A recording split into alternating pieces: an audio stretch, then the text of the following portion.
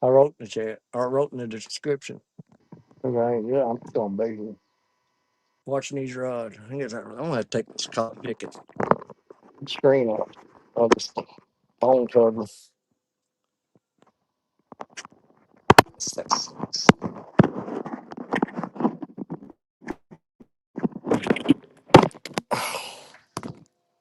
If I can get this off here without killing it.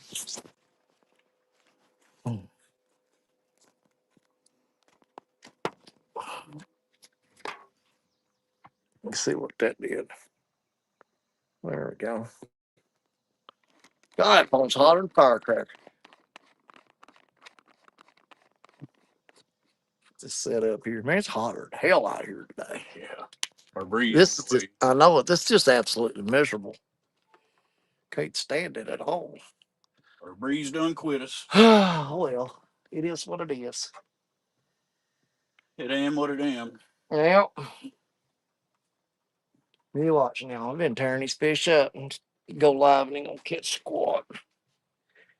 I can't see nothing. Don't care neither. I'll just watch these rods and hang out with us. It'll be all right. I gotta try to keep this phone out of the sun. It's overheating and everything else. I can't see if anybody's in here or not. Let's just turn it up a little bit. Hold on. Get you jacked up there. Freaking Gimpy's in here. What up, Gimp? Oh, Gimpy. There's Richard. He's chilling out.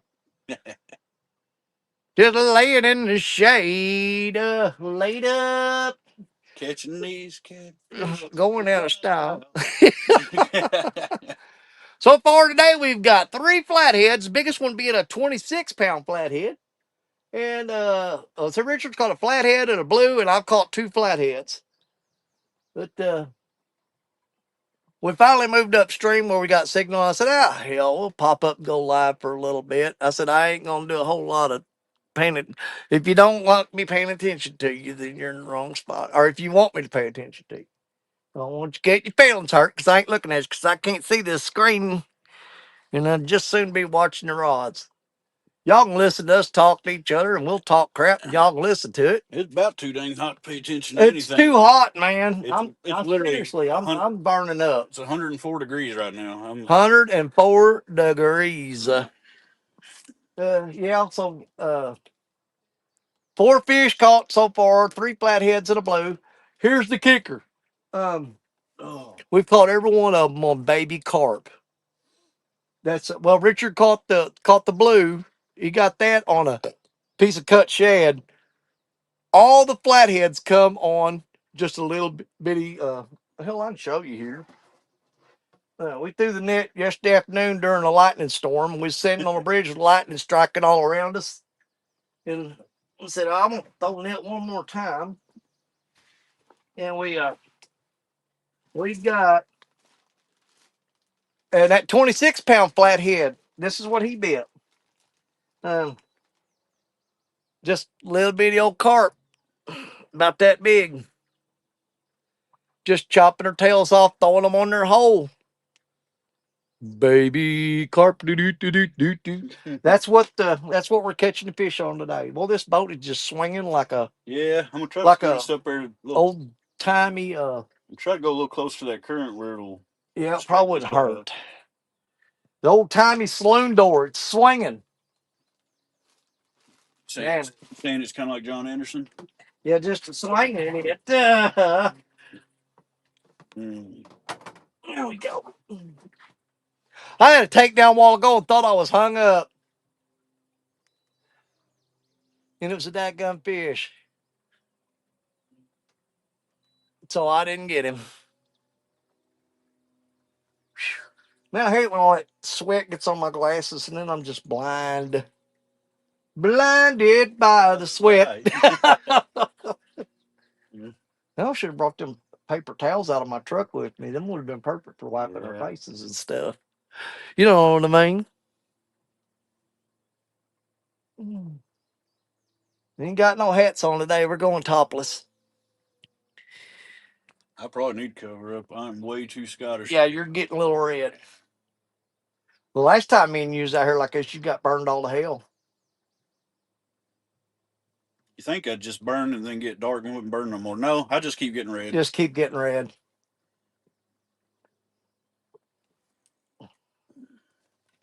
My shirt is freaking just soaked with sweat. I can take my shirt off right now and wring the sweat out of it. It is so freaking hot. Man, we're just dragging baits now at this point. Yeah, we're fixing to get straight back up there. Yeah. Because them things are just going We'll there. have to probably recast everything. I think they're all Yeah, because they're all tied over each other and everything. It's just a freaking mess right now. That one and that one are good. I'd have to re-throw these two. I think if you, well, you could probably throw all four. Yeah, I think all mine's Every one of them swinging. jacked up. Get the rudder I don't, straightened up.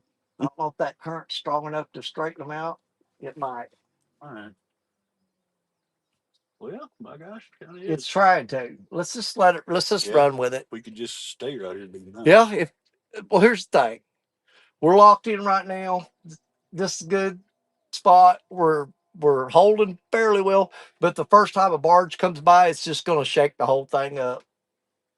That'd be all right. Yeah, Get them baits moving around. I don't care. We Caught that last little fish while it was dragging around. It was dragging around. So, Gimpy, y'all fishing today? I don't know. Was it Gimpy? Gimpy ain't fishing. It's too hot. Gimpy ain't gonna be out there fishing. I thought him and George might be out after him. Oh, baby, them boys, it's like hot dogs. They just plump up whenever they start cooking. They ain't going out there. Yeah, I wouldn't. Ain't no freaking way they're out there. It's too hot. Can't say to blame them. Oh. Well, we rolled up on this spot. That's we got. You caught that flathead. I had that big takedown, and it hit on this rod over here. And then said, "You know what? Screw it. Let's just go ahead and go live. These fish are slamming the rods." Yeah. And we go live, and boom, nothing. Maybe that jug of tea. I'm gonna finish it off. Yeah, we better get whatever we want to drink because I think I'm gonna throw that fish in here. Yeah, we got a pretty good sized fish.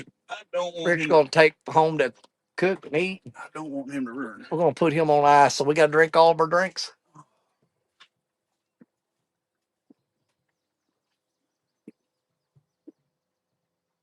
Oh, that tea's good. Yeah, it's about time to put him on. Well, you had Blaine up here. You can go ahead and Blaine. That probably could. I ain't showing it big time. Yeah, I don't care. There's a lot of fillets and a lot of belly meat right Yeah. there. He ain't gonna fit in that cooler. He's not gonna fit in that cooler. My God. I don't know. There he goes. Just cram him down in there. It fit. Got him in there? Kind of want to dump a little bit of that ice. Yeah, put a little ice in there. Not much. You gotta open it first. Oh, it was open. Oh, yeah. Get that close. He'll be all right. I think so too. He's about half-ass live. Yeah. He's just barely breathing, son. He ain't alive enough. I'm throwing him back in the water. No. I don't think he'd make it. Just take him home and cook him. Disco, baby. That's it. It's a lot of good meat right there. So it's carp for the win today. 3-1. 3-1. 3 on carp, 1 on shad. And That day ain't over. I think I went ahead and put carp on all 4 of my rods. I'm pretty sure that's all I got on is carp. I got out 1 shad, I think 2 carp, and a big old chunk of buffalo. I got that giant buffalo head on that rod. Yeah, we each got that big That's about buffalo. a pound and a half bait. You got to have 1 donkey bait. Well, I got it out there. I got hit on it earlier. We're starting to sway a little bit again. Just keep an eye on it so it don't wrap them rods up. Just got a little bit of sway on us. And we worked all day yesterday. We've got the tank mounted in the front of the boat. I'll show you all that real quick. That's our tank that we built. It's plumbed out. See all the switches on the side? You got 2 aerator pumps, and you got an intake that pumps water in and a discharge that takes water out. And all you got to do is flip those toggle switches to turn things on and off. But we got that all put together. And we put another canopy. We mounted this yesterday. we put a new canopy on the front of the pontoon. So we've got the canopy that we're sitting under right now, and we've got the canopy covering the front. And we So put the Stingray on. yeah, we put the Stingray on the lower unit on the Which motor, helped a lot. and it's making it run so much better. Absolutely. Got rid of all that cavitation around the prop just by putting the Stingray on there. And having that tank in front, filling it full of water, it's balancing the boat out just about perfectly where it just goes right. I mean, you start off on plane basically. You don't got to get on plane. You take off, you're planing. But that was our purpose today. We wanted to get out here and run a test run with the live well that we built, make sure all the aerators work, make sure that the intake pump works and the discharge pump works. Throw some fish in there, see how they hold up. So basically, we wasn't even going to do a live today. We were just coming out, getting everything set up for Vicksburg to make sure everything's working 100%. And we rolled up on this spot, and I told him, Richard, I said, well, hell, I got about 3 or 4 bars here. I said, we'd pop up for live for a little bit because hell, rods was getting slammed. Richard, that yellow rod he had, it doubled over, and he reeled it up, and he had a decent flathead on there. And then I had a takedown that I thought I was hung up, and it wasn't hung up. It was a takedown. And by the time I got to him, he'd done got loose from it and had another hit on the other rod. And I said, well, crap, man, if we're getting bit like this, let's go. We got bars. Let's go live. And we went live, and then we're just sitting here basically just cooking in the sun now because Pretty much. I think we you hooked the one fish that was aggressive enough to get on the rod. Well, we are in the hour of suck right now. We're in the hour of suck, the worst time of day to fish. That's why I said I was just about ready to stop doing my live show on Sunday at this time. I'm not sure about that 10-footer right there. Doing something. That you what's on that, right? That's that big. That's that giant buffalo head. Air 205 Wild Action. What's up, buddy? I'm glad you can see, Chad. I can't see that crap at all. I'm because the tint on my glasses is dark. Oh yeah, see mine don't show up near that good. Every time that rod gets by, the boat sways, pulls it away from him. We might need to move in closer to that bank. I don't know. Yeah, might have to do something to get straightened out here. Well, most of the time in this spot right here where I catch fish is right off the shoreline. I think to do better there. But the problem you got there, that's where that reverse current is. It'll flow downstream for about 15 minutes, and all of a sudden, with no warning, it'll switch and go the other direction, and it'll completely throw you off spot lock. It's really hard to maintain anything there. You almost have to double anchor.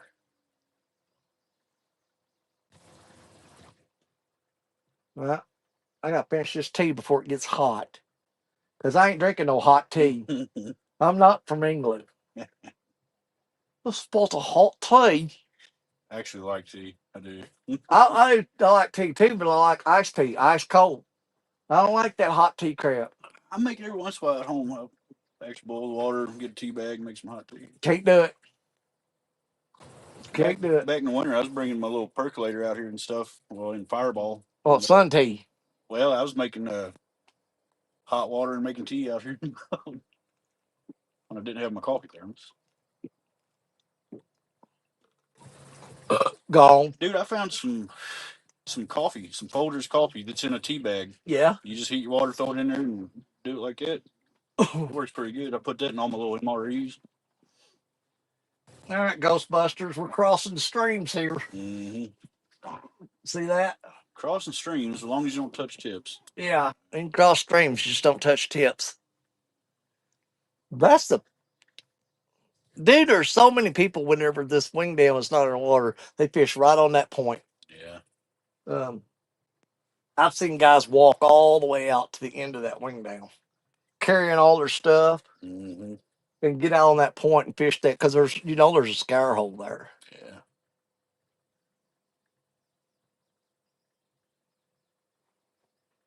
Yeah. Jeez, it's hot. What that is.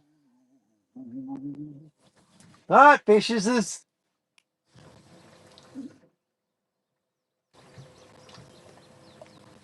If there ain't nothing eats that giant buffalo head, in the next 30 minutes, I'm taking it off there. I'm going 100% baby carp. Apparently that's the ticket today. Yeah, 100%. We will be taking a bunch of them baby carp with us to Vicksburg.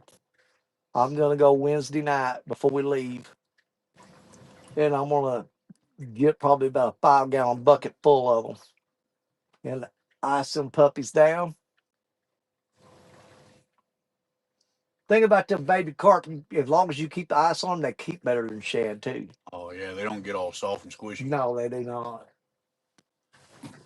It's kind of weird because I was all worried yesterday about, God, we ain't got enough shad. I want to get fresh shad, No. because that's my go-to bait. This is the only time I've ever fished and carp out fishing shad. Carper is out fishing. I wish that I brought at least one of my frozen skipjack. Could give that a shot today to see what's up with that. Dang, we should have done that. I didn't think about it. Comparison. Well, we're gonna have. I'm gonna have the frozen skipjack with us in Vicksburg. I'm gonna have some giant frozen gizzard shad. Uh, and we're gonna catch as many of these baby carp as we can catch and bring them with us. Yeah. May even take a box of red wigglers with us. We don't know. You never know. I've made up a whole box of worms on one hook, throw it out there. If I can catch an 80-pound fish with a box of worms, I'll do it. How cool would that be? Telling you, what do you use for bait? Worms. And they'd be like, "Oh, you're lying." I'm like, "Okay." Dude, let us do good in Vicksburg if they ask what we. I fished with worms. Worms. Marshmallows. Marshmallows and hot dogs. There you go. If we go to Vicksburg, I'm gonna tell them Jello chicken. yeah. Okay. Here's the deal. We're gonna lie our asses off. When we go to Vicksburg, if on first day, if we make it past first day, and at the weigh-in, and they ask us what we're using for bait, it's Jello chicken, marshmallows, and hot dogs. That's what we use for bait. I got a Folgers can full of worms I dug Yeah. up too, just in case. Exactly.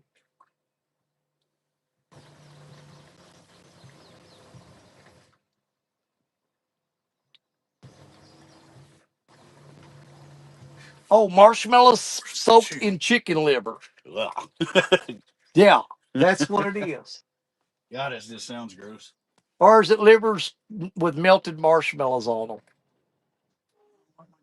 Either way, when they ask us in Vicksburg what we're fishing with, we're going to lie. Dude, I've made every damn concoction you can imagine. I know it. I'm going to lie my ass off. I've tried everything for bait. Dude, I took a bunch of chicken liver one time and put them in my, I actually rolled them in like garlic powder and stuff, and I put them in my dehydrator. Oh, yeah. Made them like kind of where they'd stay on the hook better. I tried that. I've literally used bacon, hog jaw. No, name it, man. the best thing to do with chicken livers, honestly, if you've never tried this, take them out, roll them in borax. Oh yeah, I've done the borax. Lay them in borax and then lay them out and let them dry naturally.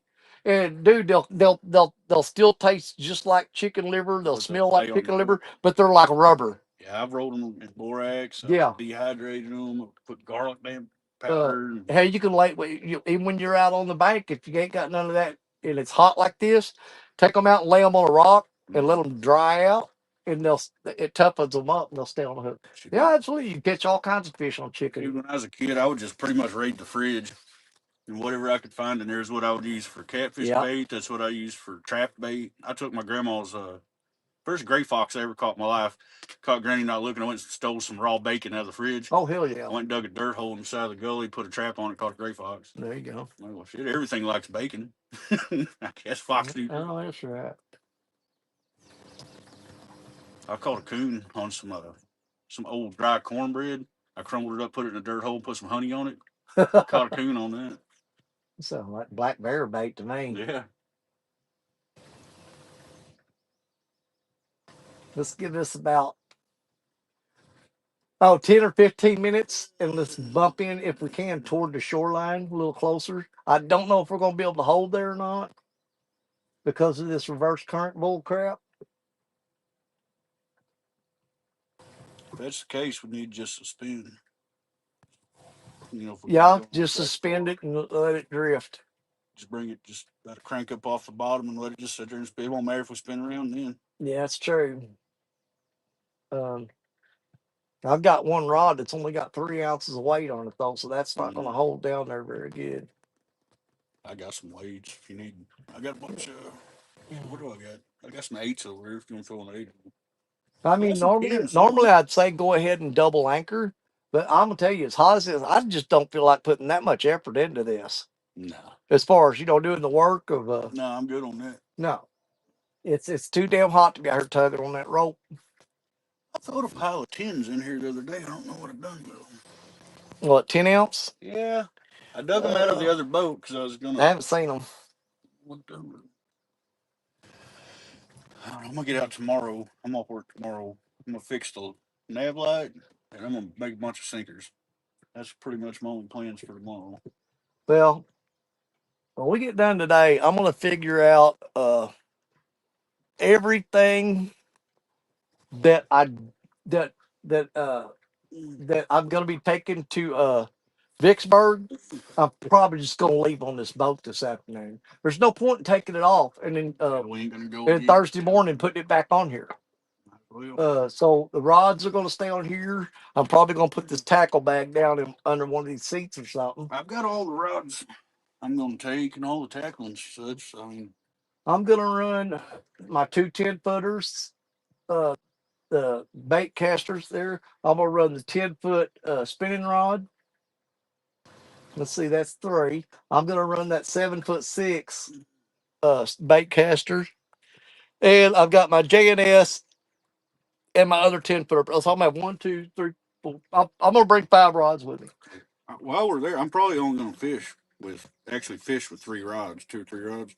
But I'm taking 5 JNS and an Ancient Mariner. Just if something happens, I break off. I'm gonna have another one ready to go. Right, Just throw right. it in. Well, I'm gonna take 5 rods with me, and I mean we're gonna have to run enough rods that Spiring can get in. We're gonna make sure Spiring gets in it because he's gonna be on the boat with us. I need to see if he's flying down. I don't know what he's going to be able to bring, or he'll have stuff there to show he can get though. I mean, he can just get. Oh God, yeah. I wouldn't put. I mean, Like I say, if not, I'll bring some extra stuff just for him. oh hell, he's Spiring's welcome to jump on any one of them rods I got back there if he wants to. Yeah, I really want to see him. I want to see him catch the first one. I'd love to see him catch a big one. Yeah, That'd be nice. yeah, Can you imagine the first big one he ties into be like a 70 or something? that'd be How sweet. awesome would that be? If he breaks it off, we're throwing his ass over the side. John will pick you up in Louisiana. I got two goals for day one in Vicksburg, and that's for Spiring to reel in a fish and for us to reel in enough fish and enough weight to make it to day two. That's all I'm worried about on day one is Spiring catching the fish and getting enough weight to was that a hit? I saw it out of the corner of my I eye. did too. Just My peripheral vision. That rod popped. Either that or it rolled over in the rod holder. I don't know. It could be. We was swaying a little bit, so that definitely could be. I thought I saw something. But hell, it had a lot of slack in it. Yeah, I ain't sure. It might have been a hit. And I think I I just think barely that seen was it a out of the hit. corner of my eye. You tried some of these big shiners, didn't you? Tried one. I'm gonna I put just one on suspended this. it. I bet you if they're eating them carp, I bet you they eat them big old shiners. I'm probably gonna put a shiner on that little rod right there, that little sumo rod. Try it out. Yeah, I think I will. Let me get that rigged up. Oh lordy, Oh, my plantar fasciitis acting up. I heard that.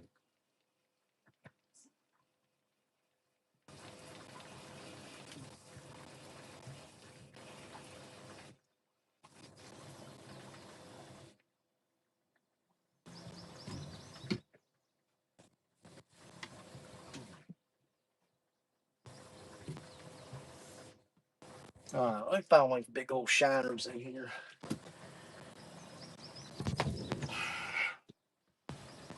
Oh, where's that shiner bag at? That it? There it is. It's taking on water. There's a couple little carp mixed in here. There's a green sunfish.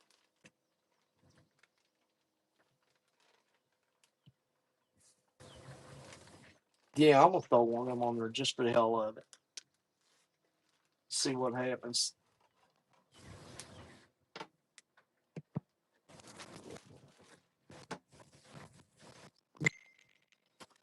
Pating!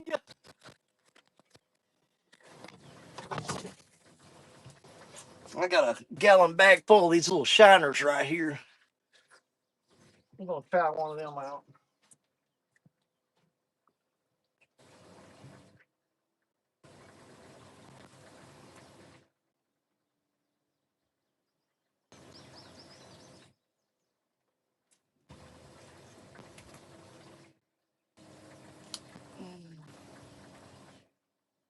Quit spinning.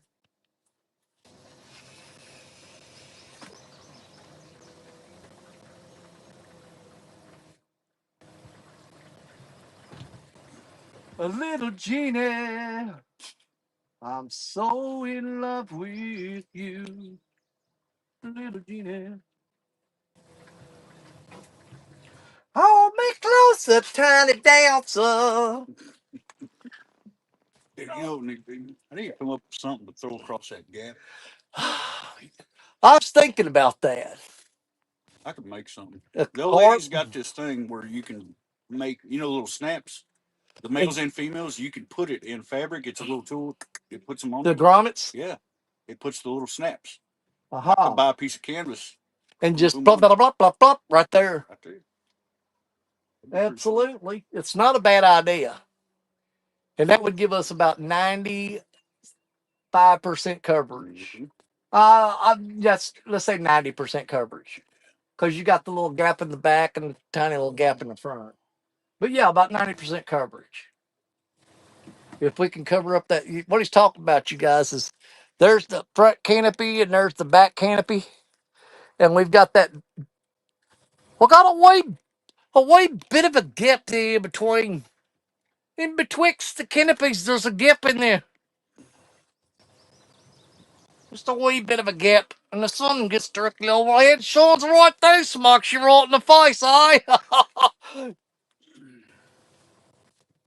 It was really up. Do Move in what? a little. What do you want to do?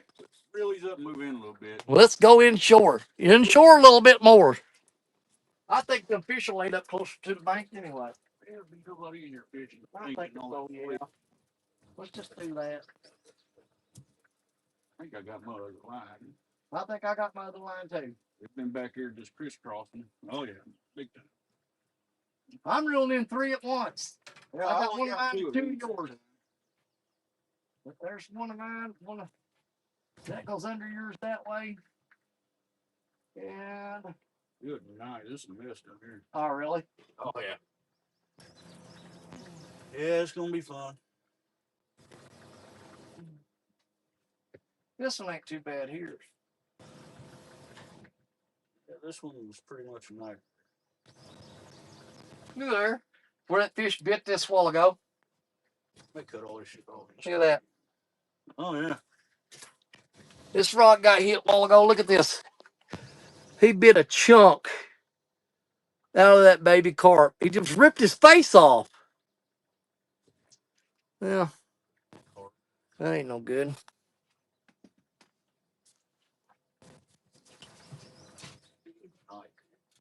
Hold me closer, Tony Danza.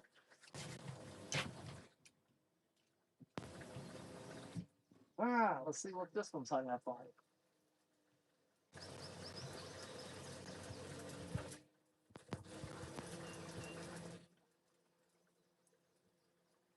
I can tell it's got one of yours because you got them little heavy weights on there. No, it don't either. It's just that if you look at him, I got a hit on this bait a while ago. Look at the size of that freaking thing. That's a big bait. I'm gonna put him back on ice. We're gonna save him. How about I'm about to cut it all off and start over. Is that bad? if you can find the one that's closest to the hook? Yeah, cut it loose. I'm gonna save that buffalo head. I ain't quite done with it yet. That's about all that I care. Oh my God, you do got a mess there. They sit there and just like, Holy crap. we're just gonna start over on those. Yeah.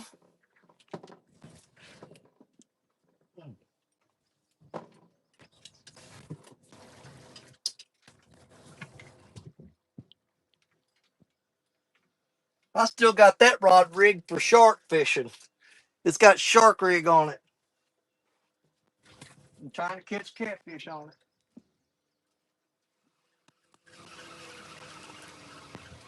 You know that one that got hit a while ago? Yep, bait gone. I knew he thumped it pretty hard. He robbed it. This bait here still looks pretty good. I'm gonna reuse it.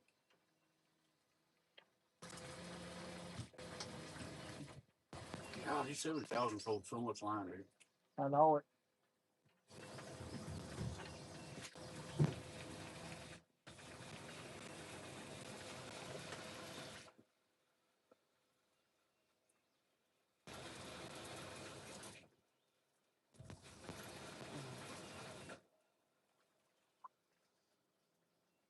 And of course, we just put this shiner on here, so we're definitely gonna hang on to him.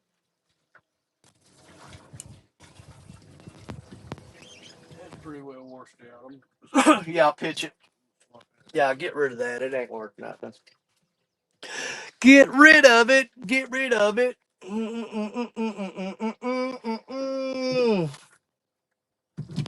So what did you wind up losing? There's like one rig you had to cut all the way off, or Didn't lose nothing. I got it all back. well, I mean, It just you got two rigs messed up. just 2 rigs. That's all right. Let me have that. I got my fingernail clippers. I'll take that all apart, and you go ahead and start. Well, I'm saying you can get us on over there where we need to be. Hell, I done got it all apart. You get it cut apart. I said I had my fingernail clippers. Where the hell did they go? There they are. I got some now. I hate to save my bait on that one. I have both of them. Yeah, those are two good looking baits. Yeah, I'm just gonna leave all my gear on the boat. The 5 rods, tackle bag. Uh, I don't think that's really all I got to put on here. Let's just look at this, man. It's so nice. You just sit here.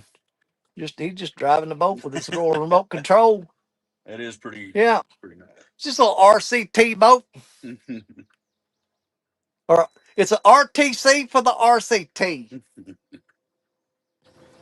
You know how many people screw that up? It's RCT, River Cats Tackle, but they'll write RTC in any kind of chats or something like that, Yeah. or titles. I don't know how forever I was writing a title. It's like RTC Sunday. That's remote control. You know, instead of RCT, I'd put RTC. And I don't know how many times I've heard Stan on his show would say RTC instead of RCT. Am I saying that too fast for you? Are you keeping up with me?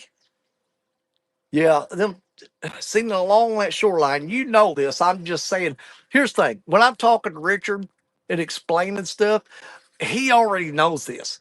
But by me talking to him and explaining to him, you guys get the gist of what's going on. You see what I'm saying? All right, so along this shoreline, you see all that riprap rock. Okay. When you come out about 20 feet from the bank underwater, it drops straight down. There's ledges all along that. Now, it's covered in riprap rock. You're going to hang up a lot. You're going to lose a lot of rigs.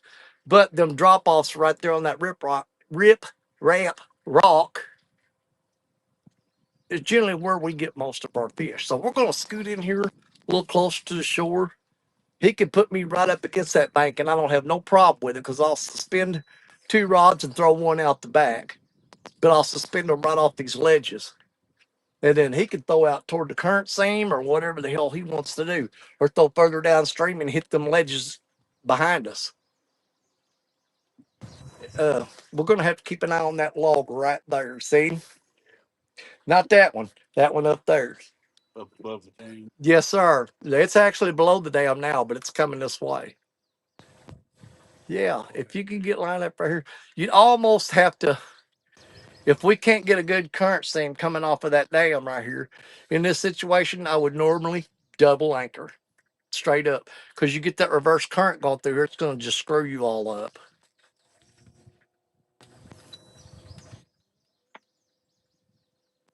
Let's see if she'll hold there. That is minimal current. You see that stick right there? It's not even moving. Very little. It's just drifting. Right now, I think the wind's having more effect on us than the current is. But I'm not going to complain about that little breeze right there. I'm kind of liking it. It's kind of nice. Feeling pretty good.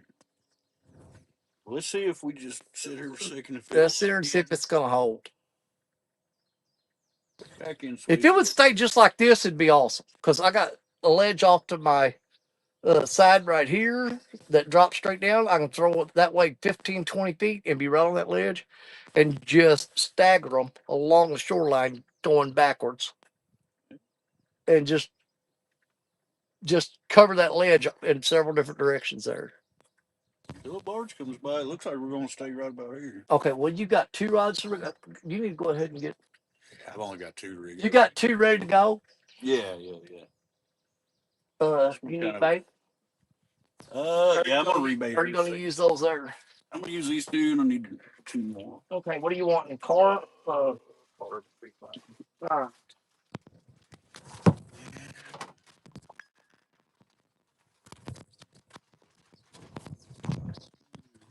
How'd that little shiner get in there?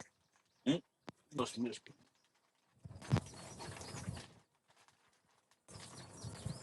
I caught that, seriously, I caught that 26-pound flathead on a carp that big. I'm not long arming him. I'm going to make him look the size he is.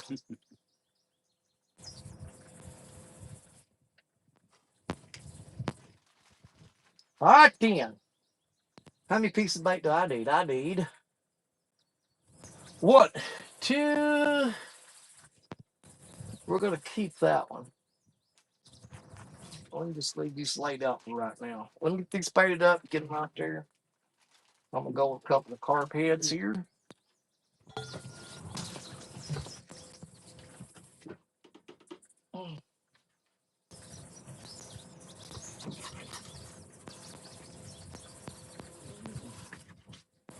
Nice and bloody.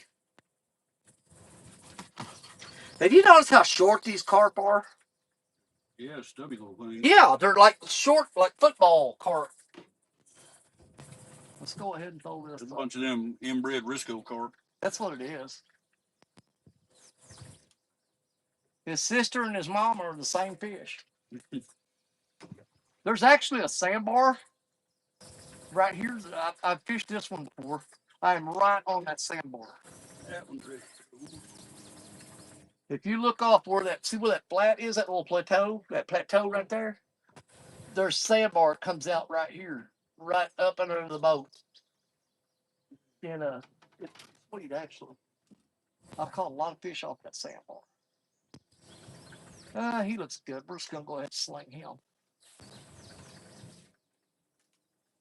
Yeah, we got enough current to. It takes a little. If we can just keep it. It's got my lines sweeping that way, so that's good. That's a good thing. That should be fine.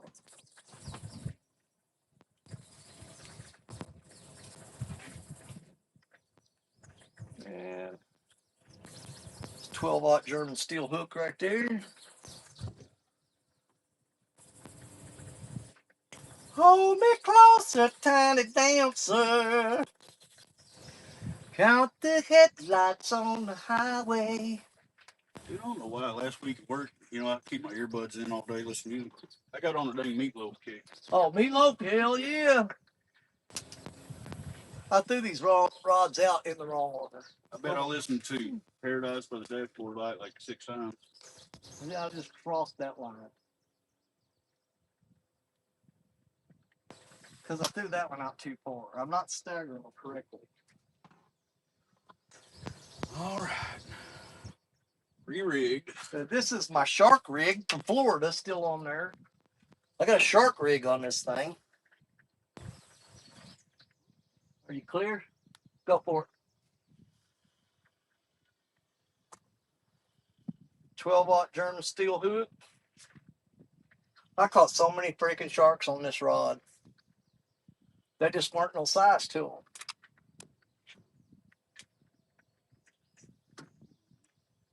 I'll put a couple out the front too. Just Yeah, you know, suspend one off that side over toward the bank would be nice. I'm gonna try to send this one down. yeah, it's pretty washed out. Go, baby, go.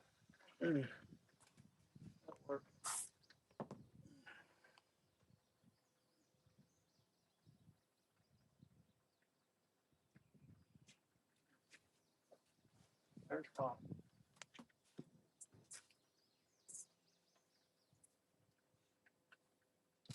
All right.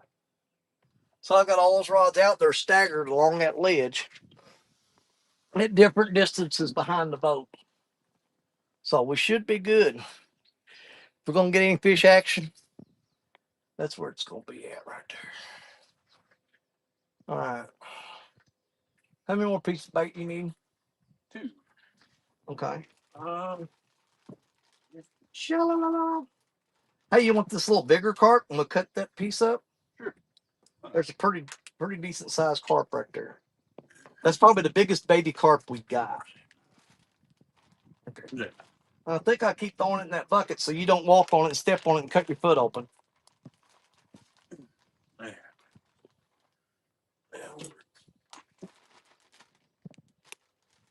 Well, there's another head piece ready to go right there too. So you should have enough cut bait out there, right? That should be good to go. Yeah. La la la la la la la la. Sling it. That'll work. Beautiful.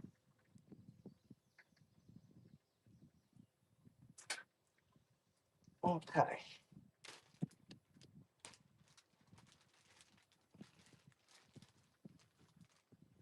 No, no, no, no, no.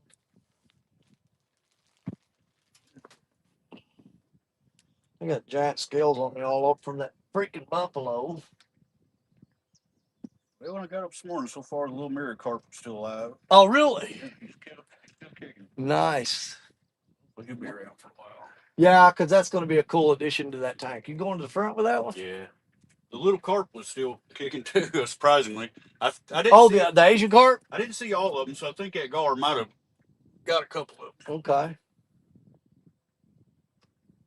What he's talking about is we threw the cast net yesterday, and he's got his aquarium set up at the house with basically native species fish in it. And we caught a mirror carp in when we caught all these other little carp, there was a mirror carp mixed in there with them. Well, he's in the fish aquarium at Richard's house. And we caught a bunch of little 1-inch long baby Asian carp and threw a few of those in. Perfect. Oh, let's see here. There's 31 people in here that I'm ignoring.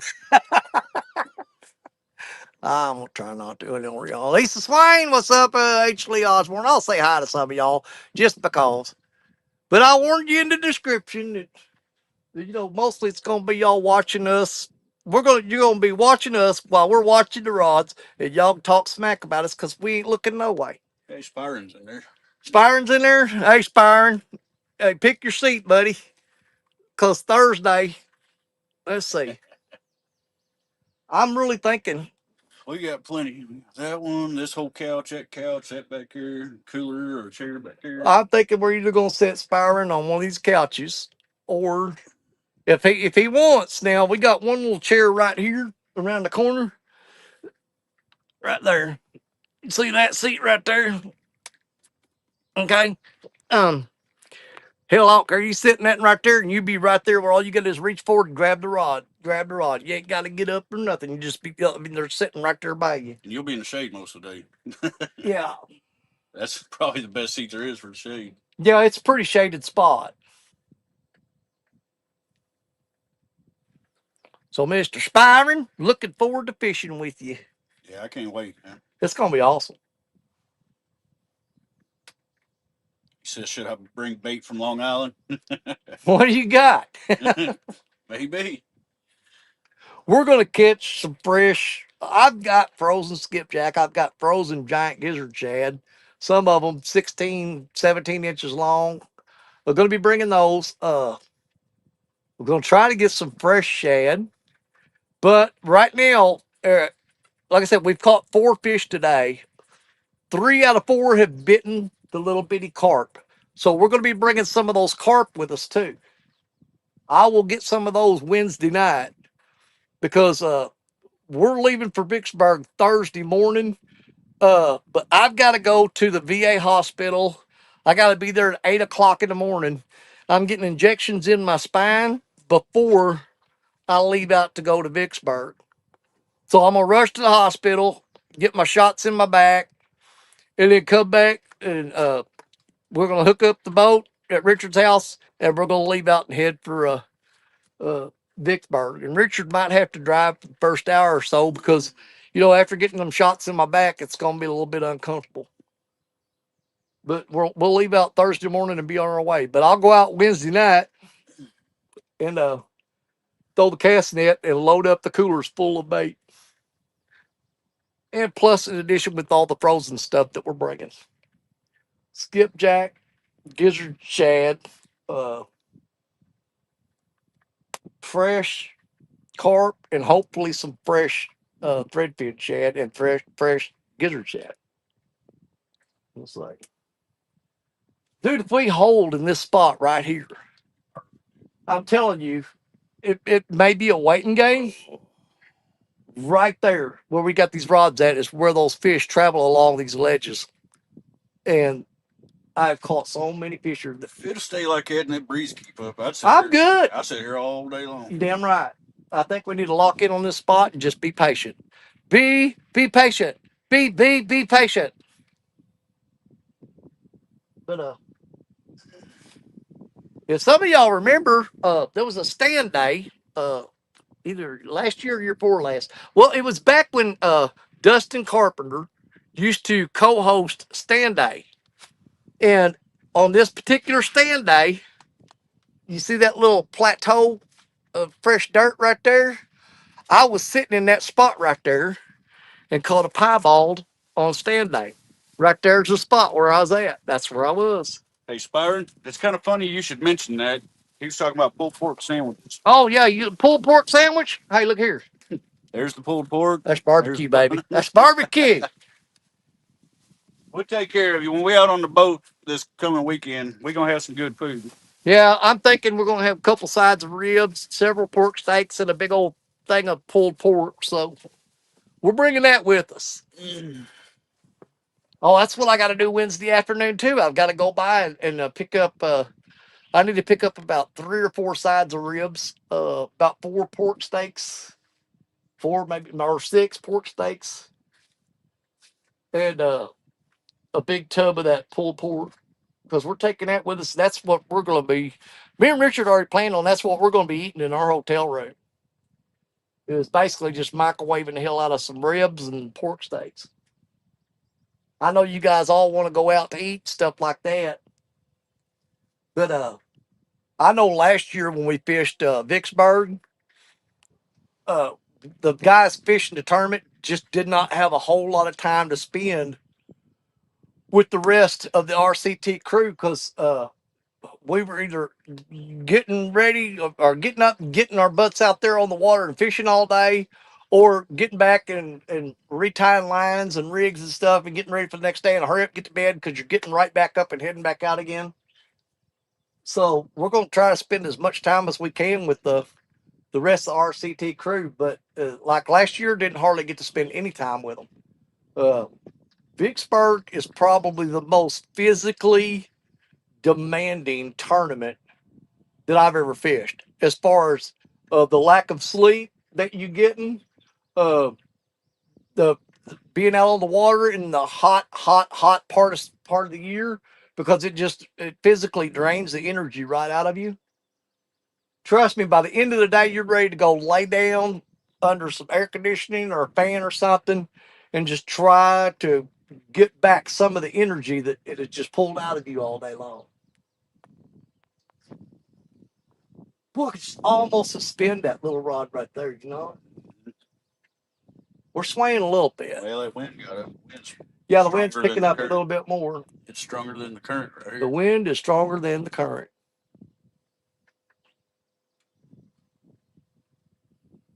Yeah, it's just gonna keep pushing us around too. Probably fixing to go in a circle. Yeah, that's not good.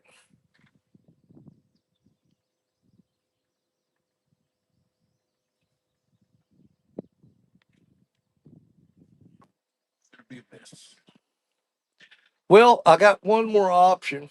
The wind's coming out of the north right now. It's not going to be as cool and as comfortable. If we go down below the island, that should get up in there and below the island, you know what I'm talking? Yeah. The shoreline, we're going to be close enough to it that it's going to block the breeze. It's going to take away the comfort, but it'll. And even there, you got that shifting current coming off that tributary. So I don't know how hard it's going to be to get it to lock up there. That's kind of my plans in the evening down there. We always head down there to the yeah. So we may can do that. May have to sooner than we was wanting to, but it's all right. But hell, even like this right here, this ain't bad. This ain't bad. I can deal with this. And it won't take much just to whip it around. But you know what I'm wondering? Let's say if you got it straight, okay, like upstream, downstream, if you just threw that anchor out that way, it'd stop it from pulling around. Probably wouldn't hurt nothing. Yeah, just that single anchor off the back, it would keep us from swaying. I didn't put a drift sock in here, but the current ain't really strong enough for a drift sock. No, it's not. Well, I don't know. It's moving pretty good right there. Put that anchor out. Yeah, I'm going to throw that anchor out and kind of lock us in on this spot right here because we can just a single anchor off the back and it'll keep that from swaying that much.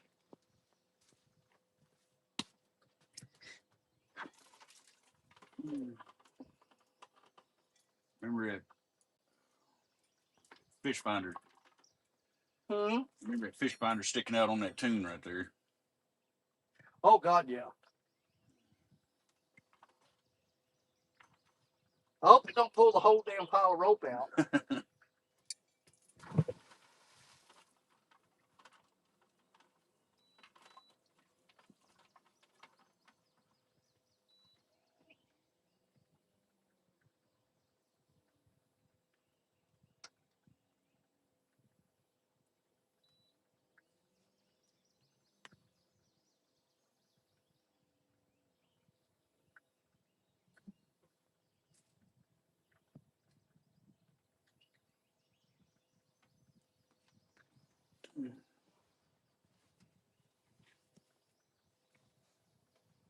Now, that may just keep us from... Holy crap, there's that freaking tree. Well, look at this guy.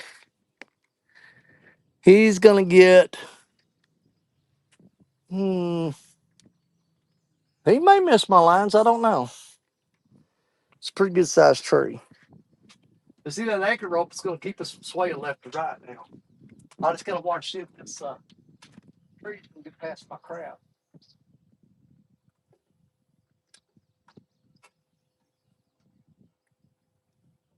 That tree. Well, it's going to make it past all mine, I think.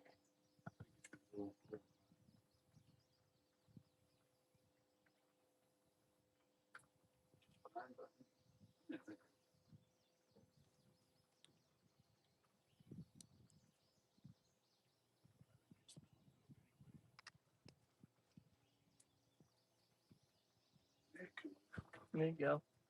All right, perfect. Let me get these I gotta put these baby carp back up. I know I'm a little surprised that we haven't gotten a fish this close to the shoreline yet. Because I usually do pretty good right off the bank here.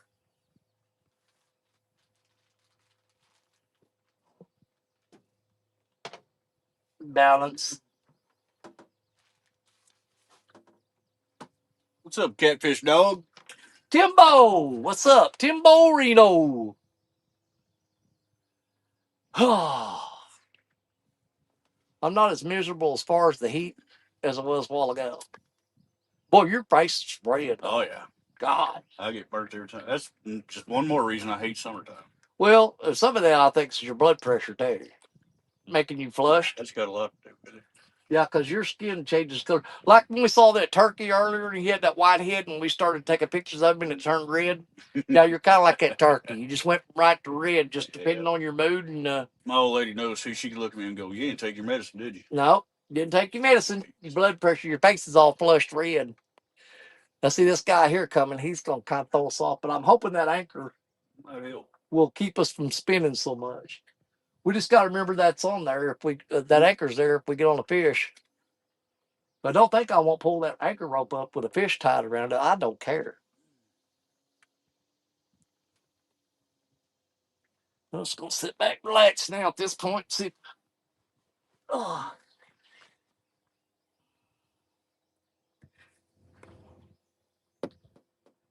There's a lot of times I miss zipping around here with old Fireball. But man, just leaning back on these couches is so comfortable. He's just like you just don't care. You're like, throw the rods out, just just sit back. Is a lot more relaxing. Yeah. Yeah. We'll either catch something or we won't. We don't care. We're comfortable. I still would have. I got to make my list. I don't want to forget. I'm going to bring my fan, that one fan. Mm-hmm. Did you say you got a battery powered fan? Yeah, I got two of them that take like D batteries. It's not like a Milwaukee. Yeah. But if you put new batteries in it, how long do they last? It lasts a couple days. He'll bring them. I'll bring out one fan of mine. I charged that fan. It's a fan that Warren Farley sent me. I charged that fan up to a full charge and ran it for over a week. It's got your levels goes from like the speeds are from 1 to 5. I ran that thing on 3 for a week and it still had over half battery. Wow. It just don't burn power because it's got such a big battery on the base. Mm-hmm. Because it's designed to where it'll run the fan and also it's an auxiliary power supply for your like charging your phone and stuff. Mm-hmm. So the battery is like overkill on it. That's awesome. And it's pretty freaking awesome. La la la la la la la la la do do do do do do. Richard, don't get burnt too crisp. Too late, buddy. Guess who's caring about you right now? Who's worried about you? Oh, is that old Stephanie Forever? No. No? Who that? Old PP. Oh, yeah? Yeah, PP Parker. Oh, JP. Jerry Parker's worried about Richard. There is too late for that, brother. He didn't say a damn thing about me. He don't give a shit if I drown. Oh, Richard, don't burn, Danny. If you're drowning, it's okay.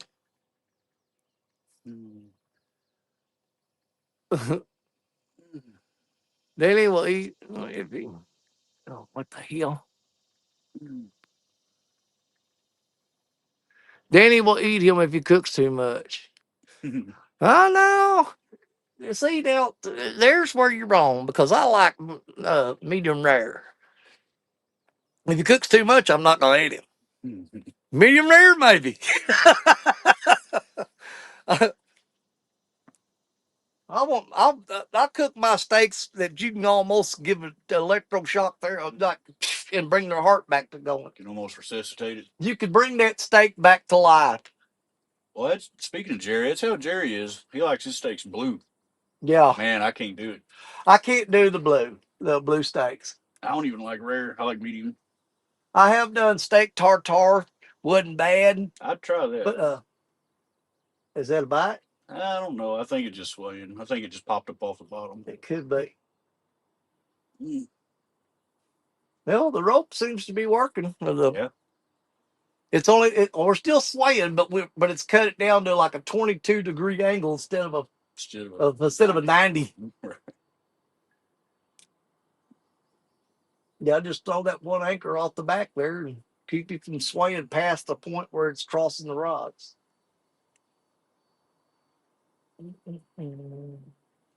Bum bum bum. Bum bum bum bum bum.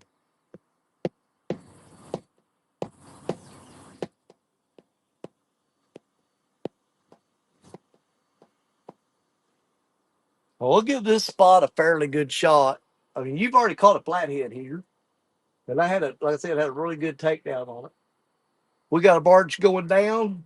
We got one coming up. See that one way down there? Mm-hmm. See. If you want, what we can do, we'll sit here and hold out on this spot right here. And then by the time that barge gets past us and makes his turn up there, we may just shoot down below the island.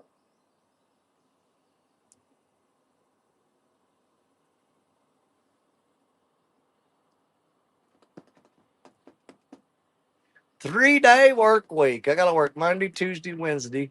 Get off work Wednesday. I'm going to rush out, catch bait. There was something else I had to do Wednesday. What the hell was it? We just talked about it a while ago. Man, that old boy is just like beating down on us right here. Look at him. He's hauling. That boat is moving.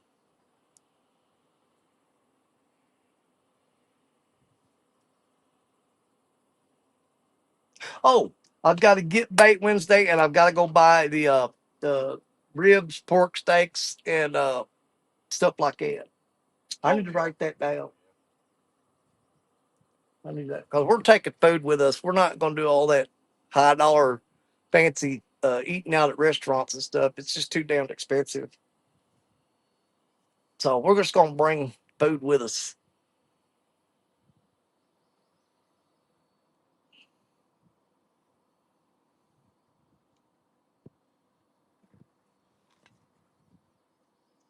The old boy slowed down.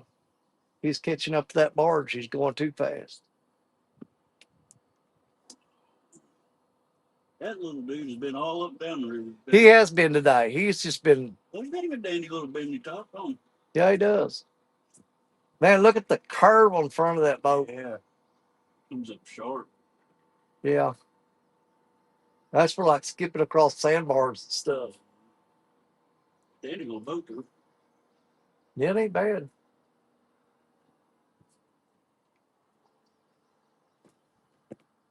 Too late. Too late. Too late for love.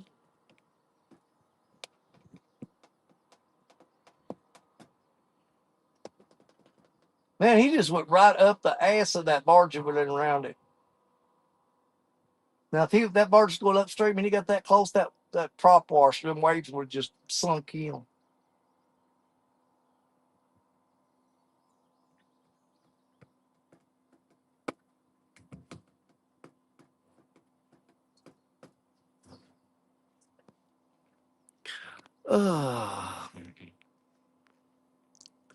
But yeah, I'm down for whatever, man.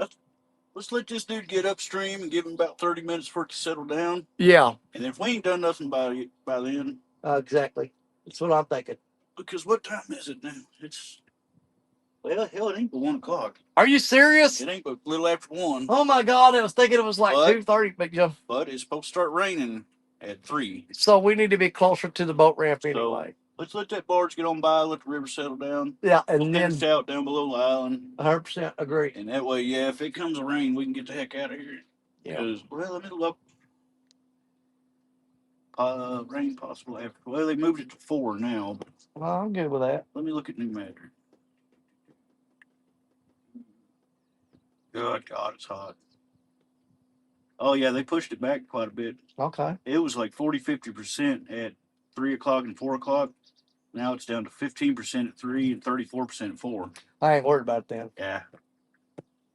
But I still would like to, if after that barge goes by, let's give it time for everything to settle down. If we still haven't got a fish on the line by then, we need to shoot down below the island and just start picking on those channel cats. But you know, works for me, man. Hey, we caught some decent blues out of there. I got that 36-pound blue out of there. Really? Yeah, 34% chance it will. That's a 66% chance it won't. So I like them odds. Yeah. If you're a betting man, let's Who was that telling me the other day? Says what people don't realize is when it says like 40% chance for rain. Yeah, that's not. It's hard to explain. I know. That's not what the chance it is for raining. That's the area that has a chance of getting rain. Somebody's told me that too, and Yeah. I don't know if I believe that. I don't know. Well, because here's the thing.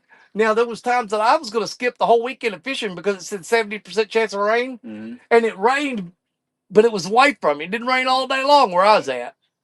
Yeah, somebody's told me that. Yeah, the percentage is the percentage of your Of the area that has a chance of getting rain. It could be. I don't know.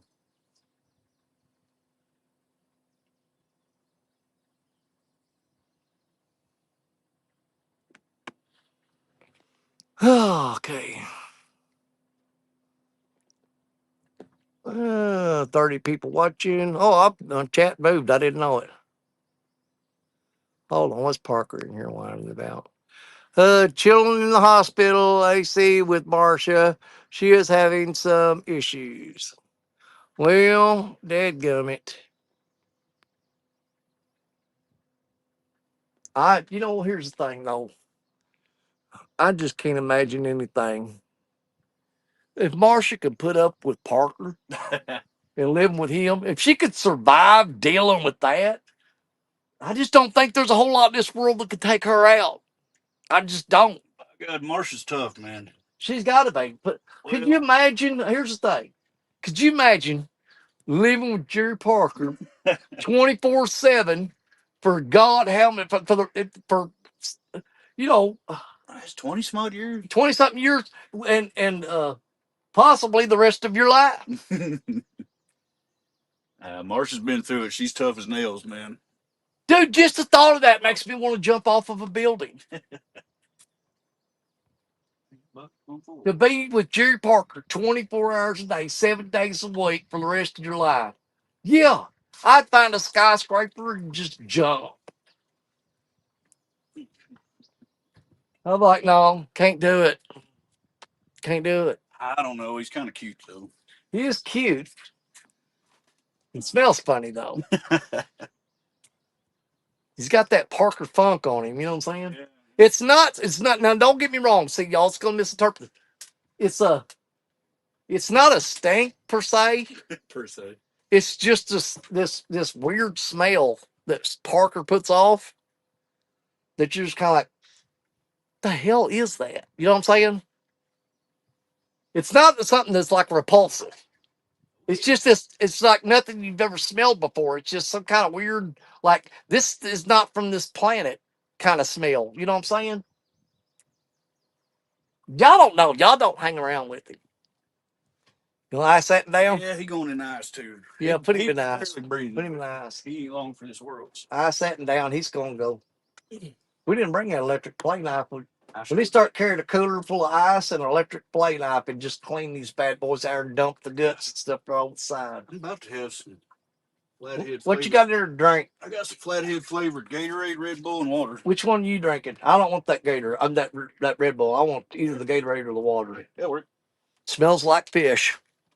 Well, that fish was laying right on top of it. It was laying on top of it. Yeah. I guess it ain't gonna hurt to wipe it off with a bait towel then. Won't hurt a thing. Oh well. A little bit of slime. Yeah, we got the Gatorades and the sodas down in the tank or the cooler with a bunch of fish.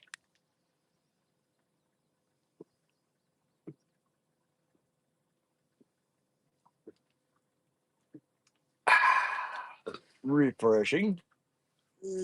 Get them electrolytes back in you. I'm telling you, electrolytes.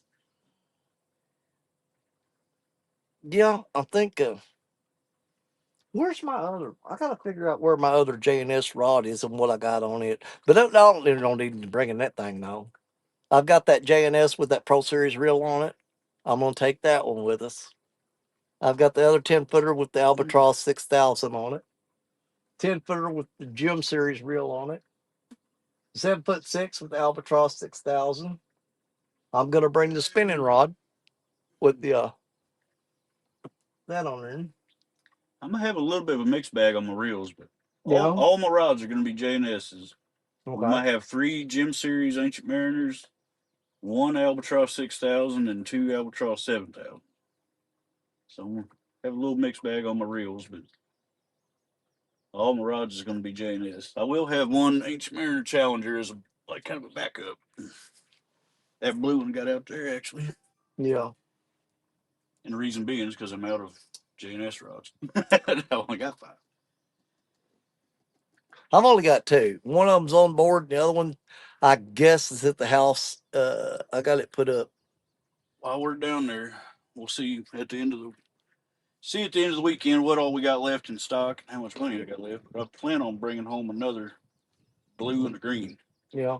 I'm in love with them dang blue and green J&S. Man, they look sweet. Yeah. Whenever I get them, I'd like to get a couple new gym reels put on them. I'm pretty. I'm pretty set on the rods and reels I got. I don't really need anything new. I just I need them like a hole in the head. well, I'm saying what I got what I got to work with right now is all I need. I think I might have a problem. Yeah, an addiction. I think I might have an addiction. Fishing rod addiction. Well, and I get a little OCD too. Like I can't just have one green one and 2 blue ones. I gotta have 2 green ones, 2 blue ones. Dude, I'll throw a yellow reel on a green rod, a purple reel on a green rod, a blue reel on a green rod. I don't cut. They go, oh my God, they don't match. I'm like, yeah. My purpose in life is to make people with OCD just blow up. I mean, put on this arc just to drive them freaking nuts. Yeah, you got a purple Gem Series reel on a green rod. I got a yellow Albert 6000 Albatross on a green rod. I've got a blue 6000 Albatross on a green rod. I can't wait till we get our RCT reels. I'm really wanting to get a couple of them. The big like one you got. Oh, the Pro Series? Yeah, the Pro Series. Yeah, what he's talking about, the Pro S Series. This I got one right here. Those things are freaking tanks, dude. Yes, they are. I like the gear reduction and the. Oh my God, yeah, it's like a winch, man. They remind me of the. This is the reel he's talking about right here. Ain't none of them guys got this. I got one. Yeah. That's a heck of a reel. That thing is an absolute monster. I ain't kidding you. That reel right there, yes. It is an absolute monster. I love this reel. Do you remember them pins I used to use all the time? It reminds me a lot of those. The Rivals and Warfares and the 20 LWs. Man, it's a lot like those. But yeah, the gear ratio on this thing when you're cranking on it, I mean, seriously, it's insane. And it once you get it adjusted to where you want it, this thing casts like a freaking dream, man. It absolutely does. Matter of fact, I probably need to put a sinker on this thing and get it out in the water right now. I probably would have caught a fish if I already had this on there. I lost that little thing right there one time in the back of the truck. That little knob, the screw come out. And I went out there and just sifted through my back of my bed of my truck, all the dirt and stuff, until I found that screw and that knob. Because that just drove me crazy. I'm like, I know it's in here somewhere. And there's so much mud and dirt in the back of my truck. I dug through and I found them and put it back on there. But I mean, I abused the crap out of my gear. If I got it and it still works, you know it's good stuff. Because I can tear up pretty much anything. But I have not been able to tear this reel up, other than losing that screwdriver just because I didn't have it tightened up on there. But I found it, put it back on there, and it had no problem with that at all. Well, the back of your truck is pretty much a torture test. It is. I'm telling you, if you've got a product that you want field tested, I'll throw it in the back of my truck and I'll drive around for hundreds and hundreds of miles with all that stuff rolling around and banging on it, landing on it, and everything else. And I'll tell you if it's any good or not. Everything that I've got right here goes through that torture test, and everything I got here works just like the same day that I got it. It works perfectly. It's good stuff. But yeah, we'll definitely be using this rod here is going with us to Vicksburg for sure. And this one has special meaning to me too, because I was over at Kentucky Dam fishing, and John Cyclone was there, Jerry Parker was there, and several other folks. And Jerry Parker wanted this reel so bad, and it was the only one that John had at the time. And Jerry wanted that reel so bad. John gave it to me. I said, you ain't getting that reel, Parker. I done got my sights set on that bad boy. You can get out of here. You ain't happening. I need to go ahead and put a weight on this though, and have this rigged up and ready to go. Because it does have. I'm gonna tell you what, that hook there has caught so many fish, it's ridiculous. It's actually a crimson red, but if you look, it's caught so many fish that the reds wore off of it. But I'm gonna tell you what, it's still razor sharp. It'll dig right into your fingernail. Yep, that is a razor sharp hook. I started. Let me see it scratched a hole in my finger with it. See that? I need to get this rigged up and get it out there. Give her a good old slag. Oh Lordy! And believe it or not, I took this with me to Florida because my plan was if I was going to charter an offshore fishing day. Mm-hmm. Never did get the opportunity, but when I did, this was what I was going to do: go out there offshore and just like suspend or straight down and vertical jig. And I was going to use this rod right here in that rig. I didn't get to go out. Man, I watch a lot of stuff on YouTube. I've never got to fish salt, but I would love to go out and do some of that deep dropping. It's so much some fun. of them wrecks and stuff. Oh my god, it's so much fun. And like slow pitch. You know, because dude, it's like you're sitting there, you drop it down and you just lift it. Yeah. And drop, and lift and drop. And then one time you go to lift and it stops. And you go, oh crap. And then the rod tip goes into the water. One of these days I'd like to do that. Yeah. Maybe you run down there someday. It's not that far, really. I say that, but I would definitely fish off the beach. I would beach fish, do all that. Oh yeah, I love doing that. But I ain't getting in no boat in the ocean. But yeah, I caught right around 20 sharks this last trip, but I didn't even bother videoing or nothing like that because they were all like, every shark I caught this trip, they were all under 2 feet. I got one shark that was close to 2 feet long. The rest of them, 1.5 feet. They were all small. And we didn't go live.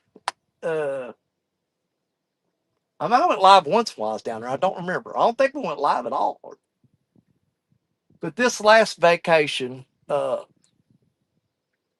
was more focused on family than it was social media for me. Yeah. I know there's a lot of people. There's people who got aggravated and a little upset with me. They were like, "You didn't go live at all while you was in Florida." And I said, "Man, I was with my wife, my granddaughter, and my grandson. And our whole focus was to spend time doing as maximum effort in us spending time together and concentrating on what we was wanting to do. And no, I mean, nothing against, you guys or anything, but I wanted all my focus to be on what we do. This is about us right now. And social media just did not fit into that, factor into that. One of these days, when you're dead and gone, Coda's going to remember the time you spent with her fishing, not how many times you went live. Yeah, exactly. Family first, bro. We wasn't mad at nobody. We wasn't trying to ignore nobody. We just wanted to spend time with each other. I do have one regret, though, because we went out on a dolphin cruise, and the kids absolutely ate that up. But they were hanging off the front of the boat, and the dolphins were like running in front of the boat. You could almost reach out and touch them. And I wish we would have at least shot footage of that. I took a bunch of pictures. I didn't shoot no video. Dude, these two birds way up there. They flapped once. I'm thinking there might be pelicans. Do you see them? Yes, I do. They ain't buzzards. They're cruising. Buddy, they are getting it and they ain't flapped once. They're way up there. It might be pelicans. Because they real heavy bodied, no tail, and just a little head sticking out. Huh. They still ain't flapped. Look at them. They riding them currents. They're gone. They've got the updraft just right.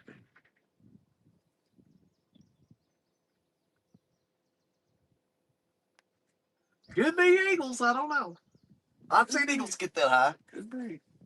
But the way they come in toward each other and then went just back out just then, that's what makes me think it's not pelicans. Pelicans are like straight line. Yeah. Be like they don't do that left to right. Well, look at them now. They're curving off and going back. Yeah, I don't know. It could be. Could be eagles. I've never seen pelicans come off of a straight line. They usually stay. If they're heading somewhere, it's point A to point B. There's no left, right. They don't do a whole lot of that crap. Maybe eagles. Or the biggest damn buzzard I've ever seen in my life. What?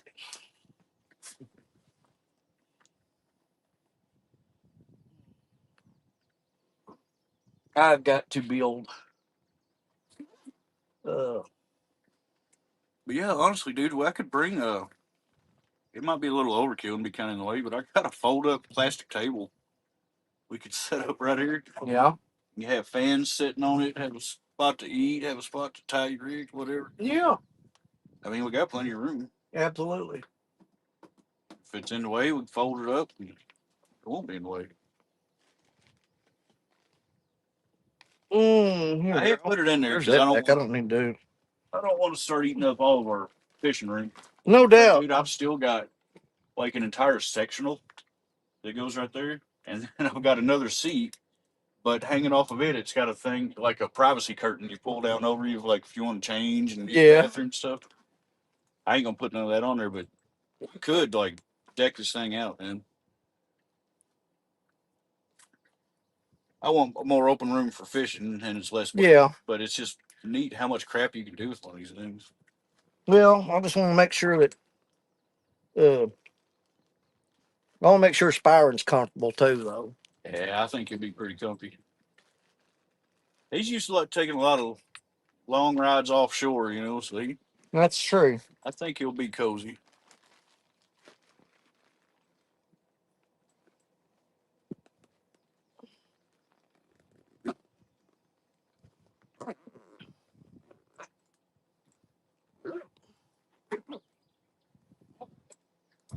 Yeah,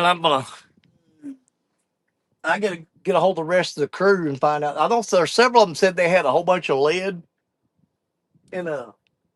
I can't remember which ones it was, but I'm gonna holler at everybody coming down there. Find out who had all that lead and tell them to bring me a ton of it and I'll buy it. I need to buy some lead. Yeah, I'm on my last little supply. Well, last little muffin pans I made 2-3 years ago. I thought about using mud. I had to hook up on some lead here, but it is no longer available. Yeah. And I'm down to little bitty sinkers right now.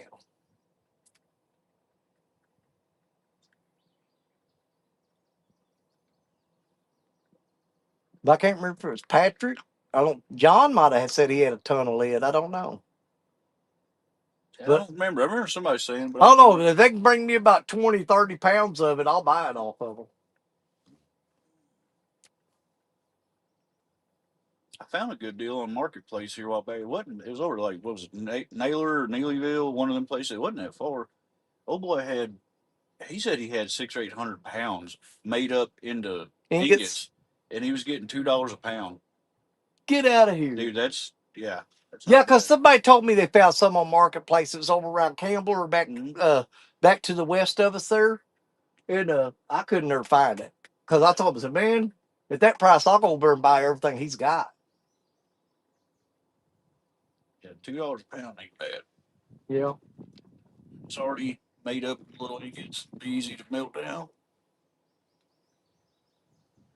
I can't believe we ain't got no bite off of this spot right here. Surprised me. I used to do pretty good right here. Of course, it is midday. This is a good. It's the wrong time of evening the day spot. for sure. Yeah, it's crappy time of the day for fishing. Well, that breeze is feeling awesome. That breeze is feeling amazing. Look how that little rope's holding that boat. I like that. Well, we got smart then, didn't we? I wouldn't be mad if that breeze kept up all day.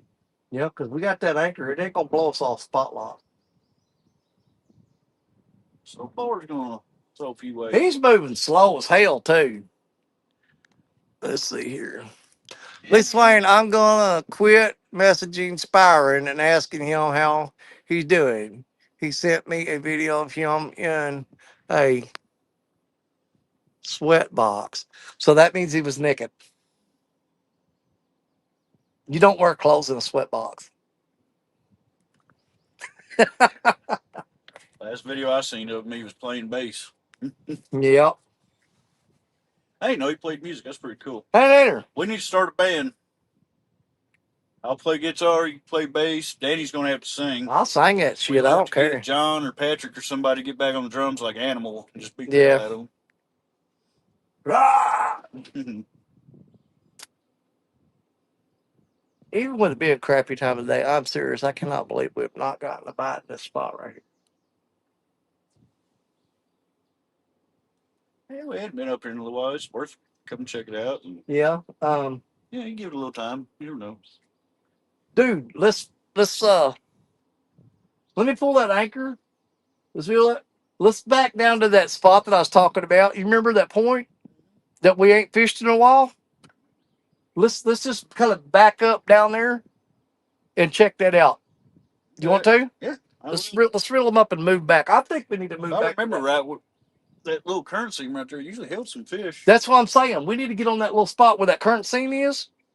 When the river's down low and it's got all that revetment exposed, dude, I usually do really good right there. Matter of fact, that video where me and my cousin Austin set up on the bank, 19 fish in 4 hours, just right there. We caught a lot of flatheads right off that little kind of rock point thing that sticks out. So if they're digging these little carp today, it might be a good spot to go get some flatheads. Yeah, we'll just back up down to that spot.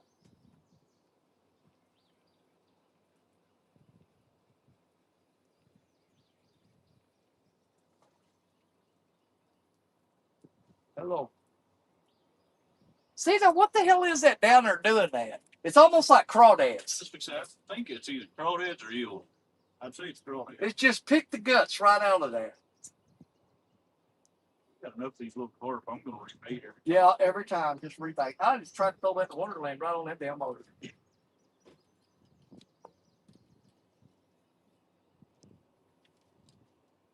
Skin you a bait today.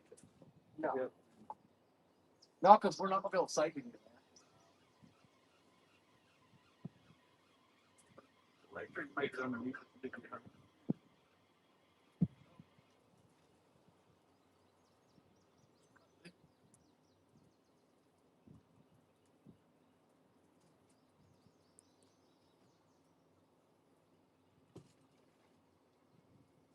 here.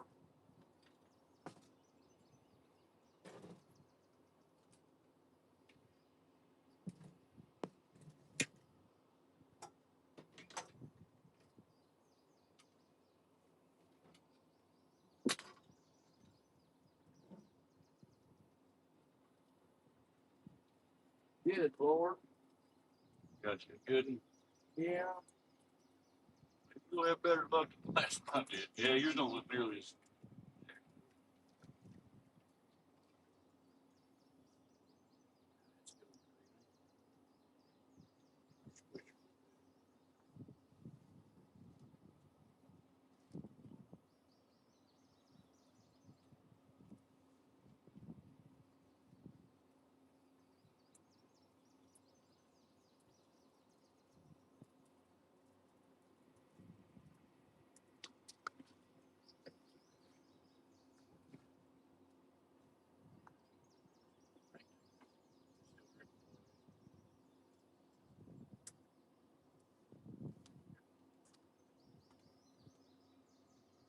Okay, yeah.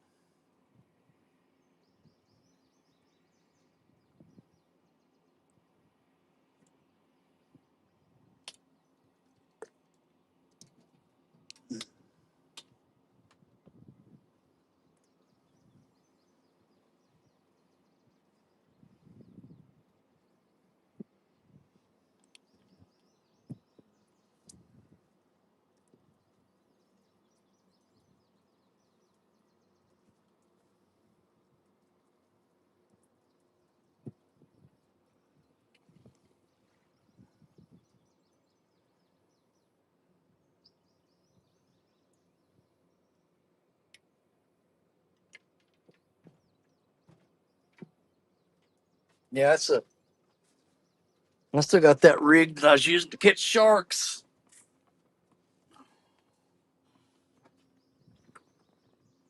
Get her straight. Dude, them little fish are doing fine up there. I went to grab one by the tail while ago, and he freaked out. He's still green as Yeah. cords. I think they're doing fine. I think we're gonna have to. I said I already got the plan. I know what to do. We're going to keep that water at a lower temperature. It's going to help a lot. Well, that bait there looks really good. It's dripping blood. I know, right? Yeah, I ain't gonna throw that one away. Turn that graph on. Hey, go ahead. I want to kind of eyeball it Yeah, it'll have to as we're reload. going down. Don't turn itself off. It'll have to reload. Okay.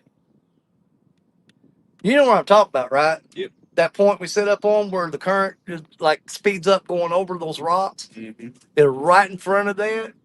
We were catching a lot of fish there before.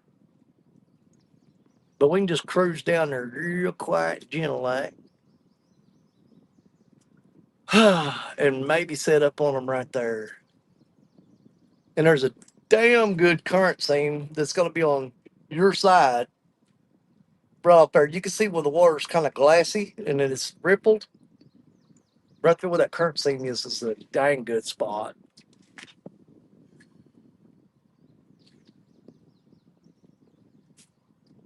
Buzzard. Yeah, followed us. Gonna hit that tree. All right. Rolling along, singing our song. What's that? Busting topwater up there. You see that? Mm-hmm. Yeah. It was right off that current seam right there. Something busted topwater really hard.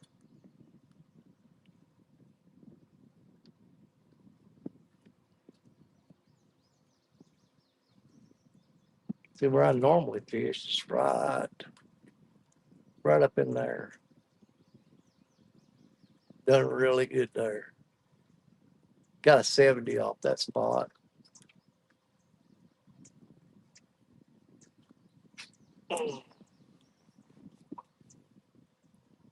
Sha-na-na-na-na-na-na-na.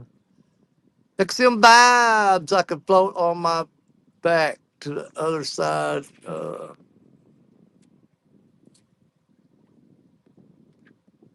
Oh, they talking about similar stuff.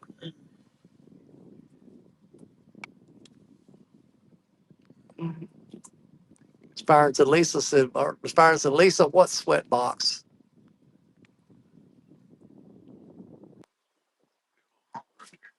Go. Oh yeah. Watching the graph. Watching the graph. Oh, there's times we just lose faith in that graph. because we've actually went up on spots and didn't mark a single fish, nothing, and we'd throw out and the rods would get slammed. One laying in that hump right there. Yeah, Laying in that trough. yeah, he's laid down in between them humps.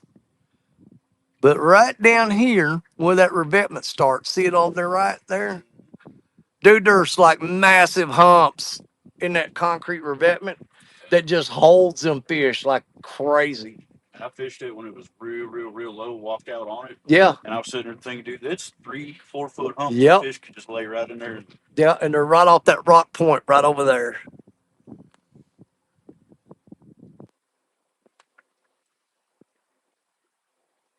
I'm seeing scattered Good place for a fish to be. scattered fish, but I'm not sure what On that little shelf. what the hell they are.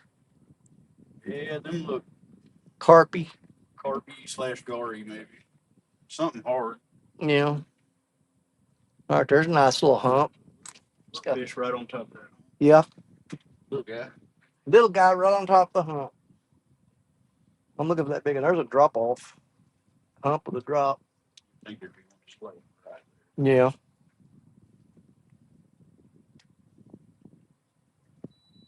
You see that fast current off that point right there?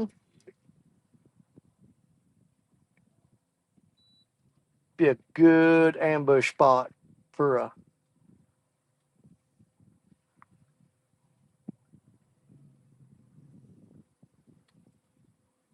Now right there on that revetment is where I caught that 40-pound flathead. Get turned around, just drift back there. Yeah, and just kind of exactly is what I'm thinking. You're reading my mind right now. Turn around and just kind of float back to it and then lock it in. That's what I was thinking. Get to where we can throw on it real good. Right. Yeah, I can see I can cover these humps over here on this side over here. Underneath the water, there's that revetment or the concrete that's buckled up. Mm-hmm. I mean, you're gonna lose a rig, but if you get on a fish, it's worth it. It's worth it. Just put her in reverse, back her up gentle. Let her drift down.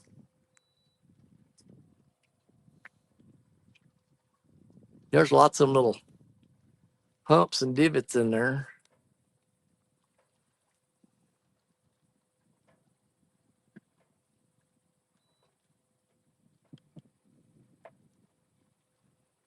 It's 34 feet deep right there. 35. See how she holds. Yeah. Let her sit for a minute. I really like the looks of this seam going up to that. You know. Yeah. Ooh, that's faster than I remember. Yeah, it's rolling pretty good. So I wasn't trying to get too awful close. You get too close enough, you won't even be able to keep a bait. Yeah, you get too close, it's just going to sweep all these lines together is what it's going to do.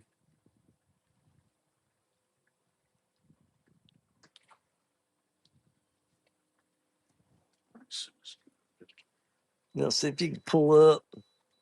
If you can pull up a little further and maybe get a little bit more toward the shoreline and try to get that current seam like right on the center of the boat. See that seam right here? Kind of liking that. Let's see what we can do with it.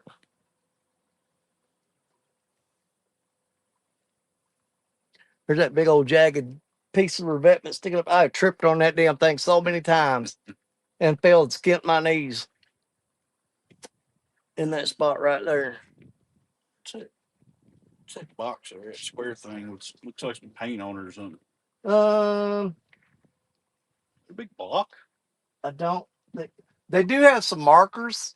I've just never seen that there along the shoreline, but no, that's not one of them. No, I've never seen that. That's why I was thinking about it floated in there, a big like fuel container. Yeah, it kind of looks like it, don't it? Yeah. But no, they've got some big concrete blocks down through here in several spots. It's got numbers painted on them, but there's so much mud on it you can't see it anymore. Yeah. Yeah, it's looking pretty damn good right here. You like that? I mean, we covered this revetment all the way back to this fast current on the left. We pretty well covered. Well, 180. I'm going to take that little rod out of action because that 3-ounce weight is not going to hold for nothing. And I may switch over to the. You know, I ain't tried yet. Just want these caught picking green sunfish.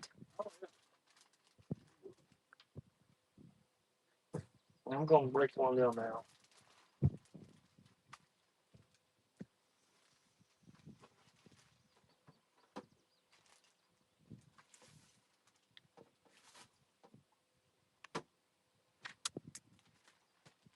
How's the fish at the belt right? Yeah. Right before it hits that break right there is a good spot. What do I need? 2 pieces of bait.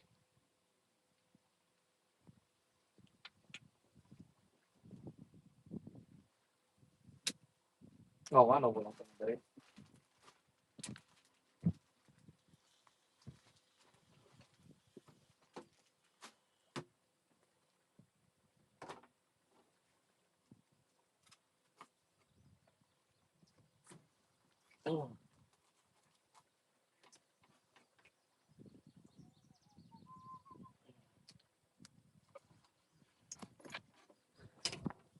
Okay.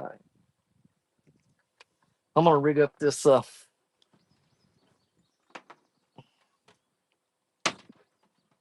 this Pro S. Oh man, not enough. I need to tie a new breakaway on it.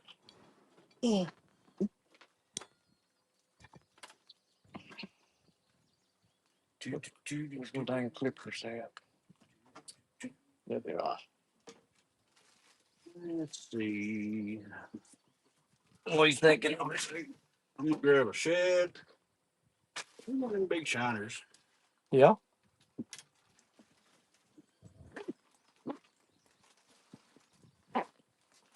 There's plenty of them things. Look at that line sliced through my finger a while ago. That's sore as hell. That hurt.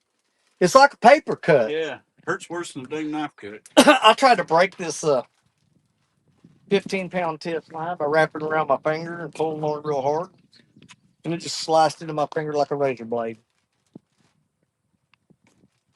I think shiner's almost big as a shad. I know it. Holy crap, it is.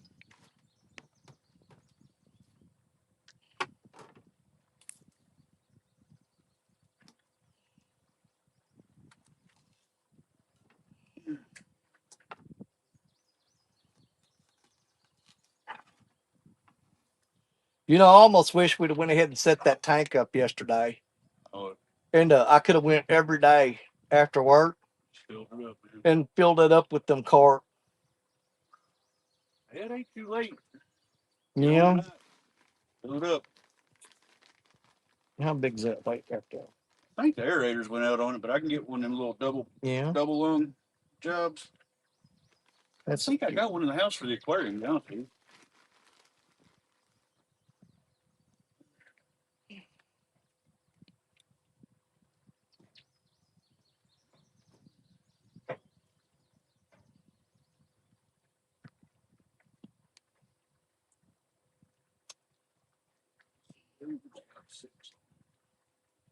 Get this knot tight.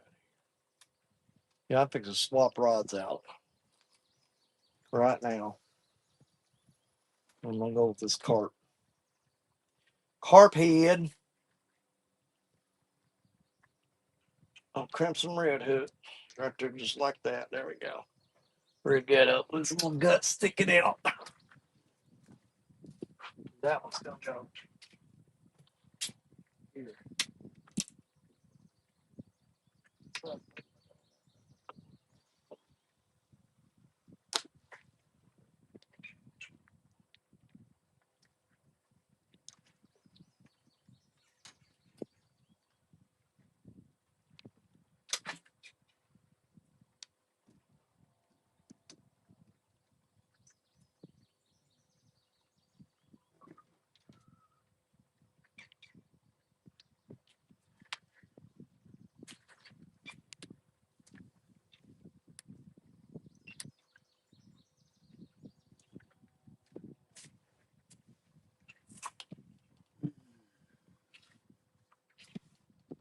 This little flathead flavored water ain't terrible. It ain't that bad. Terrible. I ain't cross you, did I? No. Hell, even dead don't matter. We'll both really men.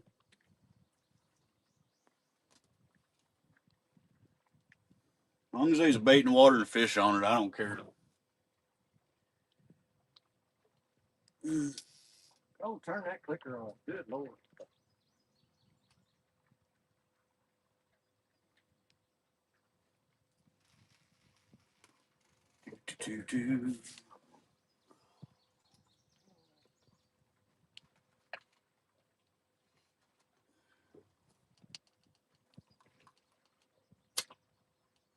Dude, it would not take a whole lot of coaxing for me to just kind of curl up on this little chair here and take a nap. Yeah. It wouldn't take a whole lot. I hear what you're saying. I'm gonna go with the I'm gonna put that green sunfish on here.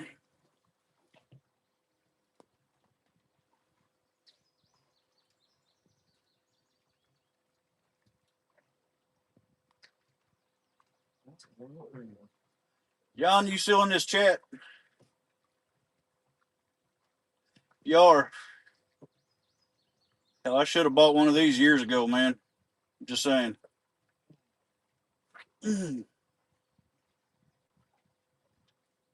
I think basically the only thing we're giving up on is speed. Yeah. She ain't gonna win no races. No. She ain't real agile, but it's by God, I'd give that up for the comfort. It's upgrade on everything else. On room, comfort. Yeah, we can actually have more than 2 people in here now. Oh, good God. Yeah. Couldn't do that before. There's a big. We did it, but it was rough. There's a concrete hump right there that I'm trying to get in between. Last time I had 3 in here. It was me, John, Stephanie. That was the last time we had 3 in the boat. And man, it was full. We had to stick poor Stephanie up in front sitting in a lawn chair on the fireball. And you know how it is sitting up there. It's a little sketchy. Yeah, I don't. Not crazy about it.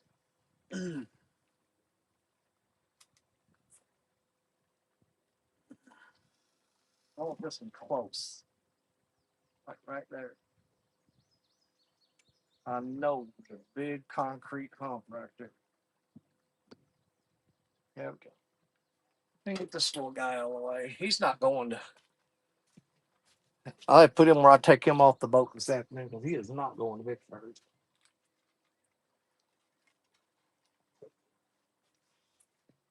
Hey.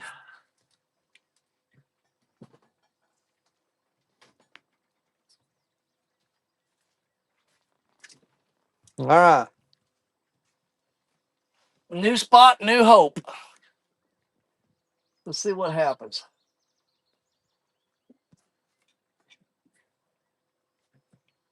But we will end the day. We will end the day downstream of the island where the spillway dam tributary that comes off it dumps into the river. Because I want to end this day with a fish on, fish on before we go. We got 4 today. We ain't caught any more since those 4, have we? No. We missed a few. We usually pull one out of this fast current seam right here, though. Pretty decent blue cats hang out right here.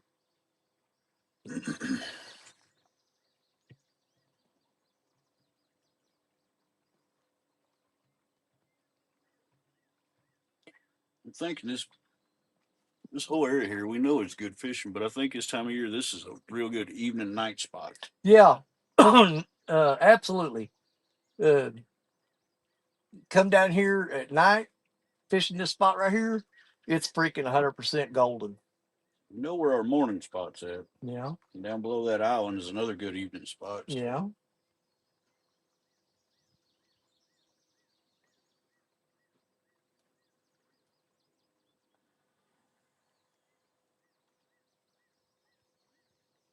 You gotta follow them holes they moving up into.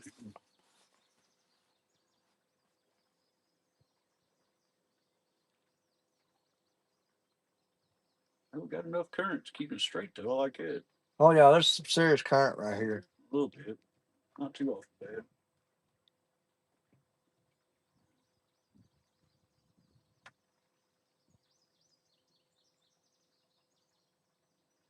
See what that real fast ripply stuff is right there? Yeah.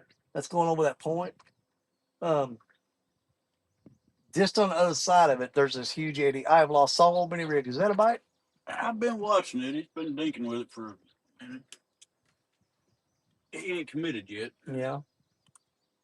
But that eddy that's on the downstream side of that ripply stuff, I've got so many freaking rigs there. I'd love to have all. I bet I've got probably 600 pounds of lead in that spot right there.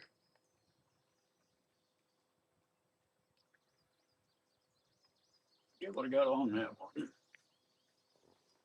Yeah, I'm pretty certain that was a good. He was biting. He was working on it. Now if we just get him to slam that rod. That one there was. I think it's shiner. Yeah.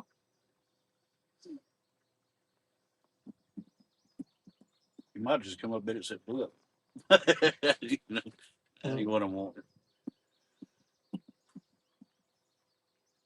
See, I've got that J&S rod out with that Pro Series roller.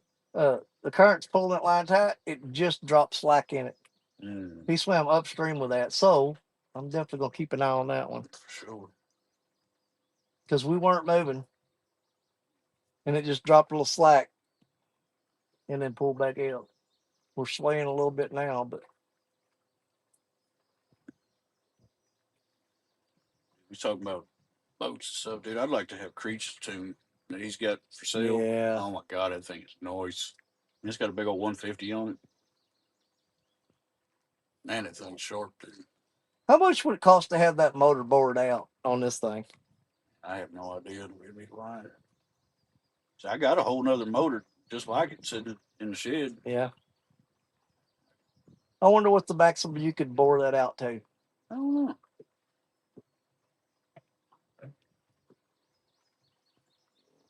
So far, I ain't robbed nothing but a prop off that other one. It's still a complete motor. Yeah.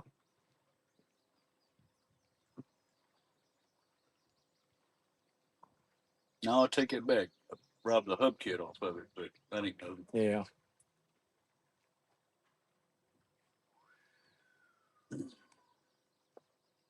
Yeah, if I just had a pile of money, I'd buy that one. Creature's got. Yeah. Now, I ain't gonna lie. If I had a pile of money, I'd buy that boat we looked at in Memphis. That'd be sweet, dude. Yeah. What? Stephanie just texted me and said, "I'm about to eat your pork steak." Well, you know where more's at. We know where there's some more. Told her to eat it. Yeah. I didn't even get to eat mine last night. I was gnawing on them ribs. Yeah. Dude, I was sitting there just plowing them ribs. Yeah. You gotta do barbecue supplier. It's pretty good. I had the ribs and that macaroni salad, and I didn't even make it to the pork steak. I went home and I had that side of ribs in the fridge, and I think I cut off the two big bones off the big end of it, and probably about half of one of those containers of pasta salad. Dude, I gave Gemma the bone off of Stephanie's pork steak. Yeah. You thought you'd give her a gold bar, but it didn't last her 15 minutes. She ate the entire thing. Crunched the it whole up. bone. Yeah. Probably she didn't get sick, but yeah, she sat there and gnawed and ate that whole dang bone. Come on, Yellow Rod. I think we're swaying. Huh? I think we're swaying. Yeah, but we're floating toward it.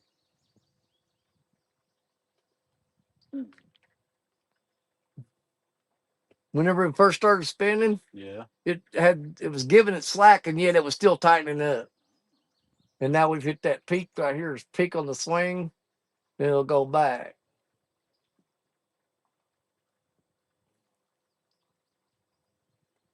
So yeah, we're pulling against it now. But whenever that tap was on there, it was during the period where there was slack line, and he still pulled the slack out of it. We're talking about barbecue. I'm about to make them sandwiches.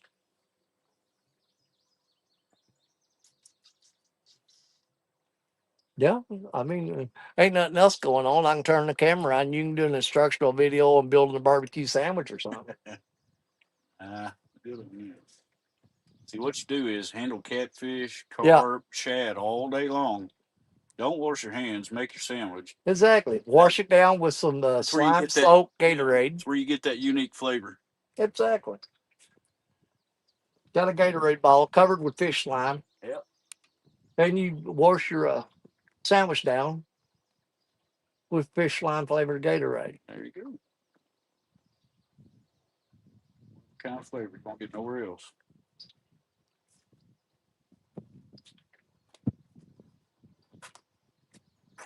Well, I got, yeah, that my inside green rod is going way up and underneath yours, I think. Either over or under. I don't know. We deploy the rudder. Yeah.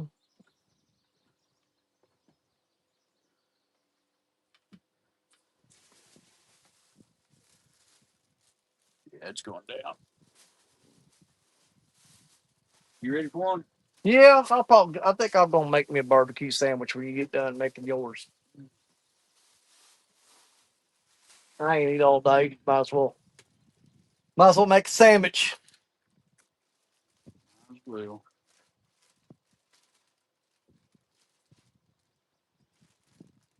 Da da da da da. Hamburger buns. Spare piece of bread there.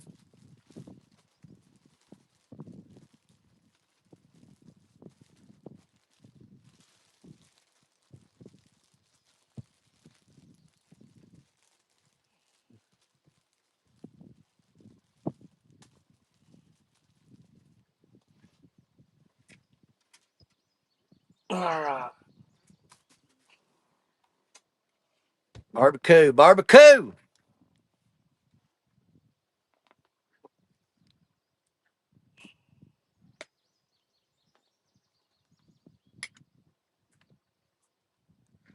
And right about now is when one of them rods will go down. And I'm gonna let it go too. Like I say, he might just Ain't no damn way I'm dropping this barbecue sandwich if one of them rods goes down. I don't care. that fish have to wait. He gonna have to wait. He can wrap that around the biggest whatever he wants to down there. I don't care. All right, here's this back. Got the Stubbs barbecue. Gonna smear it all over that. This beats them MREs, don't it? It's way better than them MREs. Now don't think I ain't grateful because them MREs when we was hungry that was the cat's meow, but it ain't no match for what we're making right now. It's not even close. And every bite, I get a good smell of shad. Oh hell yeah! Makes it even better. Shad flavored barbecue, smoked hickory smoked. Put the lid on top. Smash it down. If you don't smash your barbecue, you're not very good at eating barbecue. Take this right here. Lick all the shad slime and guts off my finger so it don't get on my sandwich. Get all the fish guts off your fingers before you touch your sandwich. So you just lick them clean. How many bites I can get this in? I'm gonna say 4 would be easy. I don't know if I can do it in 3.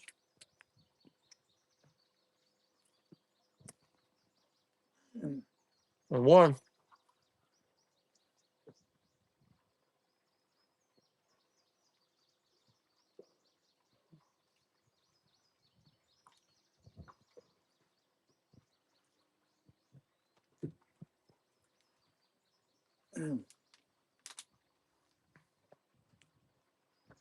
A big old bite.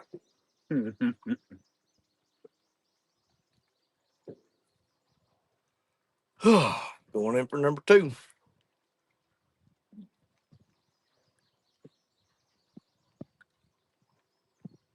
Oh yeah, 3 ain't gonna be no problem. No.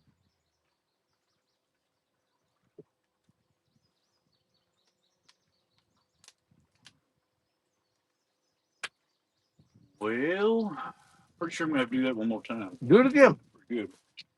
There's plenty here. There's a whole pack, dude. Get you another one. Nah, one's gonna do me.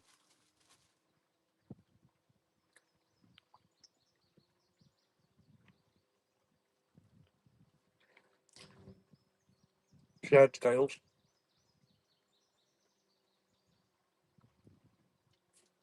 And this rod was doing. So you got people like Brian B. They won't eat on camera. He'll turn the camera off or turn it in the opposite direction. Really? That second bite, I thought I was gonna have to break out the life back. He just don't want nobody seeing him eat a hot dog. Yeah, I went to swallow it. See if we can do it in 3 bites. Oh boy, it worked this Number day. 3. Talked to this young guy. We got a young guy up here, he's about 20 something. Another guy, he's a little older than me. He come in eating a banana. He told that young kid, just remember, always bring the banana to your mouth. Never take your head to the banana. Mm-hmm. I about died. We've got that boy traumatized though. He won't even like if he's eating a hot dog, he'll like eat it from the side. You know what I mean? Poor kid. All right.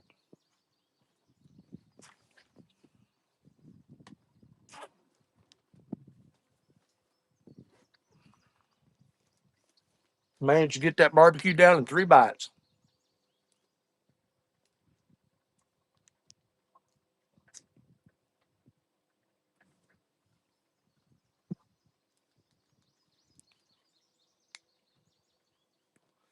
Wow.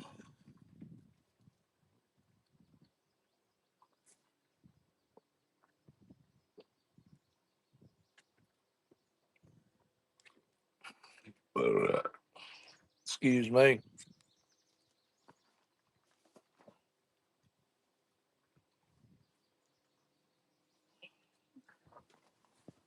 All right. Back to watching the rods.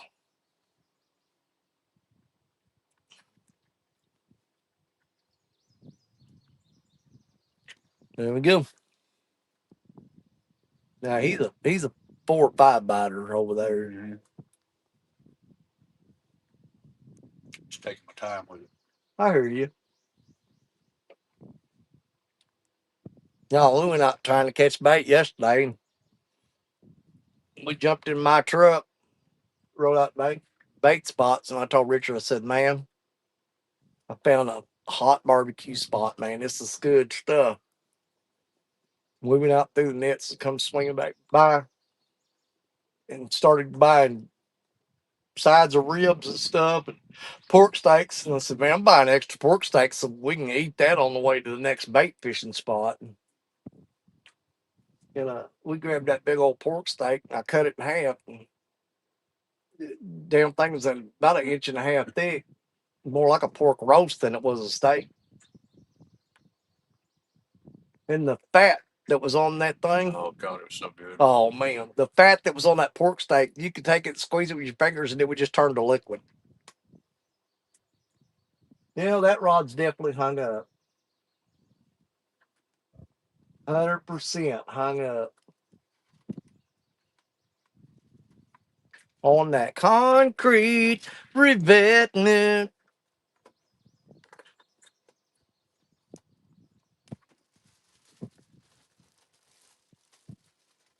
We got the reverse current kicking in on us now. All these lines here dropping slack. You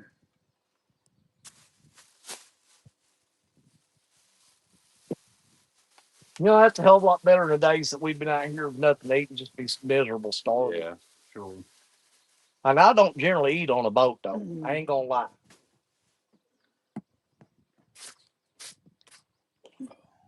It's kind of nice. Because you can only put so much in before something's got to come out. You know what I'm saying? Oh.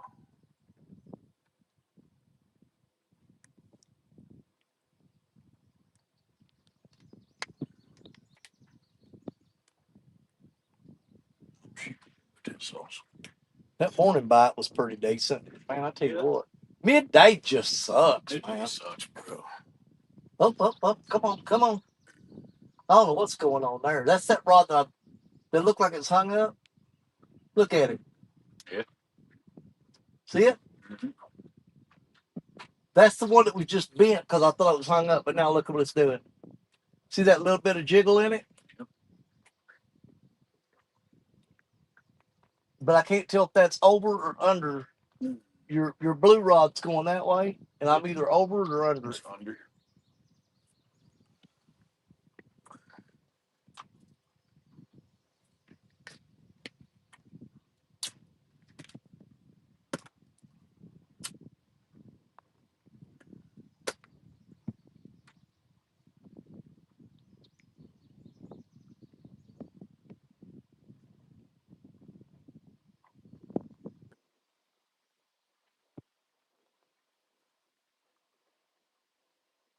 Come on, rod, rod, rod, rod, rod. Red, red, red, red, red, red. Neck, neck, neck, neck, neck, neck. Go. Spiral X gets Lisa. Oh, I bet I stopped my chat a while ago. Spiral gel, drop a stick of dynamite. That I'm way behind. That was at 1:43. What time is it now? David Ogden says, I don't think Danny is reading chat. Well, you ain't wrong. Hey, watch that green rod, Danny. Green rod. Yep, there he goes. There he goes. Yep. Come on now. Oh, you little cotton picker. Oh, I got the camera turned off of it. That green rod was freaking going down. I thought he was on. I thought he was on there too. It made me jump up and run. See, that's why I don't read chat. David Ogden's griping because I ain't reading chat. And see, I'm sitting there looking at that and missed the fish. If I'd have been turned around and paying attention, I'd have got that bite. Said, Danny ain't reading chat. Yeah, well, he's trying to catch fish. Boy, that current shifted hard that time, didn't It did. Let's see what big something happened. Yeah, bumper to the left. Whoa. What the hell? What are you doing? Going out some? Yeah, got to get out to where that current will hit us and push us back. Yeah. Getting into close there, and that kind of eddy current is hitting the back end.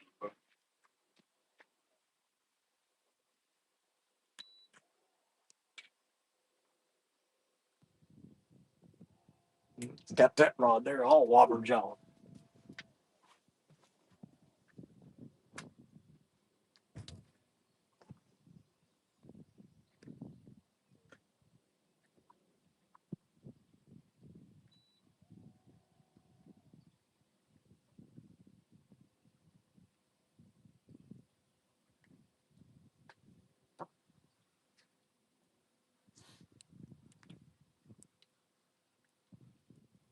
Yeah, that wind's got it too. Going to be pushing against us.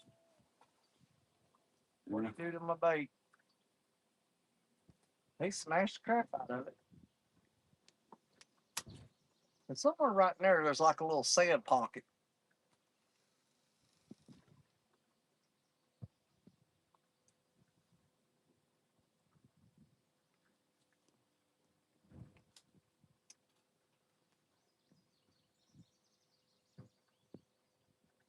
Do some rearranging here.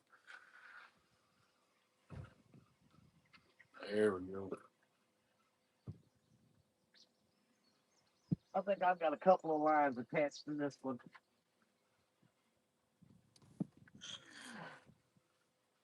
that over? It's under it. I don't know how my blue rod got way the heck over there. Yeah. See, I fixed all these straight off the side. Yeah, because I'm pretty sure.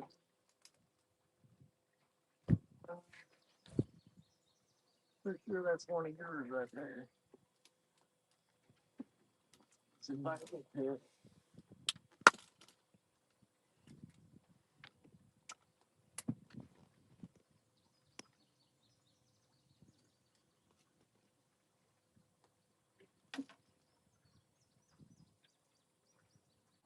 There we go.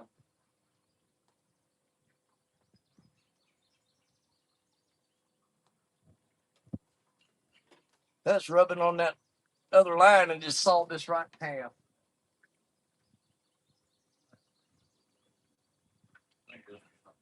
Yeah, there's a big pile of revetment back there that them hang up on.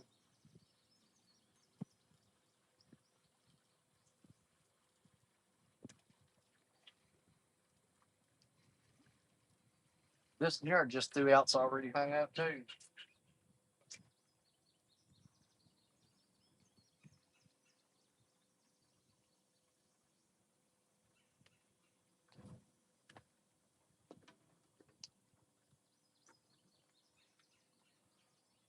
I don't want to do away with that. Yeah. That one probably ain't gonna never be able to break. Oh, I got it. Did you get it? Yeah. It's that tough line.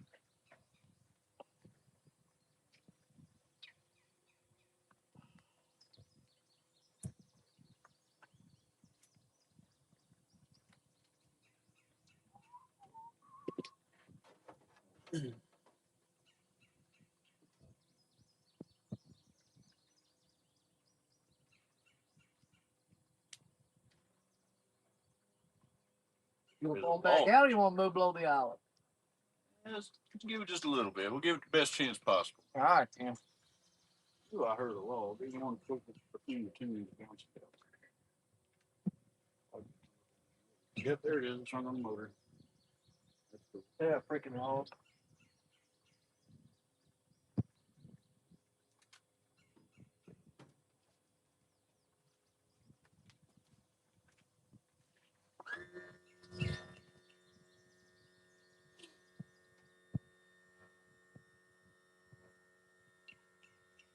There.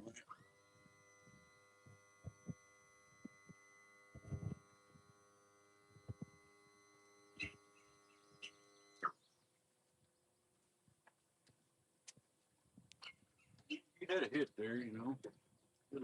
Yeah. Plus his bar coming in.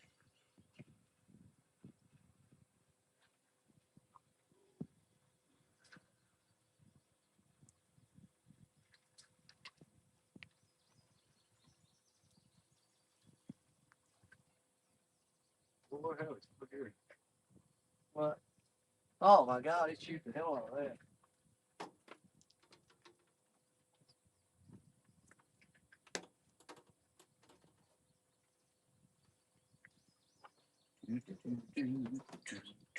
I gotta cut this off.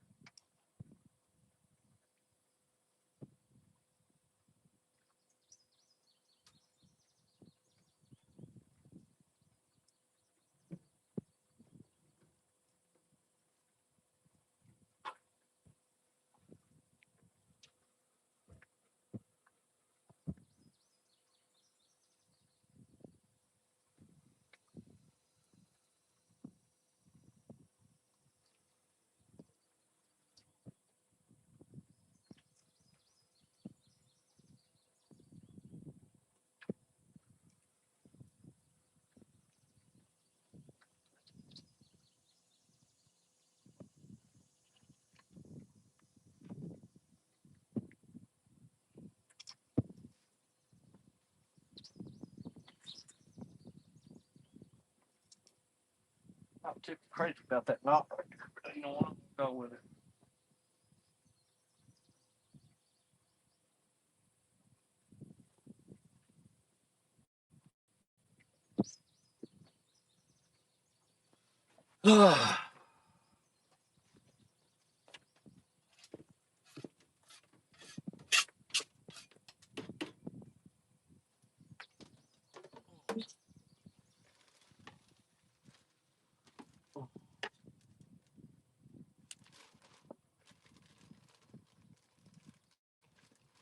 Oh, that's right.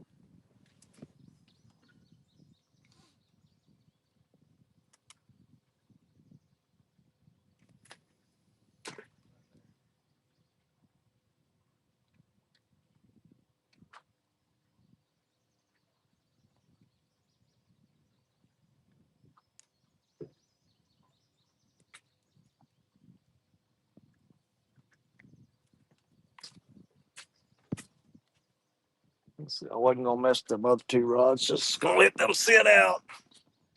All right.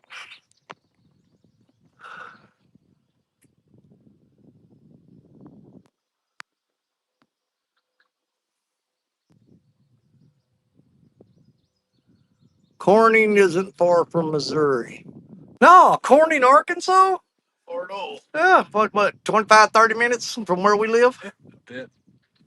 Yeah, I could be in Corning, Arkansas in 25, 30 minutes from my house. Oh, fuck, that's a 145. Yeah, it's 220. It's 220. Well, that's a while ago. Yeah, we finally got the sun directly overhead, so the shade's getting where I can finally see Chad a little bit. Let's see, those ingots are 5 or 10 pounds. Oh, wait a minute. I need to go back and see what the hell they're talking about. See, found lead ingots in Corning, Arkansas. Huh. Let me go back.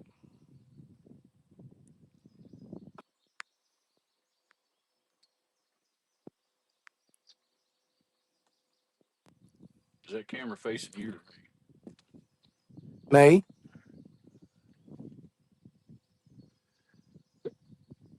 Okay, there's a guy in Corning, according to David Ogden. Guy in Corning has 5,000 pounds of clean lead, $2 a pound. And he gave us his phone number. Nice. His name is John, and his number is blah, blah, blah, blah, blah, blah, blah, blah, blah. Thank you, Dave. And that is at 142. I need to write that down. I don't have no pen. Wait a minute. Wait a minute. Wait a minute. I got an ink pen.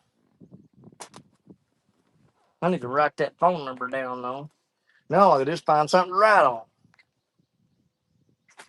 Uh, John from Corning, Arkansas. I can remember that name. That's no problem. Let's see if we can find something to write on. Mm. Oh. I'll use this mesh bag here. I'm gonna write on this. Yeah, I can't wait to get those side shades like John and them got. Oh, hell yeah. It's gonna really be nice. All right. John from Corning, Arkansas. If we can save shipping, just drop down there and get that. Yeah, if he's $2 a pound, and I wonder if that's shipping it. Now, if we go pick it up, I wonder how much. We'll have to call him and It's say. heavy enough. I don't know if he'd ship it. He'd probably cash and carry. 2, 3, 9. Set number 240 240 4315 4315. Got it. I'm definitely going to give him a call. Because, yeah, from my house, I could be in Corning, Arkansas 25, 30 minutes. No problem. So appreciate that little tip. Got a phone number. Mm-mm-mm.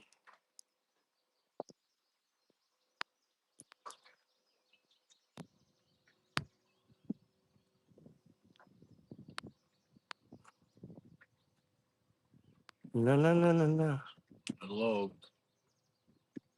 He said, I would say those ingots are 5 to 10 pounds each.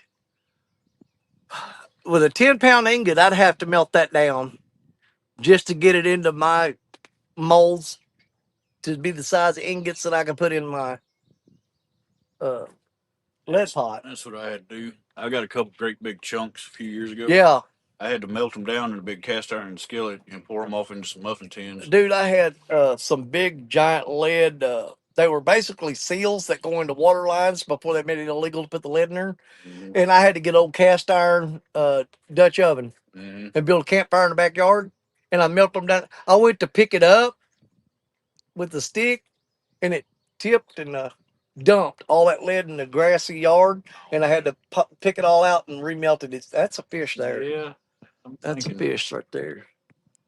Let's see if he's going to commit. No, there he goes. Yeah, I think he's going to go. There he goes. He may have you wrapped up on something while he's pulling that too. Yeah.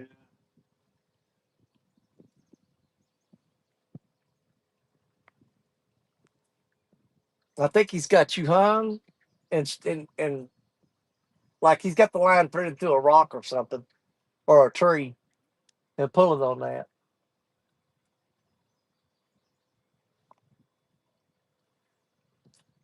Put that wheel back the other way. That current's picked up a lot. Yeah. Yeah, that current changes up. I'm waiting to see if that fish is going, what he's going to do there.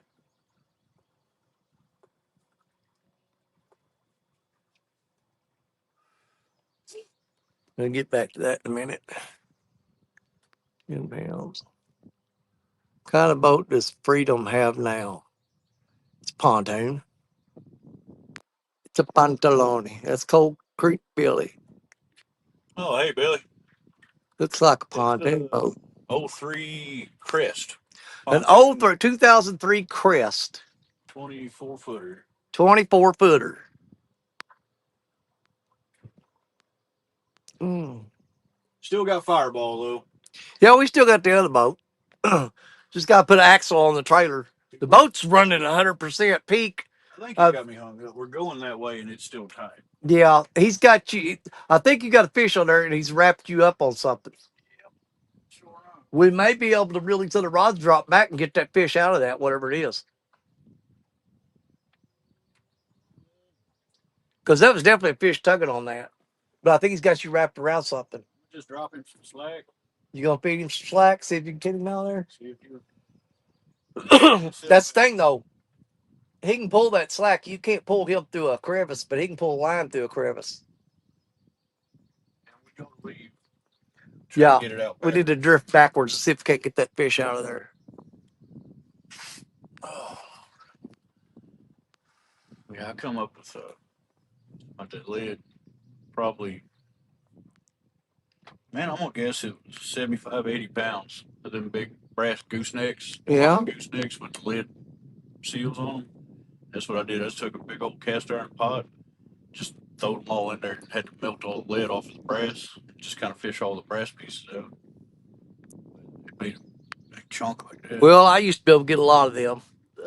With tearing out the old water lines and putting in the new. Not available to me anymore. Yeah, they way behind. J Dog in the house. That was at 2:27. You're almost caught up. Well, I mean, that's the bottom of chat. That's the last comment. Oh, gotcha. They got tired of me not looking at them, so they just stopped talking.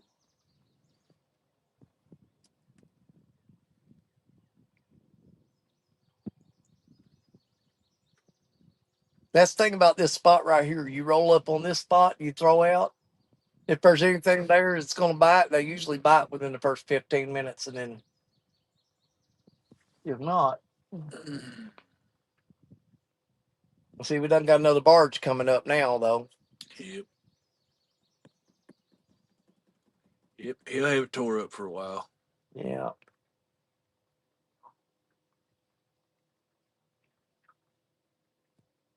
That's all right, though. We got plenty of time and ain't got to be in no hurry. Yeah. Oh. Let's say if we don't get a bite soon, I'd say pull back forward, 40 yards or whatever, and then throw back. Because what they do is they lay in front of that fast current, but sometimes they'll be staggered up through here. Maybe too close to that point. Maybe back off of it a little bit upstream, and then throw back again.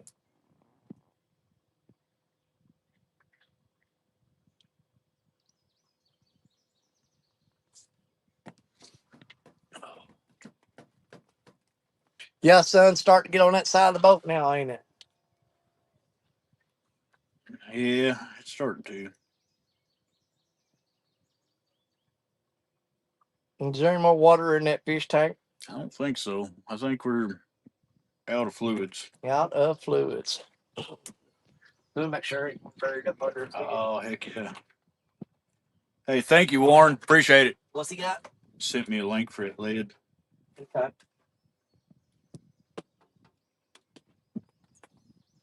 Any water in here?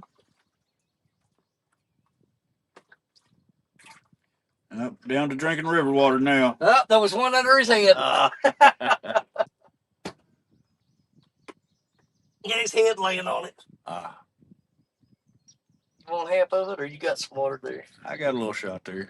Well, let's pour half of this in that bottle. Over.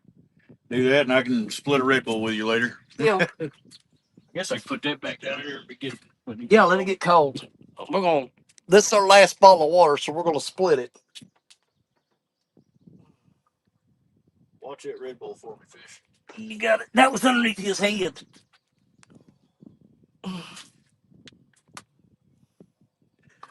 All right, don't rock the boat. This is precious liquid here. I'm trying to separate it. We're in the desert.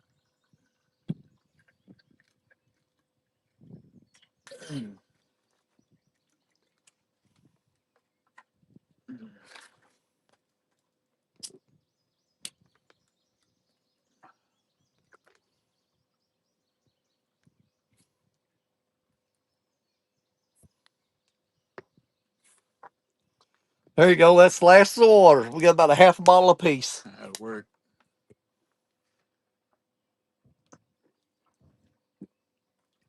So a few sips and save it.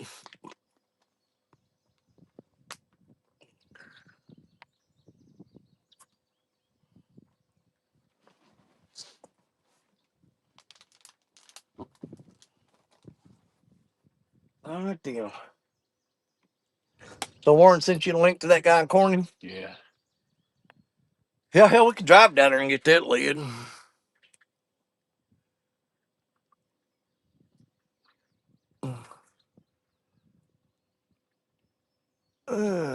Stephanie forever.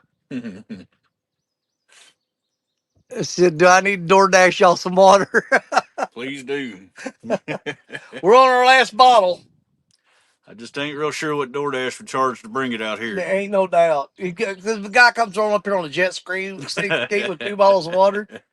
That's going to be a hell of a charge, I'm sure. It'll be some $100 water. Yeah, that'd be $100. I rode a jet ski. I said, man, you ought to just pay us for you having the fun to ride the jet ski out here. Mm.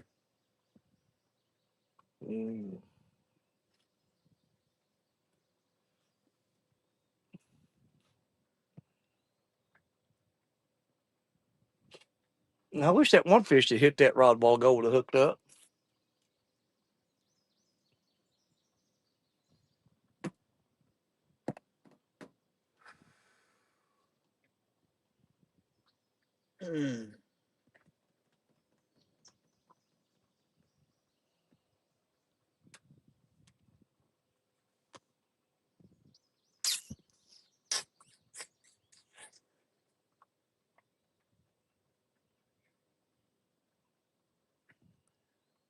Huh. What time is it? I don't know. I can't tell time on this thing when I'm live.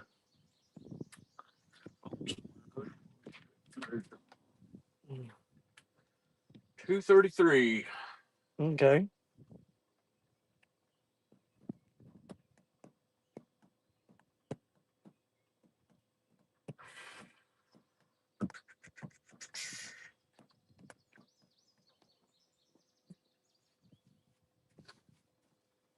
Well, one line's slack, but both the rods on each side of it are tight.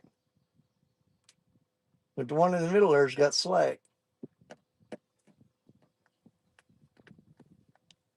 It might have popped loose. Or it may have fish on it.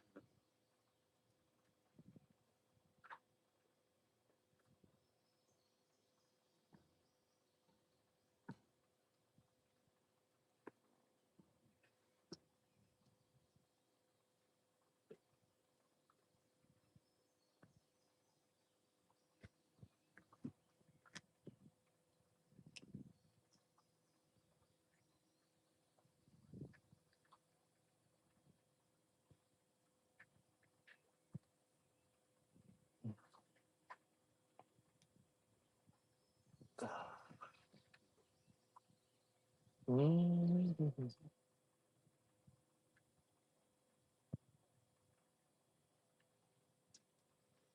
And sometimes it's not about the spot you're in. Sometimes it's about the time of the day it is. Like I said, they just don't bite where the crap here this time. They go around noon and fishing gets tough.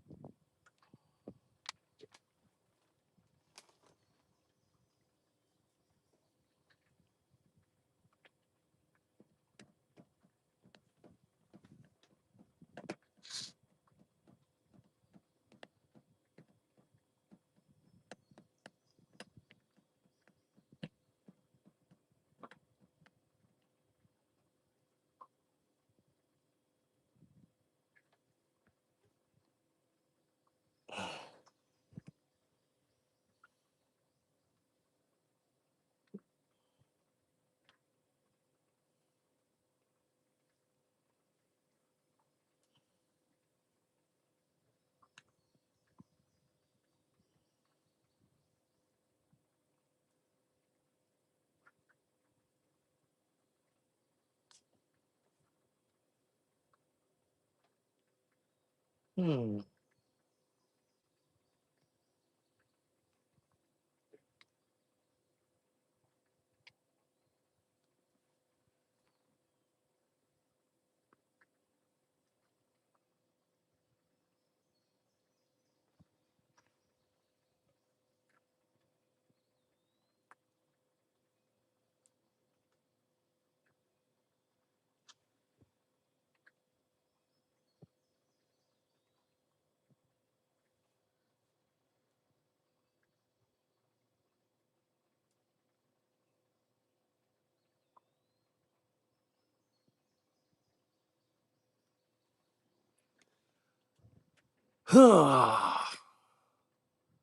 This one came back, drove bit so Randy couldn't nap. Where are they driving to? There's Mark, catfish and crappie. What's up, buddy? Says, hey, Danny and Richard. Hey, Mark, what's up, buddy? Well, probably needs a drone. Oh, Stephanie said, do I need to DoorDash y'all some water? And he said, Stephanie needs a drone. Run a drone out her, balls of water on it. That'd be sweet. Yeah, it would. Have a drone just fly up here, ice cold ball of water. And there you go. Send him back on his way. Dude, if you could have like a little mobile, have this thing like with some refrigeration and stuff, have like snacks and drinks and food and stuff in it, you can make a killing selling to these tugboats. Oh, God, yeah. Because you know they come into New Madrid, 10, 15 of them a day, pull up there and break tow and change out and all that stuff. All them guys out there, you can pull up. Hey man, you guys need some sodas or whatever. Them guys would be. You can make a killing, sell cigarettes and stuff. Yeah. I don't know what the legalities of that is, but I bet you could. you can make some money. That's it. That's where you need that delivery drone, like one that FedEx uses for Yeah. packages. Have a little container that you put the bottles and the chips and stuff in there, and bottles of water, soda, water stuff. Fly it over, land it on the deck, and they take it off, put the money in the basket, and fly it back to you. Hell yeah! Hey, look here. I know. I see I that. think he's still on there. He's I just think that fish is on there. He's wrapped got you up. hung up on something because he keeps hammering it. I think he's got you wrapped up. He's definitely pulling on. I mean, he's definitely on there. He's just got you wrapped around something.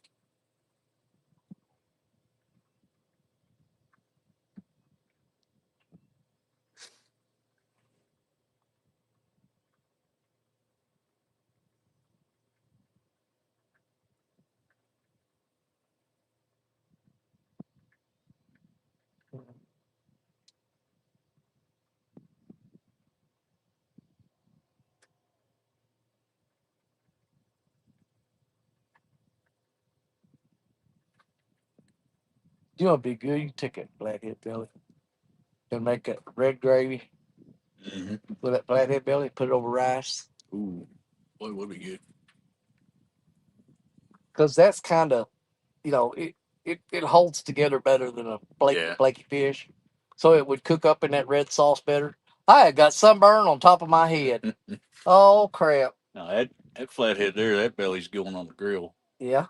Take the whole belly and do it like a steak. Oh yeah. Season it up and throw it on the grill. You ever do lemon pepper on them? Now not on flathead. Do like I think Zatarain's makes that blackened seasoning. Oh yeah, yeah. Real good. Like that. Good. Definitely the right size for that. Oh yeah. It's gonna be a big old Oh. roast, basically.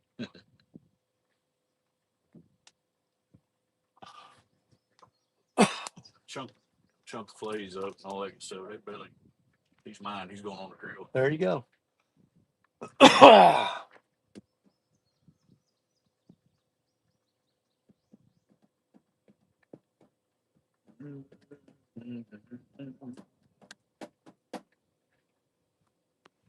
Stephanie's for real trying to tell me to go down to the boat ramp, the nearest boat ramp, and get a dasher to bring us.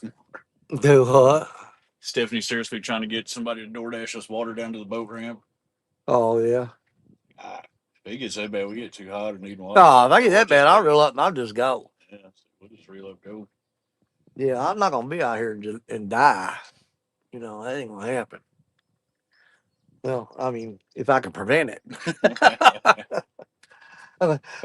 They knew they were dehydrated. They knew we were about to have heat stroke, but they stayed anyway. No, not me. I'd get the hell out of here. I'll collect. Hey, if it starts raining, I'll hold that bottle open and catch it off that cotton picking canopy, which I have done before.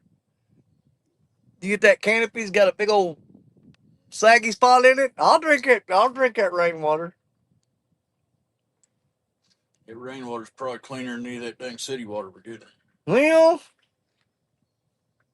in some cities, yeah, but there's a lot of crap in that rainwater. It's true. It filters the air when it falls, Mm-hmm. and there's like stuff in the air that's They've been like talking about acid rain since the yeah. 70s. Yeah, I've had some rainwater before that just didn't it wasn't like it wasn't top of the list. I'm telling you. You ever hear like these kids growing up? They tell you don't eat the first snow. Yeah. Yeah, Yeah, I've always heard because they that. tell you it was no good. Don't eat the first snow of the season. You can't make snow cream out of this stuff because it's got a bunch of impurities in it that was in the air that got caught in it whenever it snowed. But you couldn't eat the first snow. I heard that growing up as a kid so much. I did too. Did any of y'all ever hear that? Don't eat the first snow. How many of you guys have ever been told that?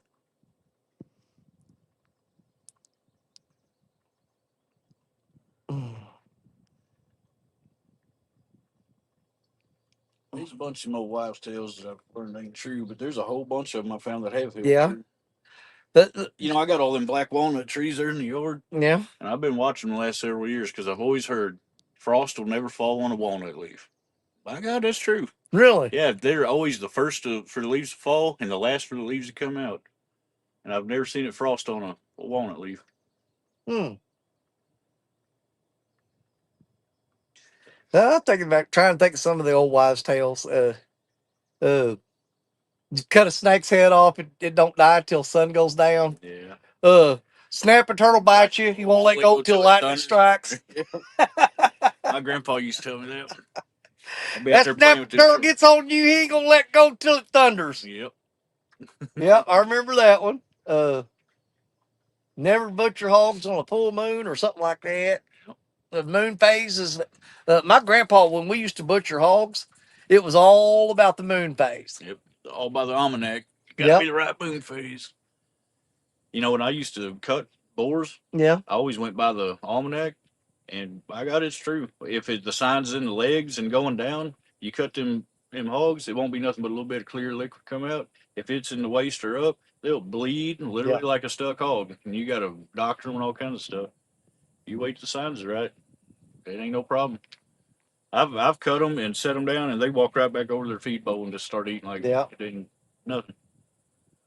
I know Jeremy Holloway bought a bunch of pigs one time, and I had to go down there because he didn't know how to do that. And I had to go down there and castrate all of them. Mm-hmm. And them pigs running about the 40-pound, 40, 60-pound mark. That's a dang handful to be cut. They put a damn fight up, I'm telling yeah. you. Did you do the double cut or double slit or single slit? Two. Yeah. One on each side. Yeah, you can do one on each side, but every now and then, if you hit big enough, you can do one slit, pop it out there, and just move the other over and pop it out too. Get them all out of one hole. Do you cut? Generally, I do the double cut. Do you cut the cord or break it? Just depends. Sometimes I break it, sometimes I cut it. So I've had old guy tell me he would always break them, just pull until it popped, Yeah, because then it would shoot way it'll back draw up back in up there. in there. And if you cut them, it won't do that. That's what he said. I don't know. Yeah, I've done it both ways. I have to. Can't tell no difference. I have pulled it when it popped loose. It went back up in there. Well, I kind of miss having hogs. I'd have 8 or 10 little boars put up, and I'd go out there and just about the right size, cut them off. Yeah, I would literally take them into the house, and they'd still be warm, going to frying pan. damn right. Yeah. Salt, pepper, flour. You talking about fresh? Yeah. Oh, anytime I did anytime I went down there and cut Jeremy's hogs for him, they'd go pick them up. I said, "Oh, throw them in that bucket." Dang right. Don't worry about it. I'll take care of them.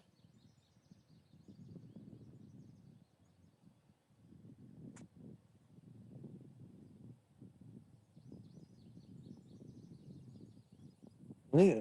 You ever had rooster fries? Oh yeah. They were real good. Yeah. I got I'd sunburn. rather have them as gizzards.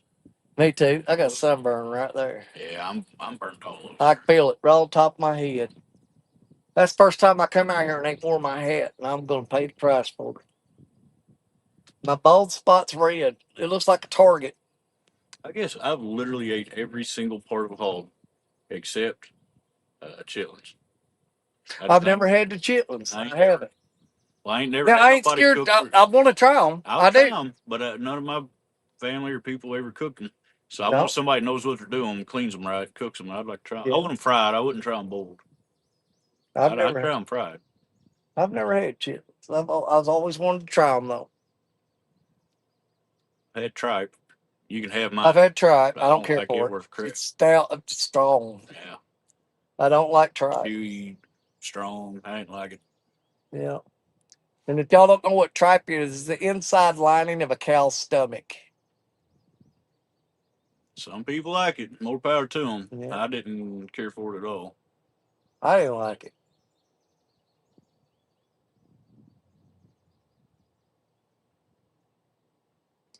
Now, you remember they used to nip the tip off or nip the end off of a pig's tail when it's little, and they'd have that little stub? Yeah. And when you butcher that pickle, you ever had pickled pigtails? Mm-mm. Yeah, it's like pickled pig's feet or pickled pig ears. Yeah. But they would just take that little stubby tail and pickle it.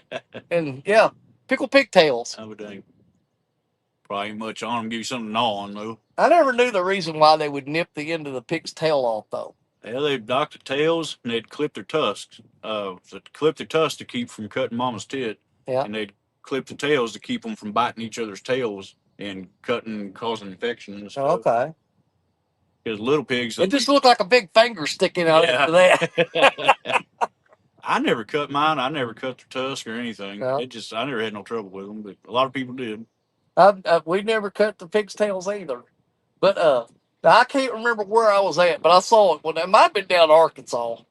Going through the store there, they had the pickled pig's feet, the pickled ham hocks, pickled pig ears, and they had pickled pigtails. Dang. And I looked at it, and sure enough, it's damn pigtails in that jar, pickled in that pink Yeah. vinegar. I think the weirdest one I ever seen was pickled pig lips. You ever seen them? I ain't seen the pickled pig lips. I'd eat them though. You ever eat barbecue chicken feet? No, never did. Oh man, it's good actually. There ain't much to them. It's just all gristle and kind of something off. It's like like at the top of a drumstick, that little collagen piece. Mhm. Always eat that. It's basically like that. Hmm. Yeah, but I've had barbecue chicken feet, barbecue duck feet, because you got a whole lot of the webbing in between there. Yeah, that's good as hell.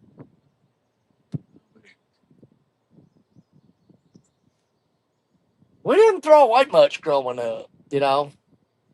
Well, no, I mean, you learn to make use of everything. When I'd go squirrel hunting, everybody'd say, "Shoot him in the head! Shoot him in the head!" I'm like, I don't shoot squirrel in the head. I shoot him in the rib cage because rib cage ain't got crap for meat on it no way. Don't waste that head. But I'll take that head and I'll skin it out, and I'll either boil that and put it in dumplings, or I'll salt, pepper, roll fire, and fry it. I always fried it. And you pop that skull open and get that golf ball sized brain out of there. And you talking about that's good eating. I always use a little end of a spoon or a fork. Yeah. Just pop it out of there. You know, I quit eating them though because I read a deal one time and they said there is just like overwhelming evidence that squirrel brains has some kind of certain chemical, prion, something or other that causes Alzheimer's. Really? It's got like 1,000% of whatever the thing is in it that causes Alzheimer's. I've eaten so many damn squirrel brains in my life. I should have forgotten everything by now anyway. I read that and was like, okay. And they said there's a direct correlation because old timers, they've been doing this study on Alzheimer's since the 40s, 50s, whatever. And they said there was a direct correlation between people that eat squirrel brains and Alzheimer's. That's why I quit eating. I used to buy those little cans of Kelly's pig brains and meat gravy. Yeah. Scrambled eggs over toast. Man. Hell yeah. Pig brains and eggs. You look in there, stuff. It's like 1,500% of your daily value of cholesterol. Really? In one of those tiny little cans. I don't care. I'll eat it. Dude, whenever I would fry up the squirrel heads or else boil them for dumplings, I'd eat the tongue out of there too. Oh, yeah? Yeah. And when you pop that bottom jaw off, the cheek meat on them, it's really good. Yeah. I'd eat the squirrel's tongue. I'd eat the squirrel's brains. Now, I never did eat eyes. I'd take a little knife and pop the eyeballs out of it before I cooked the squirrel head. Yeah, I couldn't do that. I wouldn't eat the eyes. But I'll eat the brains, I'll eat the tongue, I'll eat the meat off the cheeks. And the little, like, you scrape the roof of his mouth and get the... Yeah. You know, like when you bite a piece of pizza and it's too hot and it burns the roof of your mouth? Well, I take that off the squirrel and eat it. Yeah. There's people gagging in the chat right now. And I don't care. It'll be all right. You're going to be all right. Don't waste nothing. We didn't waste nothing. I've seen a lot of people skin squirrels, rabbits, whatever. They just take the quarters, take it, the legs, the front shoulders, the back legs, where to throw away the wrist. Shit, I always got the backs, dude. Yeah. I'll sit there with a back and like corn on the cob and just nibbling on that little bitty tenderloin on the back. Yeah. Don't waste it. Oh, I used to pop the vertebrae apart and get that spinal cord out of there and eat that. Something I always wanted to try, I've never had tried, is and I heard it's really good. Like when you catch catfish, big, pregnant female or channel cat or something, they got that big sack of roe. They say don't break it apart. Keep that whole sack intact. Roll that up in flour and fry it. And they said that's awesome. I've done it 1,000 times. Yeah, it's absolutely delicious. I've never eaten one. Really? Yeah. Oh my God! You can do it with any fish. You can do it with crappie. You can't do it with gar. Don't do it. Gar. Gar eggs are actually toxic to human beings. To mammals, they are. Yep. But yeah, if you catch a crappie or a bass or any of those panfish or a catfish that's got eggs in it, keep it together. Yeah, that's the thing. They say don't break that sack. Don't break the sack. And I just roll mine in that Louisiana fish fry. Yeah. And drop it down in the grease. But don't stand all over that thing either, because if any of those eggs come out and start popping, it'll pop grease all over you. But yeah, it's absolutely delicious. Now, last time we was at Crab Orchard over there with Dunnigan and Jerry, you remember you caught that one we thought was male, but it had that big thing? Yep. I was sitting there looking at him like, man, I want to try that. Oh God, I should have said something. Should have. Dude, I have cooked up fish eggs so many times. It's insane. We save them every time. Because I've eat all kind of like flying fish roll, salmon roll, this and that. Oh, yeah. Like Japanese place, and I figure it can't be much different. No, just catfish.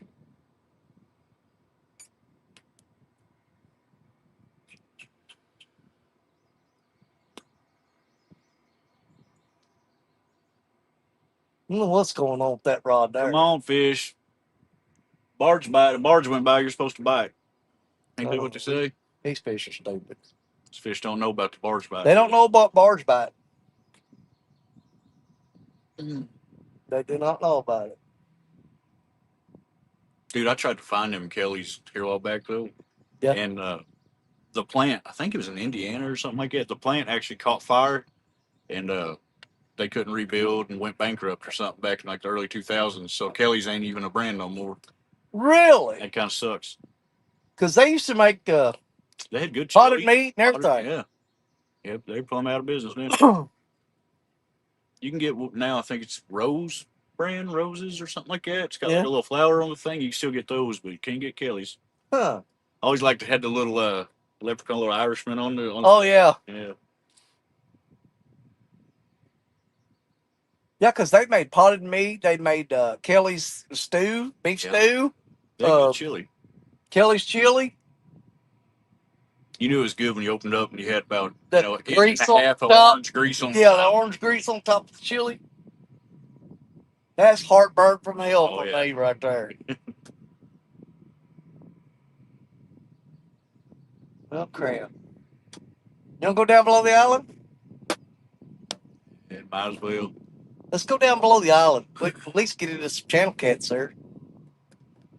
And like I said, there's some big blues hanging out there. Shoot, that's a couple of times we set up there. We caught a couple decent blues. We caught a couple decent blue cats. I'd see what that middle blue rod's deal is. That one there too? Yeah. He was thumping a minute ago, but never did really do nothing. I seen your one with the Pro S on it tapping like that a minute ago too, but never went nowhere. It's making me think eels are little channel cats. Yeah. We pulled up a lot of baits that's been like chewed on. I think it's freaking eels. People just don't realize how many eels there are. The North American eels there are. There's a lot. Dude, I caught them. Hell, I've caught them to be 8 to 10 inches long, and the biggest one I ever got was 37 inches long. Got that on video. I got video of that 37-inch long eel. And when I was fighting that thing, I could have swore I had a 50-pound blue cat on it. Oh, yeah. They're all muscle, man, and they grab a hold of stuff while you're fighting them, too, like rocks and limbs and stuff. Tie their stuff in a knot. Yeah. Wrap around stuff. It's insane how strong that eel is. And fast. This way, that way, this way. Yeah. Because you got to figure a fish is fighting you with just basically his tail. Well, an eel is using his entire body like a tail, you know. Boy, I stuck my arm down that catfish's mouth while ago, and I'm raw as hell right there. Oh, you are. That flathead bit the crap out of me. Yeah, can you see it? Uh-uh. You got red spots all over it. That's from that where I stuck my arm in that flathead's mouth and he bit the crap out of me. From that tooth patch? Yeah, he scraped the snot out of me. It's burning too. Like it's on fire. It's red. That flathead's so big I had my arm in his mouth and he bit me right here. And it's getting sore. And the sweat going on it. is burning. Yeah, it's salt. It's salt is burning. And you rub it, it makes it worse. All right, let's go below the island, man. Sit there, get stove up, sleep. I know it. I hear you. I think it's night colors.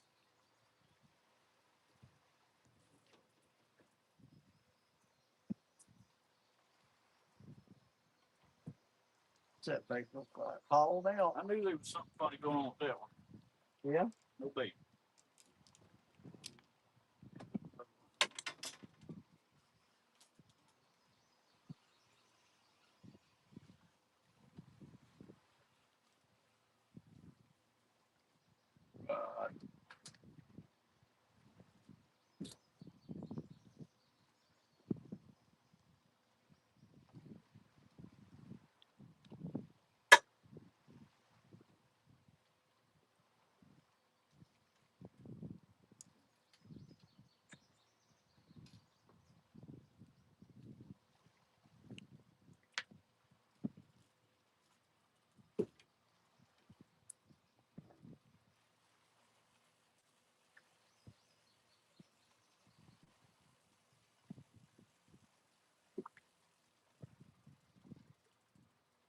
Maybe if float rigs in that fast current just get all twisted up.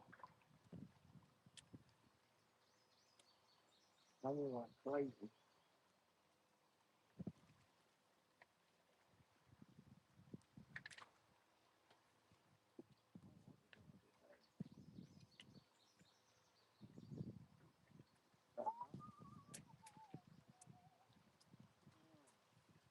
Oh, this dang thing. He didn't get himself out of there. Yeah, he's still hung up. Oh, wait a minute. You come out? He doesn't on it, but it popped loose. I went around. Finally got it off. Yeah. Mine's hung up on that. We're different. Oh, yeah. He did. Yeah, he ate that up. Okay, dude. Holy crap.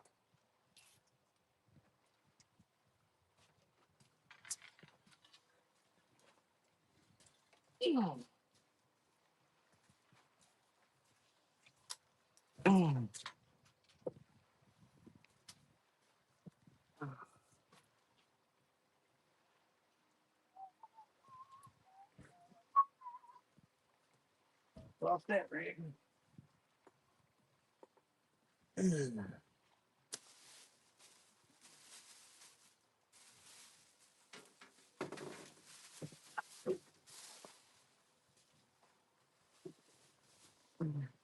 all reeled up. Are you? Oh yeah, we're all good.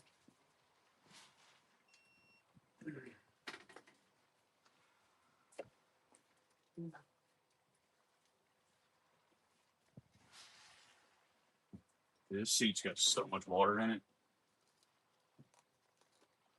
I figured it dried out by now.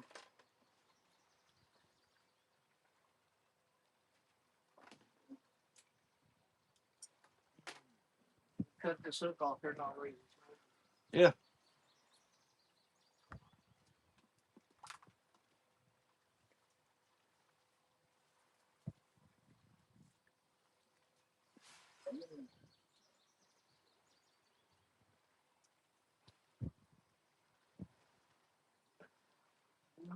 The water's even warmer. 8507. Warmed up half a degree. Really? All right, you ready? Yeah. All right.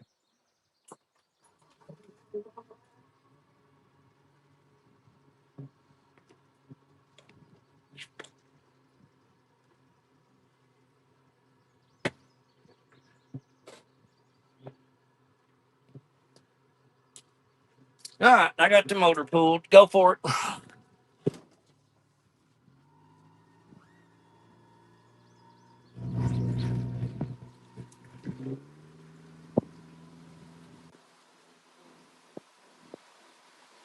It's their task rig on traveling.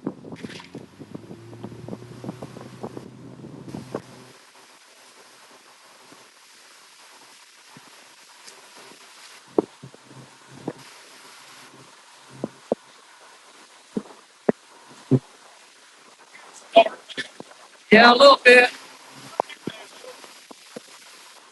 This thing actually takes it really well. Yep.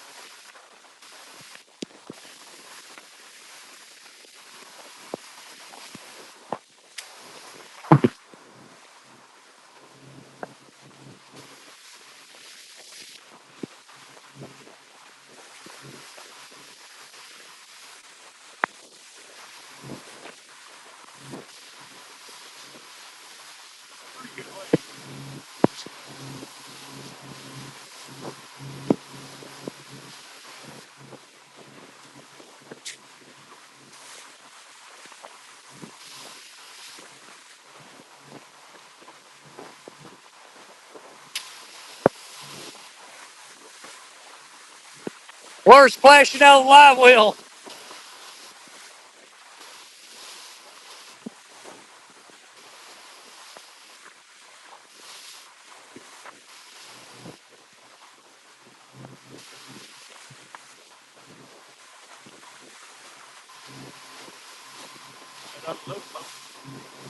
Huh?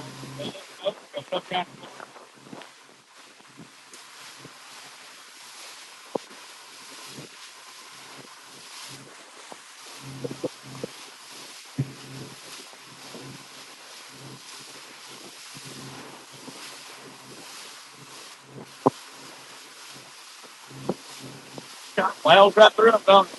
Huh? Kind of plows right through them. Yeah. Yeah, it doesn't bounce as bad as the other boat. It's a lot better on your back. Oh yeah.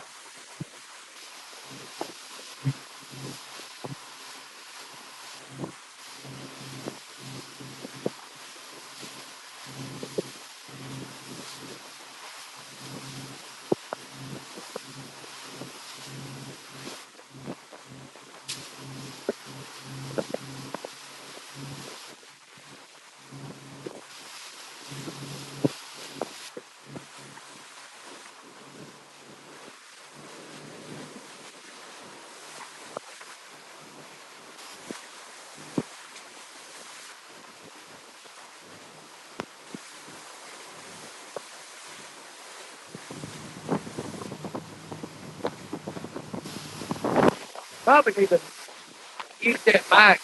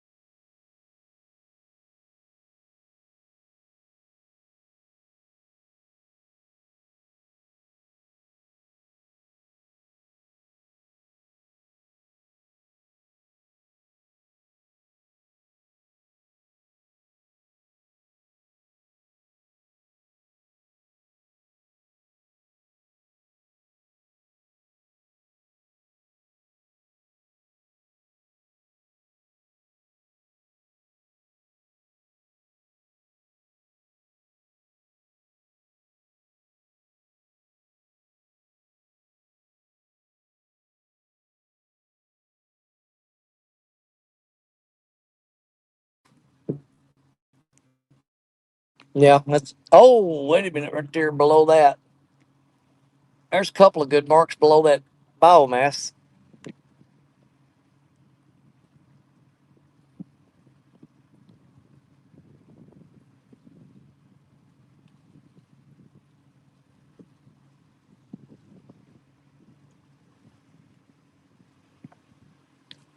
Go check out by the current seam. Yeah, why not? Never know. Phenomena. Uh-huh. Phenomena. Do do do do. Phenomena. Do do do do do do do do do do do do do do do.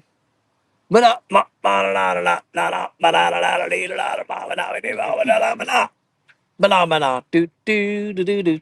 Phenomena. Do do do do. Phenomena. Do do do do do do do do do do do do do do do do. Phenomena.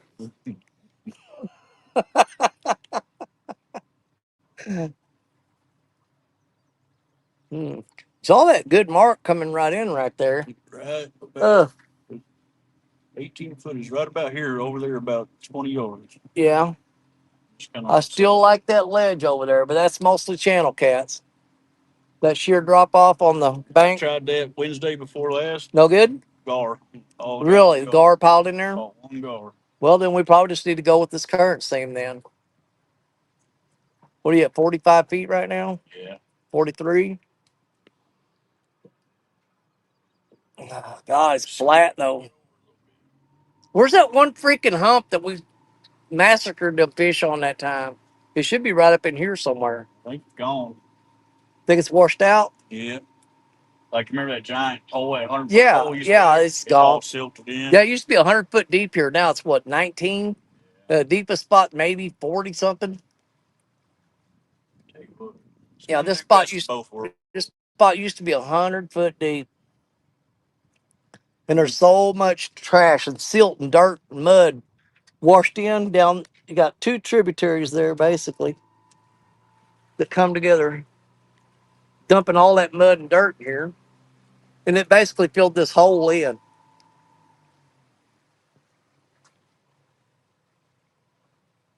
A couple of little fish down there in that trough. Yeah, a couple small, probably channel cats for sure.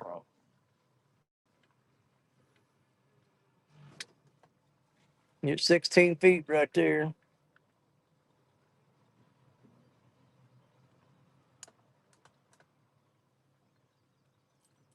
What are you gonna try to do? Well, had that one pretty good mark. Took a load of little ones right up behind us. Yeah, let's You can just cast over and get channel cats and such over there. right. We're still close to the, I want to throw out there by the current seam. So Well, I know. this kind of covered best of both worlds. Well, let's hit them. Let's see why it won't. I know it.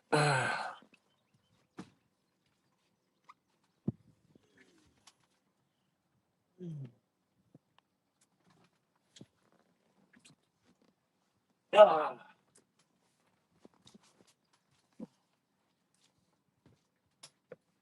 Dang door fell open. Oh, did it? Yeah.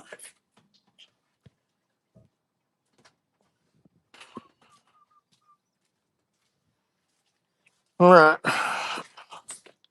I've got the trolling motor dropped. Oh. You gotta get that set. Do, do, do, do, do. Manom. Just try right there and see what happens. Don't look like there's much current at all right here. It don't.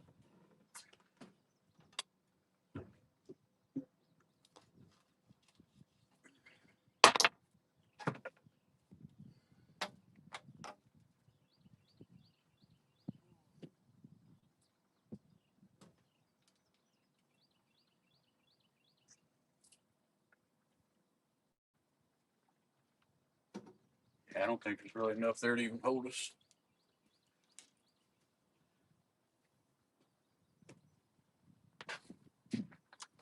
Yeah, we may just have to. Let's get over a little bit. Yeah, if you can get over by that current seam, we can hold. But if not, we may wind up just having to spin drift all around this hole. I just hate adjusting that much. Or you gotta keep We'll raising. somewhere we can. Huh? We'll find somewhere we can sit, Steve. Well,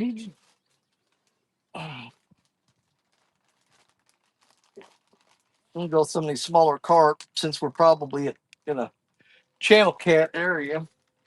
Yeah. Um,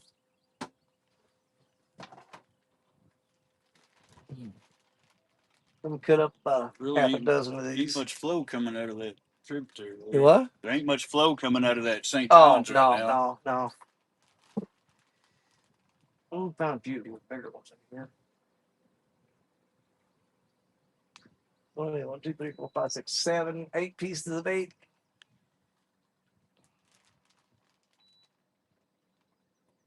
2, 4, 6, 7. Yeah, we're down to these smaller carp like this. Mm-hmm. That's what I caught the 26-pound flathead on though. Yeah. Was a little bitty one like that. It works. It works. I mean, that's what he bit on was a whole baby carp. Yeah, I'm gonna put fresh bait on every one of these rods. Just go all out with it.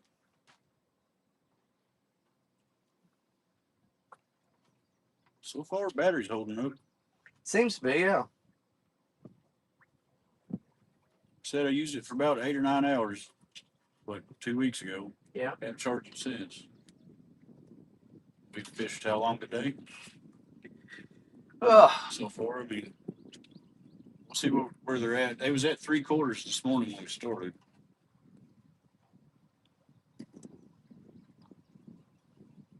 Boy, Bruce, nice right there.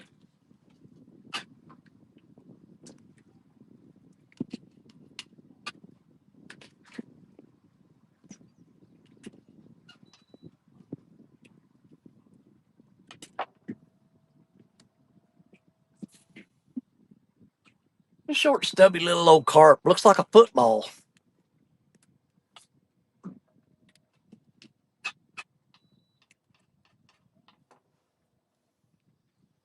Dude, you know how much they get for those at a bait shop? They're the ones that's about the size of a goldfish, like a pet goldfish. Mm-hmm. I think they were getting like anywhere 25 to 50 cents a piece for them. Dang. I'm gonna throw that net down there a couple times and make $50.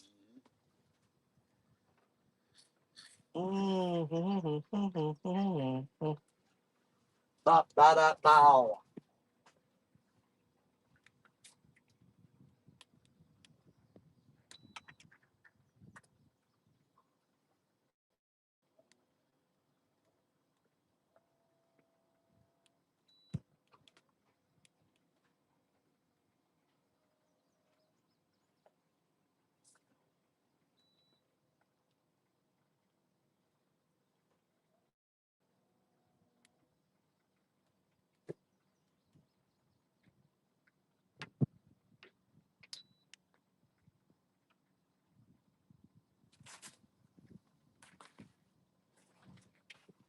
Let's see if this one. I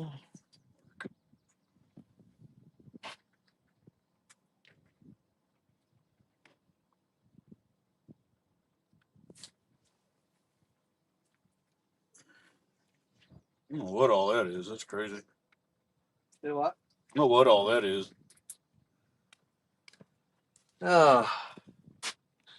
Probably just silt and crap and trash coming out of the. What else it be? It's probably like the stuff that's sediment that's coming out of this tributary and that hitting that current seam and start keeping it stirred up. Most likely, it'd be my guesses.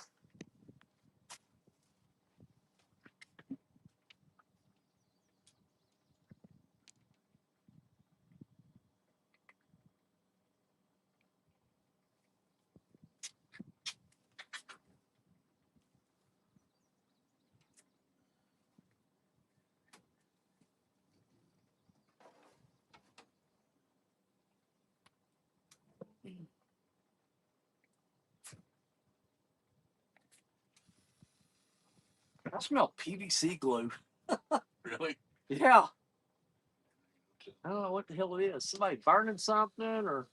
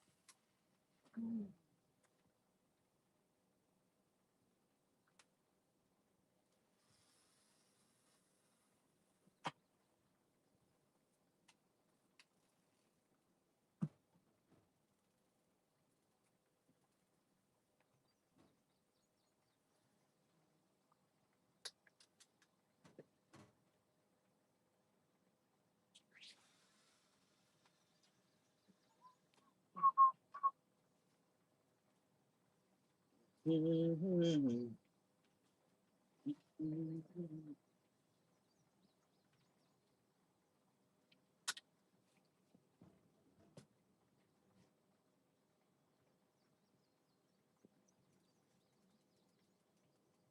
know all that stuff on the grab is?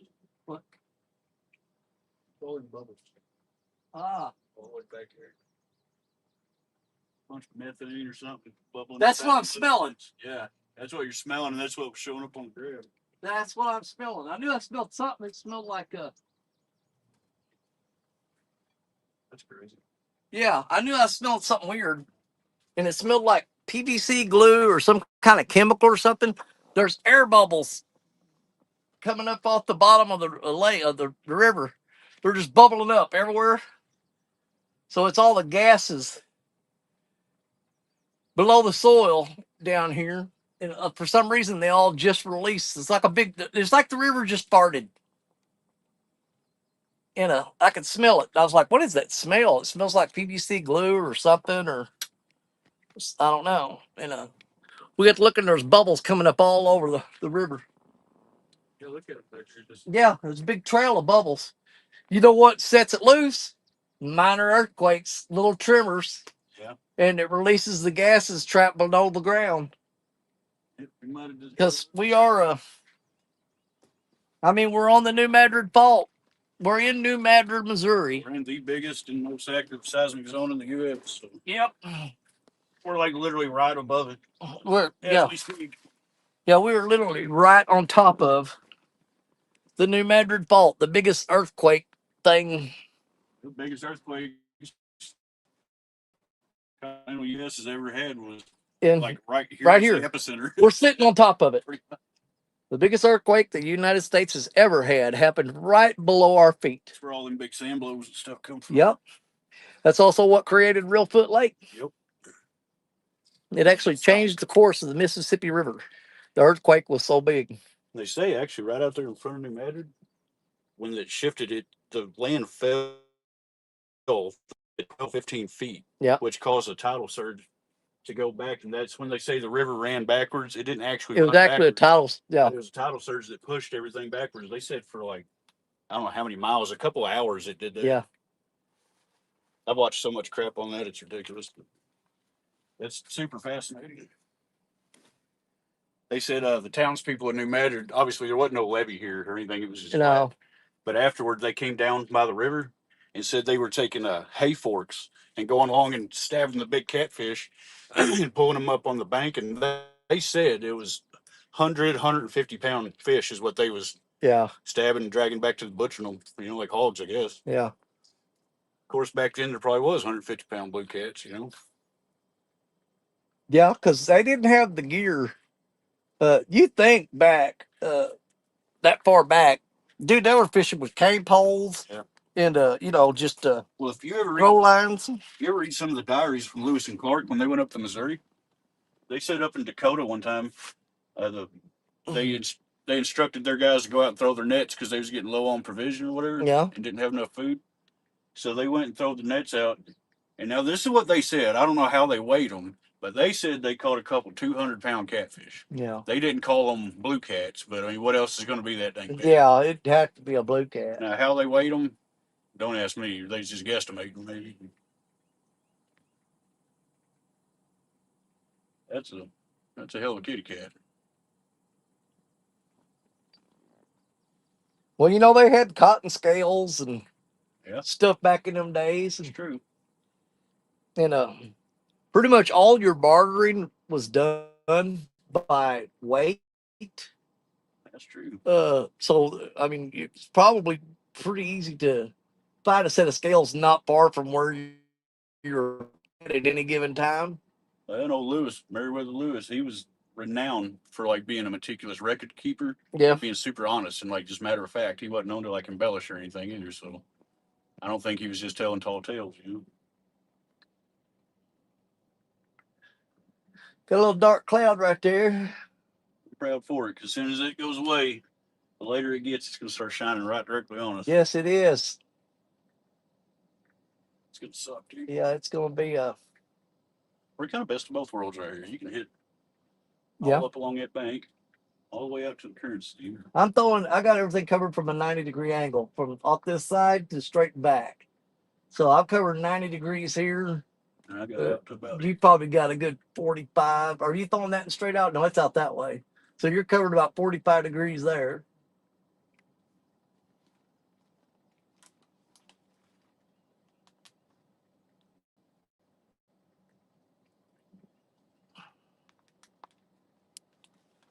there's a bunch of videos on YouTube. If you ever get a chance to watch some of the Lewis Clark stuff, Yeah, the documentary yeah, stuff. it's really cool. The stuff about the 1811, 1812 earthquakes is really, really cool. Do you not smell that? I can't smell real good. My nose is jacked up. This is more like somebody's burning off copper wire. The smell I'm smelling now. Really? Yeah. It smells like copper wire burning. You start getting a metallic taste in your mouth. We need to go. Yeah. You're having a stroke. But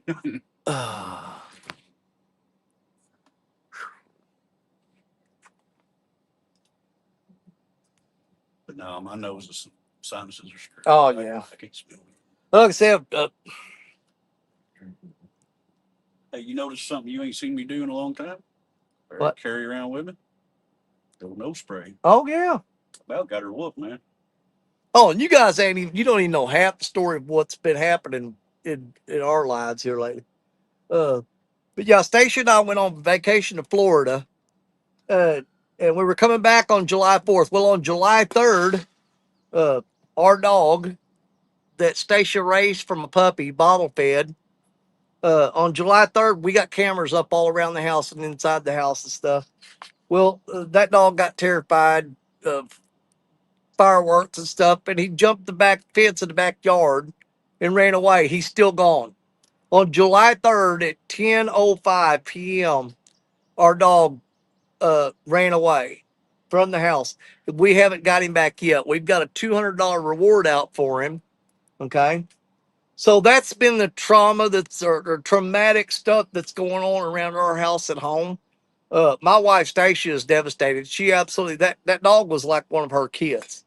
Seriously, I mean, she raised that thing from a puppy to it's 7 years old now, and she's devastated because his name's Cotton, and he looks like a yellow lab. Uh, but anyways, that's going on. But here's the kicker: Wednesday night of this week, somebody broke into my truck, and they broke into her car in our front yard, and my battery pack that looks just like this one. Look here. Richard got me one of these and he bought one for himself. But my battery pack like this, uh, they stole that out of my truck along with some other stuff, several other items out of my truck. They got in my wife's car and stole a money bag that she had stuffed in by the console. And they apparently sat in my wife's car and smoked marijuana for a period of time because her car just reeked of we like to never got that smell out of there. So we've still got our dog missing. My truck got broken into. Uh, all my battery packs and stuff got stolen, and a few other items. And they stole a money bag out of my wife's car and smoked pot in her car. So we've had a really just for the last couple weeks, very frustrating, very aggravating. Today's actually the first day. Me and Richard got out yesterday. We jumped in my truck and rode around and went out and catching bait and stuff. And that was the first day that I've actually got out, just got away from everything and kind of take a break, just get my mind straight. And today's the first day I've actually got to go out and fish with all that going on. But yeah, it sucks. All my battery packs got stolen out of the truck. Um, Now we have since then. I've installed. We had cameras in the house and on the front door and back door of the house. Now I have cameras all over my yard, including pointing at her car, pointing at my truck, pointing at the backyard, the front yard. We got cameras everywhere. And I put up motion sensor lights, all that. But anyways, yeah, it you got to understand how nice it is for me to be able to get out here today. No matter if I'm catching fish or not, I'm taking a break from reality because right now, reality at home uh, is just not fun at all. No. Yeah, our dog's missing. We assume at this point somebody's got that dog because we posted uh, posters up, missing posters all over town, not just in our town, but in every town around us. Uh, her dad put up a reward for it. We got a $200 reward for that dog for anybody that can get it back to us or tell us where it's at. And other than that, I'm waiting on the police to catch the people that stole all my battery packs and stole that money bag out of her car. So it's been a crappy week. Okay. So I bet you a bunch of y'all's probably wondering why I wasn't spending a whole lot of time, uh, you know, paying attention to chat today and everything. And it's nothing against y'all. I just wanted to come out here, me and Richard hang out, throw the rods out, and just, we wasn't even going to go live, actually, to be honest with you. Um, just, I was just come out here and chill out and relax and get away from reality for a little bit. But, after a while, decided, you know what, let's go ahead and get a live stream going. That way everybody can kind of watch if they want to. But I wasn't going to put a whole lot of emphasis on interacting with the chat. So you guys, I just wanted you to understand why. Okay, um, it's been a crappy 2 weeks. We had good, pretty good time in Florida. All it wasn't great because the water was real dirty while we were down there. Uh, that made it miserable because we go to the beach and the water and it's like emerald green, clear. You can see all the way to the bottom. Never had that happen. The whole time we were 7 days we were there, and the water was dirty the entire time. On top of that, we're on our way home. We stop in Columbus, Mississippi for the night, and that's the night the station was looking at the cameras at home, and she saw our dog caught, and he ran up to the big picture window in the living room and was on the back of the couch and looking out the window. Then all of a sudden he turned and took off running. He went through the kitchen and hit the back door and went out the doggy door that we have for him, and he's not been seen since. So it's just been awful, you know. And yeah, I didn't spend a whole lot of time, talking to y'all today and stuff because I knew I would wind up telling you guys all about this, what I just told you. And I'm not going to lie. I'm going to be honest. I actually wanted to come out here and put all that out of my mind today. So I wasn't going to start off today uh, putting all that back in my head. I was going to wait till the end of the day, and then let you guys know what's been going on. So uh, not ignoring y'all. I'm just trying to escape reality for a little bit. Okay. I hope you can understand that. But for you guys that's been in here, like talking to each other and watching us and stuff, 100%, we appreciate it. I just wanted to kind of, if you know, you know. I just wanted to come out here and just chill out and get away from the world for a minute. Y'all cool with that? You understand me now? Does it make sense? All right. Well, I appreciate it. Thank you guys so much. I really do.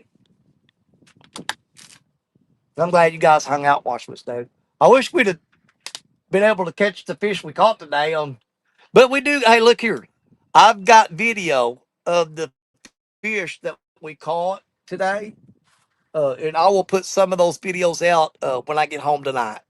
That way you guys can see it. They'll be uh, the big flathead we call it. I think it's like 6 minutes long or something. The video on it. I'll post that tonight where you guys get to see that. Other than that, we appreciate y'all. Y'all's awesome. I'm taking tiny sips because that's the yeah. I'm about to bust into the Red Bull here in a minute. That's all. I'm down the Red Bull. Yeah, you going to the Red Bull? I got to. I can't do the Red Bull. If I'm thirsty and dehydrated, Red Bull's just gonna make me worse. Yeah. I just gotta. It's a dumb idea, but I'm gonna do it. Yeah, but I'm just gonna take this water right here and I'm gonna make it last until we get out of here. I'm like, just enough to get my, wet your goose. a little wet, so I'm not, not all dry and spitting out dirt. But yeah, this time of year is hot as it is. I gotta start carrying my gallon and a half, 2 gallon Yeti water jug. When we stopped this morning, I aimed to grab another bag of ice and some more waters and just got busy doing everything else. Well, that's the thing too. There's several waters in the back seat of the truck and the floorboard that we could have thrown in there. Like, we're not gonna need them.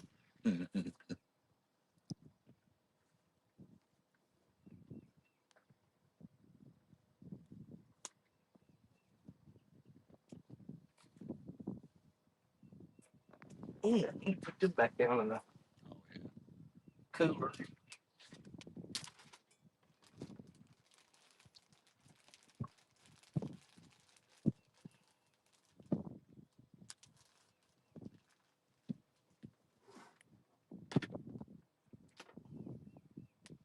Now, the fish are biting it all today or this afternoon. Man, I'm pretty sure we could pull at least one or two out of this spot. I would imagine. I've got that little 5/0 hook on. It's on that rod now. They take them daggum worms and put a worm ball on there. They may eat the freaking worms this afternoon. It's a little sturgeon. Yeah, sturgeon out there. Okay, we was going this way, now we're going this way. Yeah.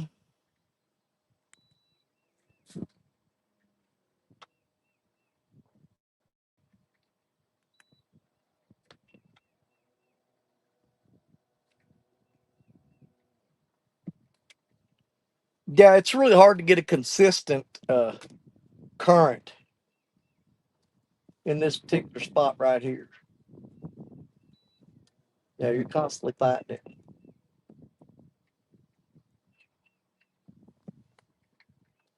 Them old boys has probably got a trot line up in that tributary right there. Maybe.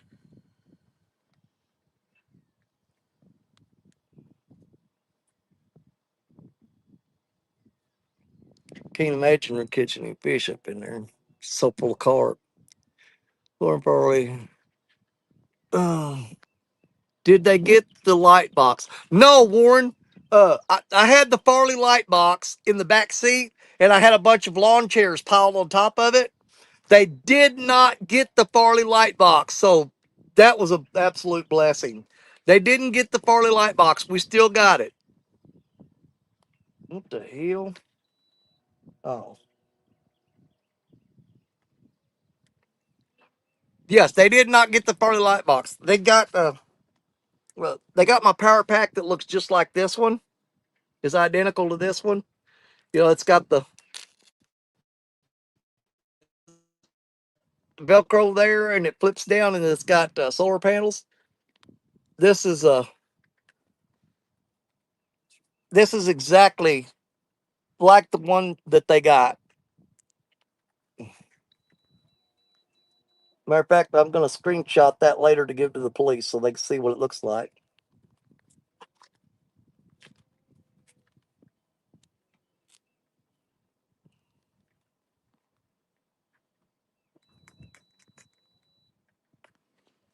All right.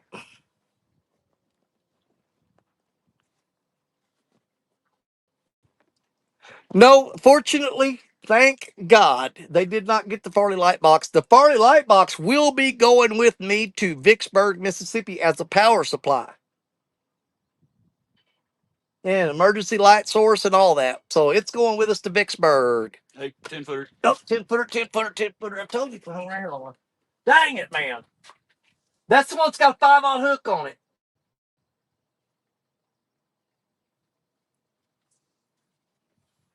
See, every time I sit there and start talking to chat stuff, my rod goes off. I just missed one on that 10-footer. He slammed it pretty hard. I got all carp. Let's just wait and see if he comes back. That 10-foot rod on the inside right there is one that just got hit. Hopefully he'll come back and get on it. I think we sit here long enough. We'll mess around and catch fish. Yeah, it's Yeah. kind of where I wanted to end the evening because Yeah, because it's more of an evening spot. always wound up catching, Put in the time. We usually catch you sit here when you're patient enough, you could pull a fish out of here.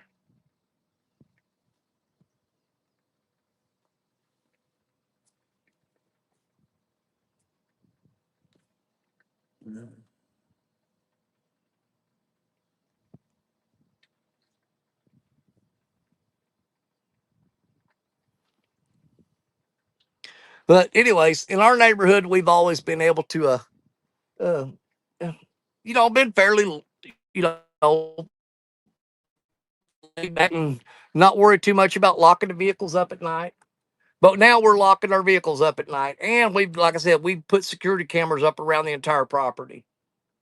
Um, I know that's not going to do me any good now for all the stuff that did get taken. But at least I know they won't come back again and get away with it.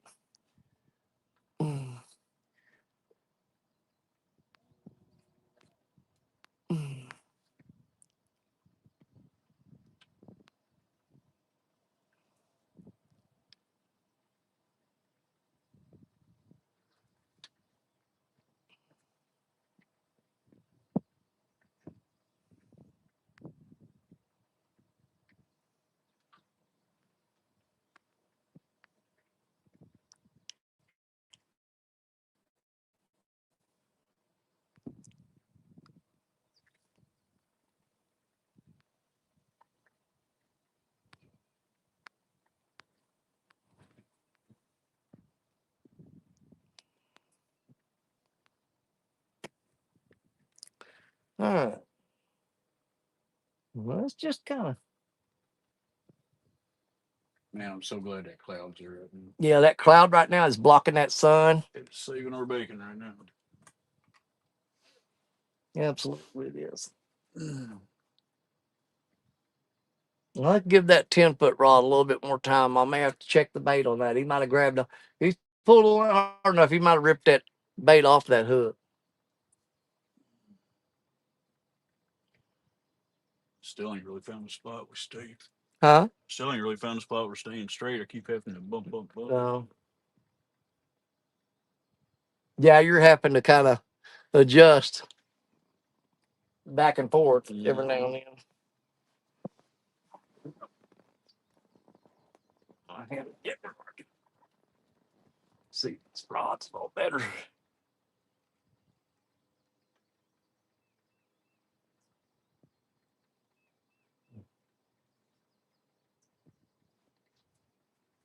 Uh,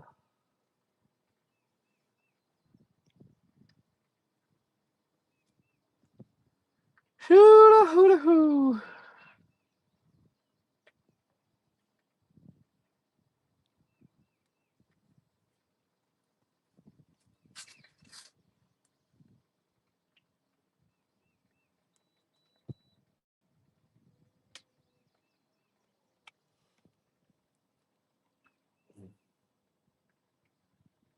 Hmm.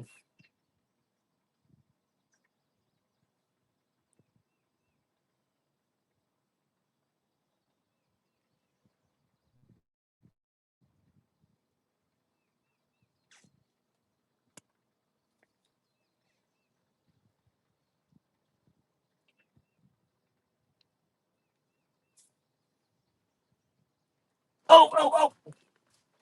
Yeah, gummit. What the crap, dude?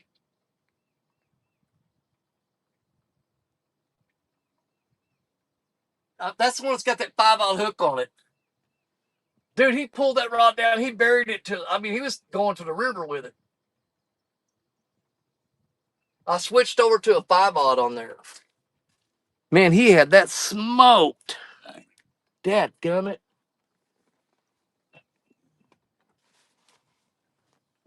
That's the same rod that got bit on a while ago. I hope they were looking. They would have seen that because I had the camera pointed right at it. Yeah, I dropped down to a 5-aught on there because I figured there'd be, we'd probably be into channel cats right here more than anything in this eddy. Yeah. I think that was a fish big enough that hook, he probably just ripped it right out of his skin. That was a hell of a takedown.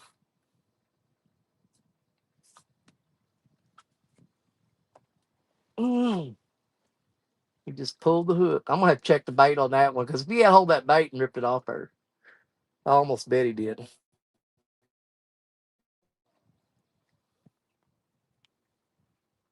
Mm.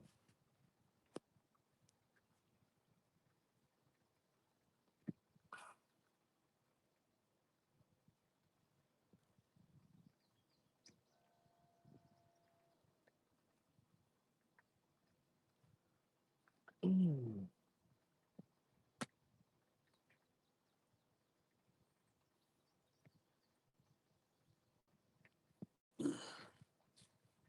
That's the second bite we've had since we've been here. Yep. Yep. And it's both on that 10-footer. Oh, that's both. Yeah. I was thinking we had a bite on this right over here, but no, they were both on that one. Now I got that one thrown way back there as far as I can. I threw it straight back that way. Oh, that breeze feels good. It is nice. The little Pro S. J&S rod getting tapped on. Tap, tap. Yeah, and of course the boat's going to shift and drag it away from him. Yeah, if he's any kind of fish at all, he'll chase Yeah, it he'll down chase it down. It just makes that bait look more lively to him.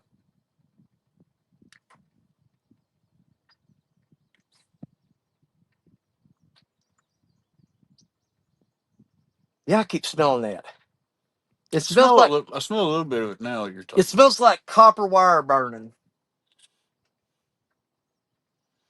or PVC glue, or something.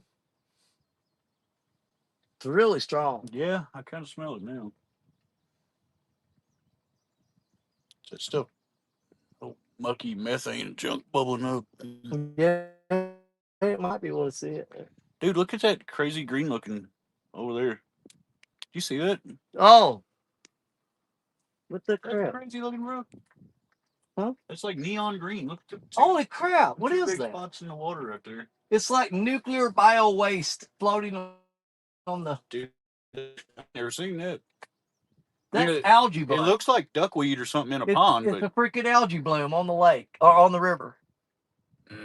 Wow. Look, it's coming out of that tributary over there.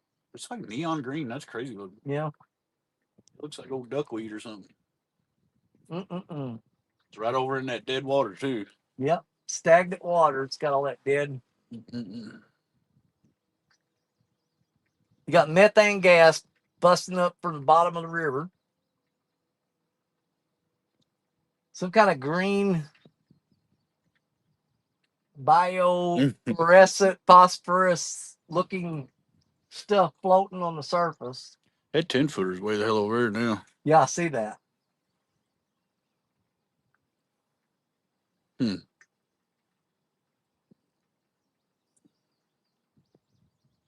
Oh, I wish I'd have brought that little evil eye rod.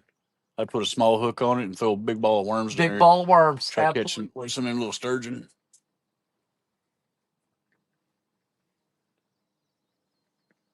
I took the dock beaming out, or I'd used it. Yeah. I finally took it out. Yeah, you literally threw it out of the boat yesterday. Yeah. You kicked him out. You just got a rash on my neck. Something. Maybe we'd be in some kind of a chemical. There's something funky going on. Fumes going on here or something. Old barge up here might be leaking some See if he drives right through that crap. See what happens. It's already that one big wad's already kind of dissipated, but you can see it spreading out over here more toward the Look at back. all them carp jumping around it. Yeah. He's running that boat at a low idle, and that just irritates the crap out of them carp. Well, that's a nice little boat. Yeah. Watch him carp jump. Yeah. He'll get hit in the head and then it's being careful. Yep, little carp.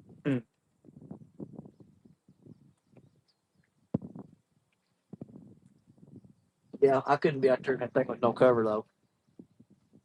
Oh my God, you're just cooking that. Yeah, it'd be pretty rough.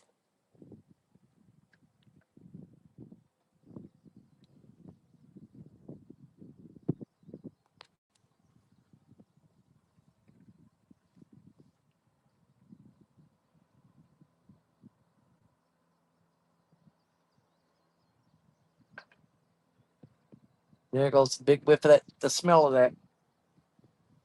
Strong smell of whatever that is. They'd be cooking meth on that boat or something. Yeah, it could be too. Start smelling ether, we know.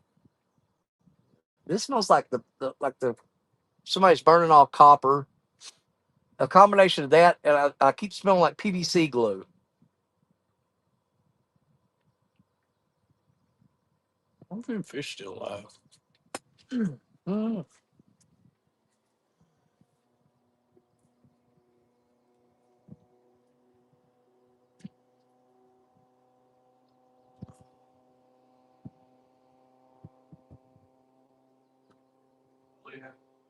Really? Yeah, they're both still kicking.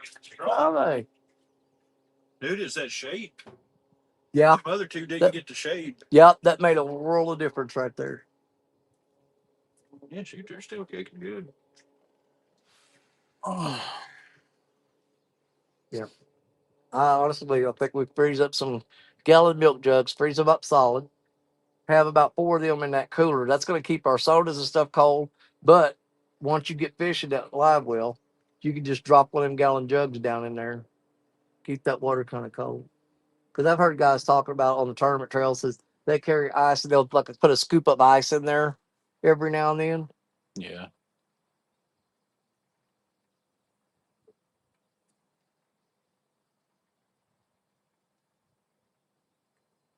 Because you know your temperature gauge on your graph is showing the water was what 80 what degree? How many? 85.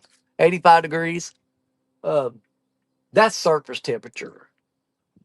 Them fish are down on the bottom. You dive down to the bottom of this river where it's 50, 60 feet deep. It's a lot cooler down there on the bottom. I can promise you that. I've dove in swimming pools before and the water be hot on top, and you dive down to the bottom and it's like cold down there. So yeah, we we put those fish in that live well and just drop a frozen gallon milk jug down there full of fill up a gallon milk jug full of water, freeze it solid, and you let that kind of float around in your live well. It'll keep that temperature down on that water.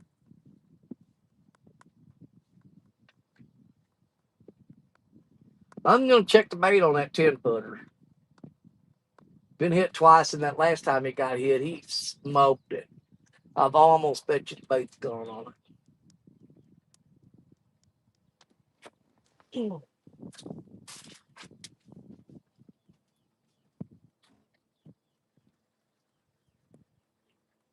No, it feels like there's no bait.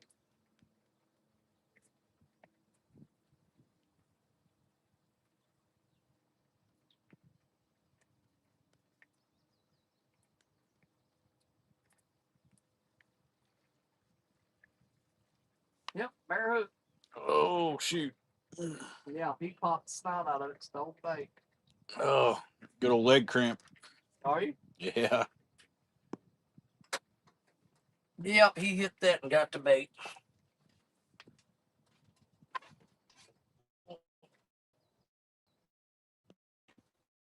Mm.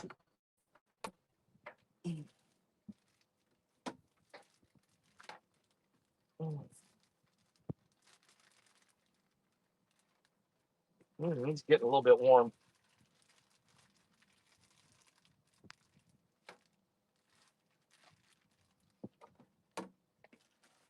And that's still ice. We'll just gotta get it on top.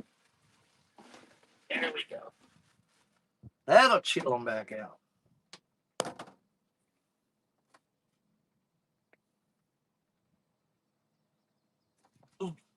The downside of that big, since that's a smaller hook.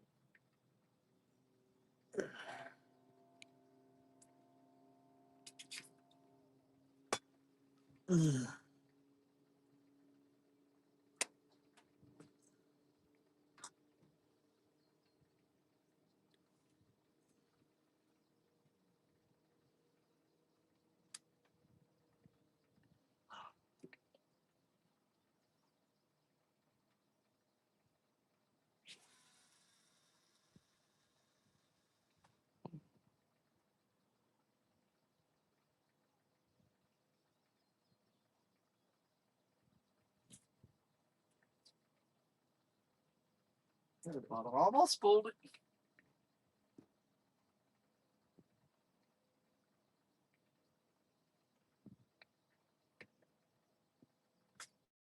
Right back down there where it was a while ago.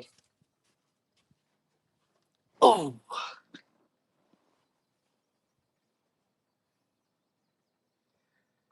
I've got I got that orange Gem Series reel that's on my surf rod that I took to Florida. I may take it off and put it on that other 10-footer. Yeah. But I think I've got 25-pound test on that rod, on that reel. This 25-pound Berkeley Big Game. Mm-hmm. Yeah.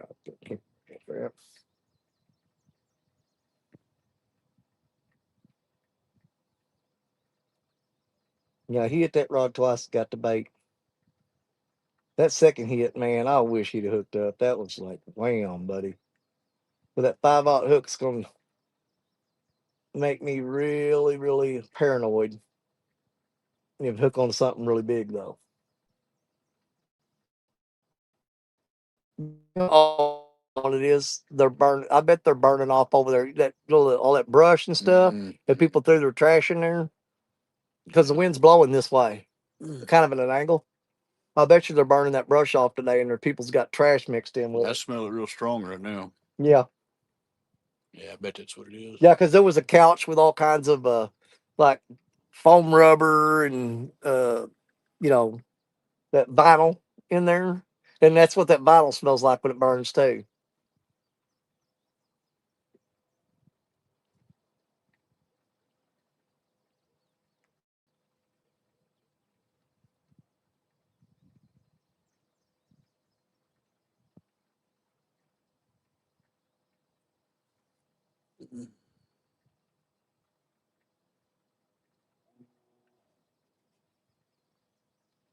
I did get a little bite on that Pro S rod a while ago. Let's see here. All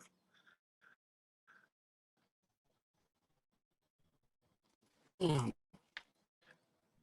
Let's see. I've had cameras up so long, half don't work anymore. Oh, yeah. What time is it?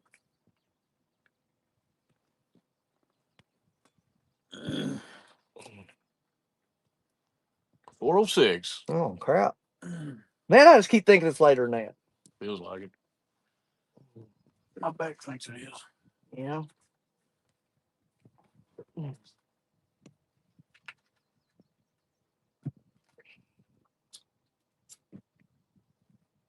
Say we hunker down here till about 5 o'clock. If we ain't got nothing about 5, what do you think? Split. Yeah. We'll definitely be ready to go get something to drink by then. Oh yeah.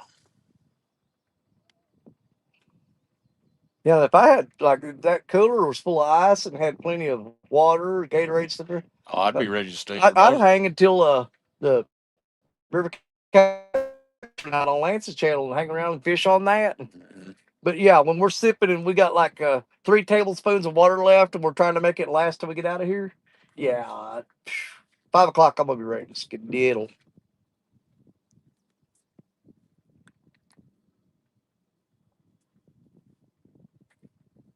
Nope. Well, I don't know if that's. Yeah, I think it's just dragging. Wish we could get another one of them Fago root beers, man. That Oh freaking yeah, hit the it spot was yesterday, good.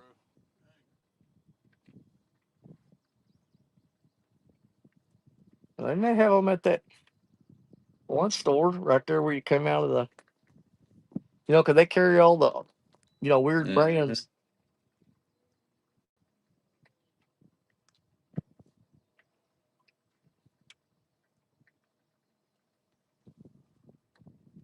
Yeah, that was definitely hitting the spot. Yeah, that's good root beer yesterday. Mm-hmm.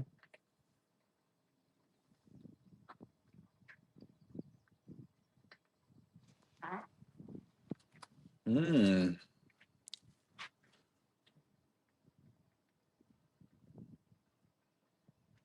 There's something fishy going on with that green rod. Yeah, because we're swinging this way, and that would be putting slack in it.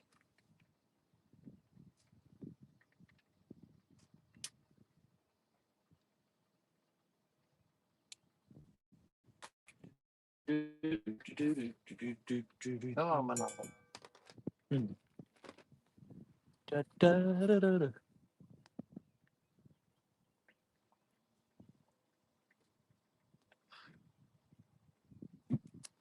you think my feet are actually sunburned? That's crazy. The tops you. Oh my god, dude! If you put on like sandals or something, or even when you put on socks and you tennis shoes or boots, It's gonna suck. that's gonna rub. Oh my god! Yeah, it's gonna feel good.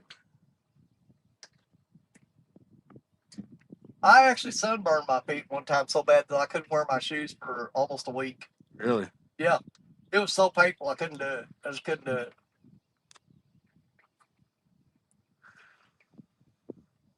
Still got 19 people hanging out in here. Yeah. I think they turned us on and went to sleep.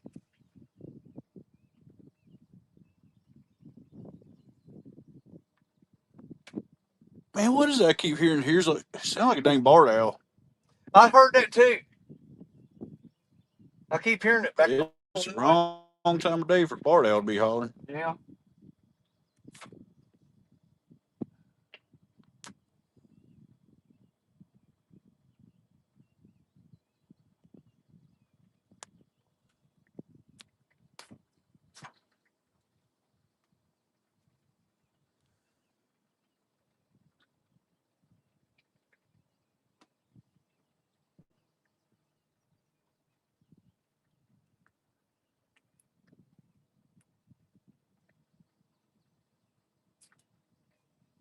You just might pee out the door.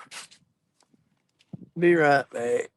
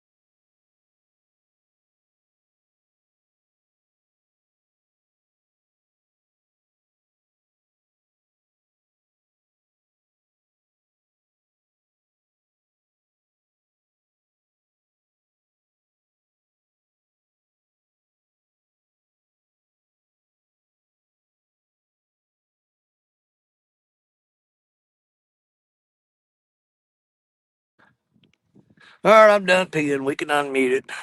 Sound like Niagara Falls. See Catfish Cowboys in here. What's up, brother? How you doing, man?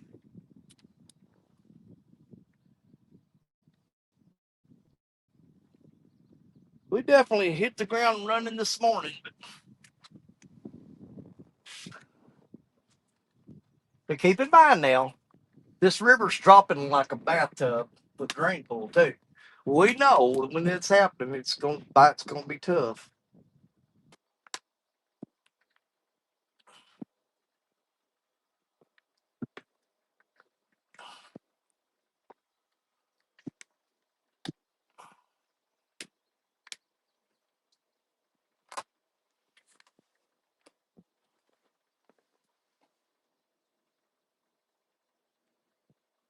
Mm,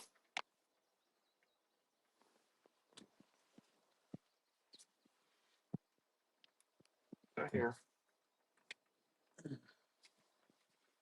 He's working on it pretty good.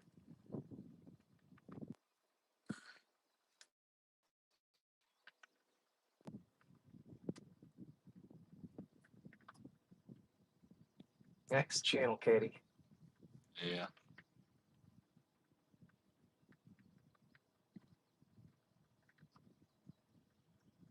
The line's actually moving through the water, going that way.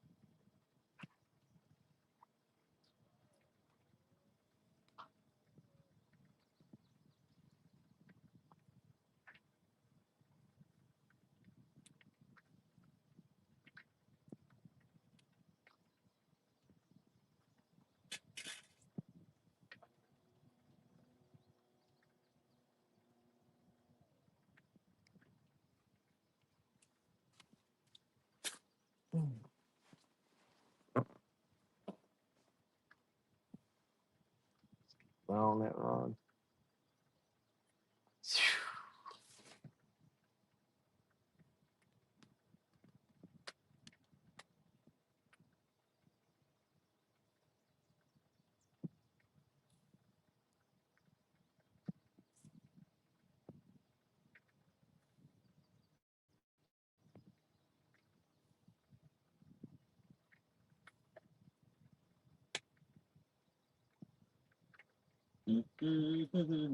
No. Captain Morgan. Captain Morgan. He says, "Hey, mateys." Arr, me mateys.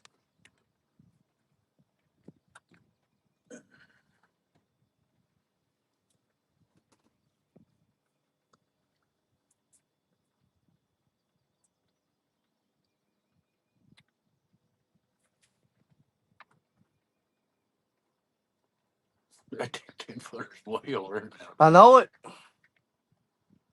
I've got it thrown back. That's the furthest line we've got out, I think. And it's just catching that current out there and dribbling back and forth like a basketball. Just bouncing along the bottom.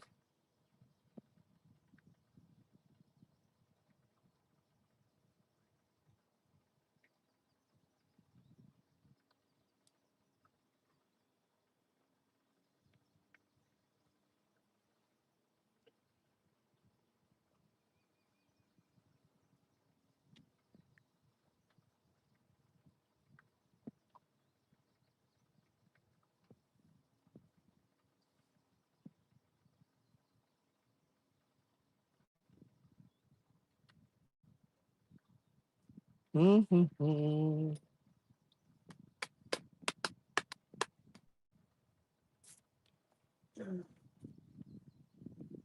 Yeah, that JNS fraud got tapped a bit while ago too. It didn't seem like he eat on it enough to get the bait off of there. I would think. He hard enough to get the bait off there. I'll really ever definitely stop at that little store, and I'm getting us some. I got me craving a root beer now. I'm getting us some root beer as soon as we get out of here. And I don't care if it's Fago, a mug, or A&W.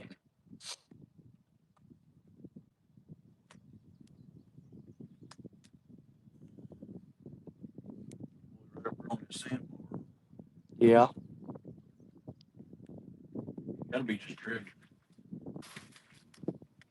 Well, you still got them wing dams over there. It's underwater too.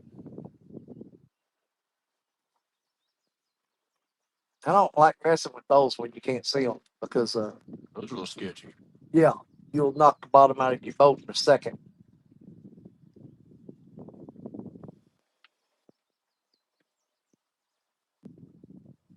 As long as they're sticking out of the water, no problem. But if them wing dams over there are underwater, you could get me driving a boat through there because you don't know how far under they are. I mean, generally, if they're just a few inches, you'll see the water rolling over them, but that's not 100% guaranteed on the inside bend.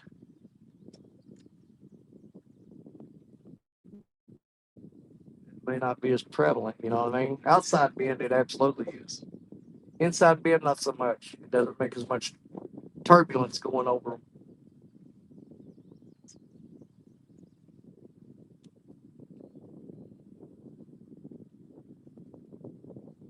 And recent.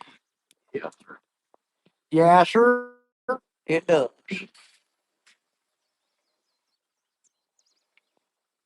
I don't believe any of this bait in this cooler. It's gonna be worth hauling back. I'd feed the fishes. Yeah.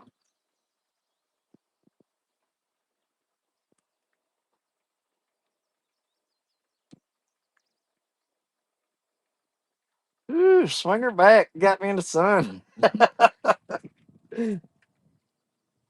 Good Lord. Looks like a spider web out there.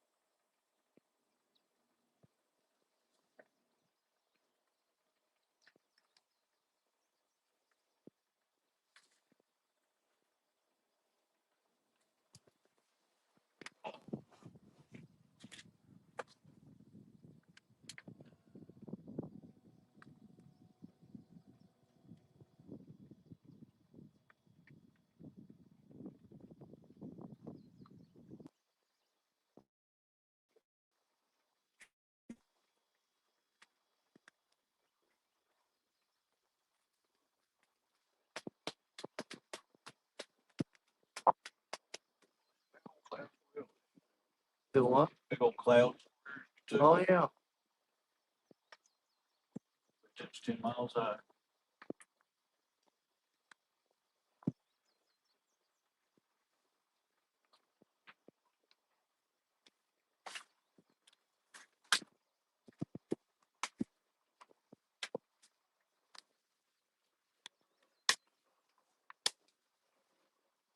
They never made a sip of water last.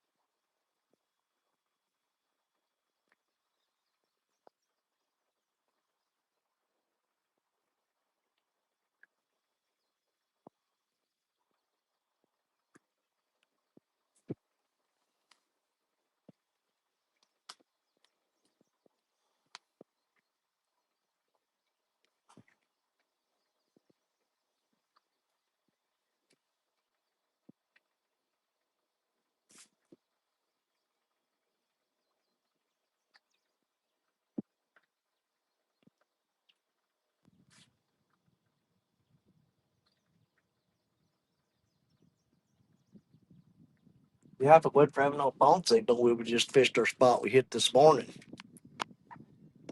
But yeah, it'd be been shutting this down.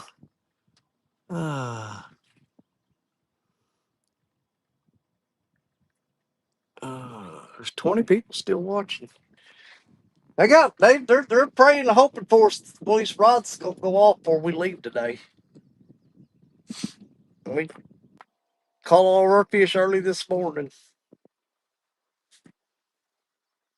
pretty sure this rain's blowing up. It looks like it that way, don't it? Yep. Ain't gonna lie, I really ain't in the mood for that. Me neither. We gotta, cause we'll have to put these canopies up. We have a lot of crap to do in the rain, man. That would suck. Let's call it. I'm done. All right, you guys, we actually got a rain cloud back here behind us heading this way. And we're kind of evaluating how much time it's going to take. We've got two bimini tops. We've got to break them down, get them packed up, get these rods reeled up, and hurry up and get to the boat ramp because that cloud's coming right at us. And it's going to make us short on time. So we're going to, I seen that rod bending behind my back. We ain't gonna waste no time with it, man. God bless y'all. We love you. We appreciate the ones that hung out with you. Richard, tell them bye. See you later, guys. Thanks for hanging out. There you go. Simple as that. We got rain coming. We got to break all this down and get out of here. We're gonna call it a day. I'm dying of thirst. I got 2 sips of water left. You're my brothers, you're my sisters, you're my catfish family. God bless each and every one of you, because you know that we love you. And we'll see you again real soon in Vicksburg, Mississippi. Come Thursday, we're heading that way for the big Mega Bucks tournament. That's right. We're going to be down there in Vicksburg. Richard and I are going to be fishing in that tournament. You guys be looking for us. We're going to be hollering at you from the RCT channel. And don't forget to hang around a little while here at 6 o'clock Central, 7 o'clock Eastern. It is the River Cats Tackle Show on Lance McCougar, the Hawaiian Fisherman's Channel. Don't forget, go watch that. God bless y'all. We love you. We're out of here. We got to go. Bye, y'all.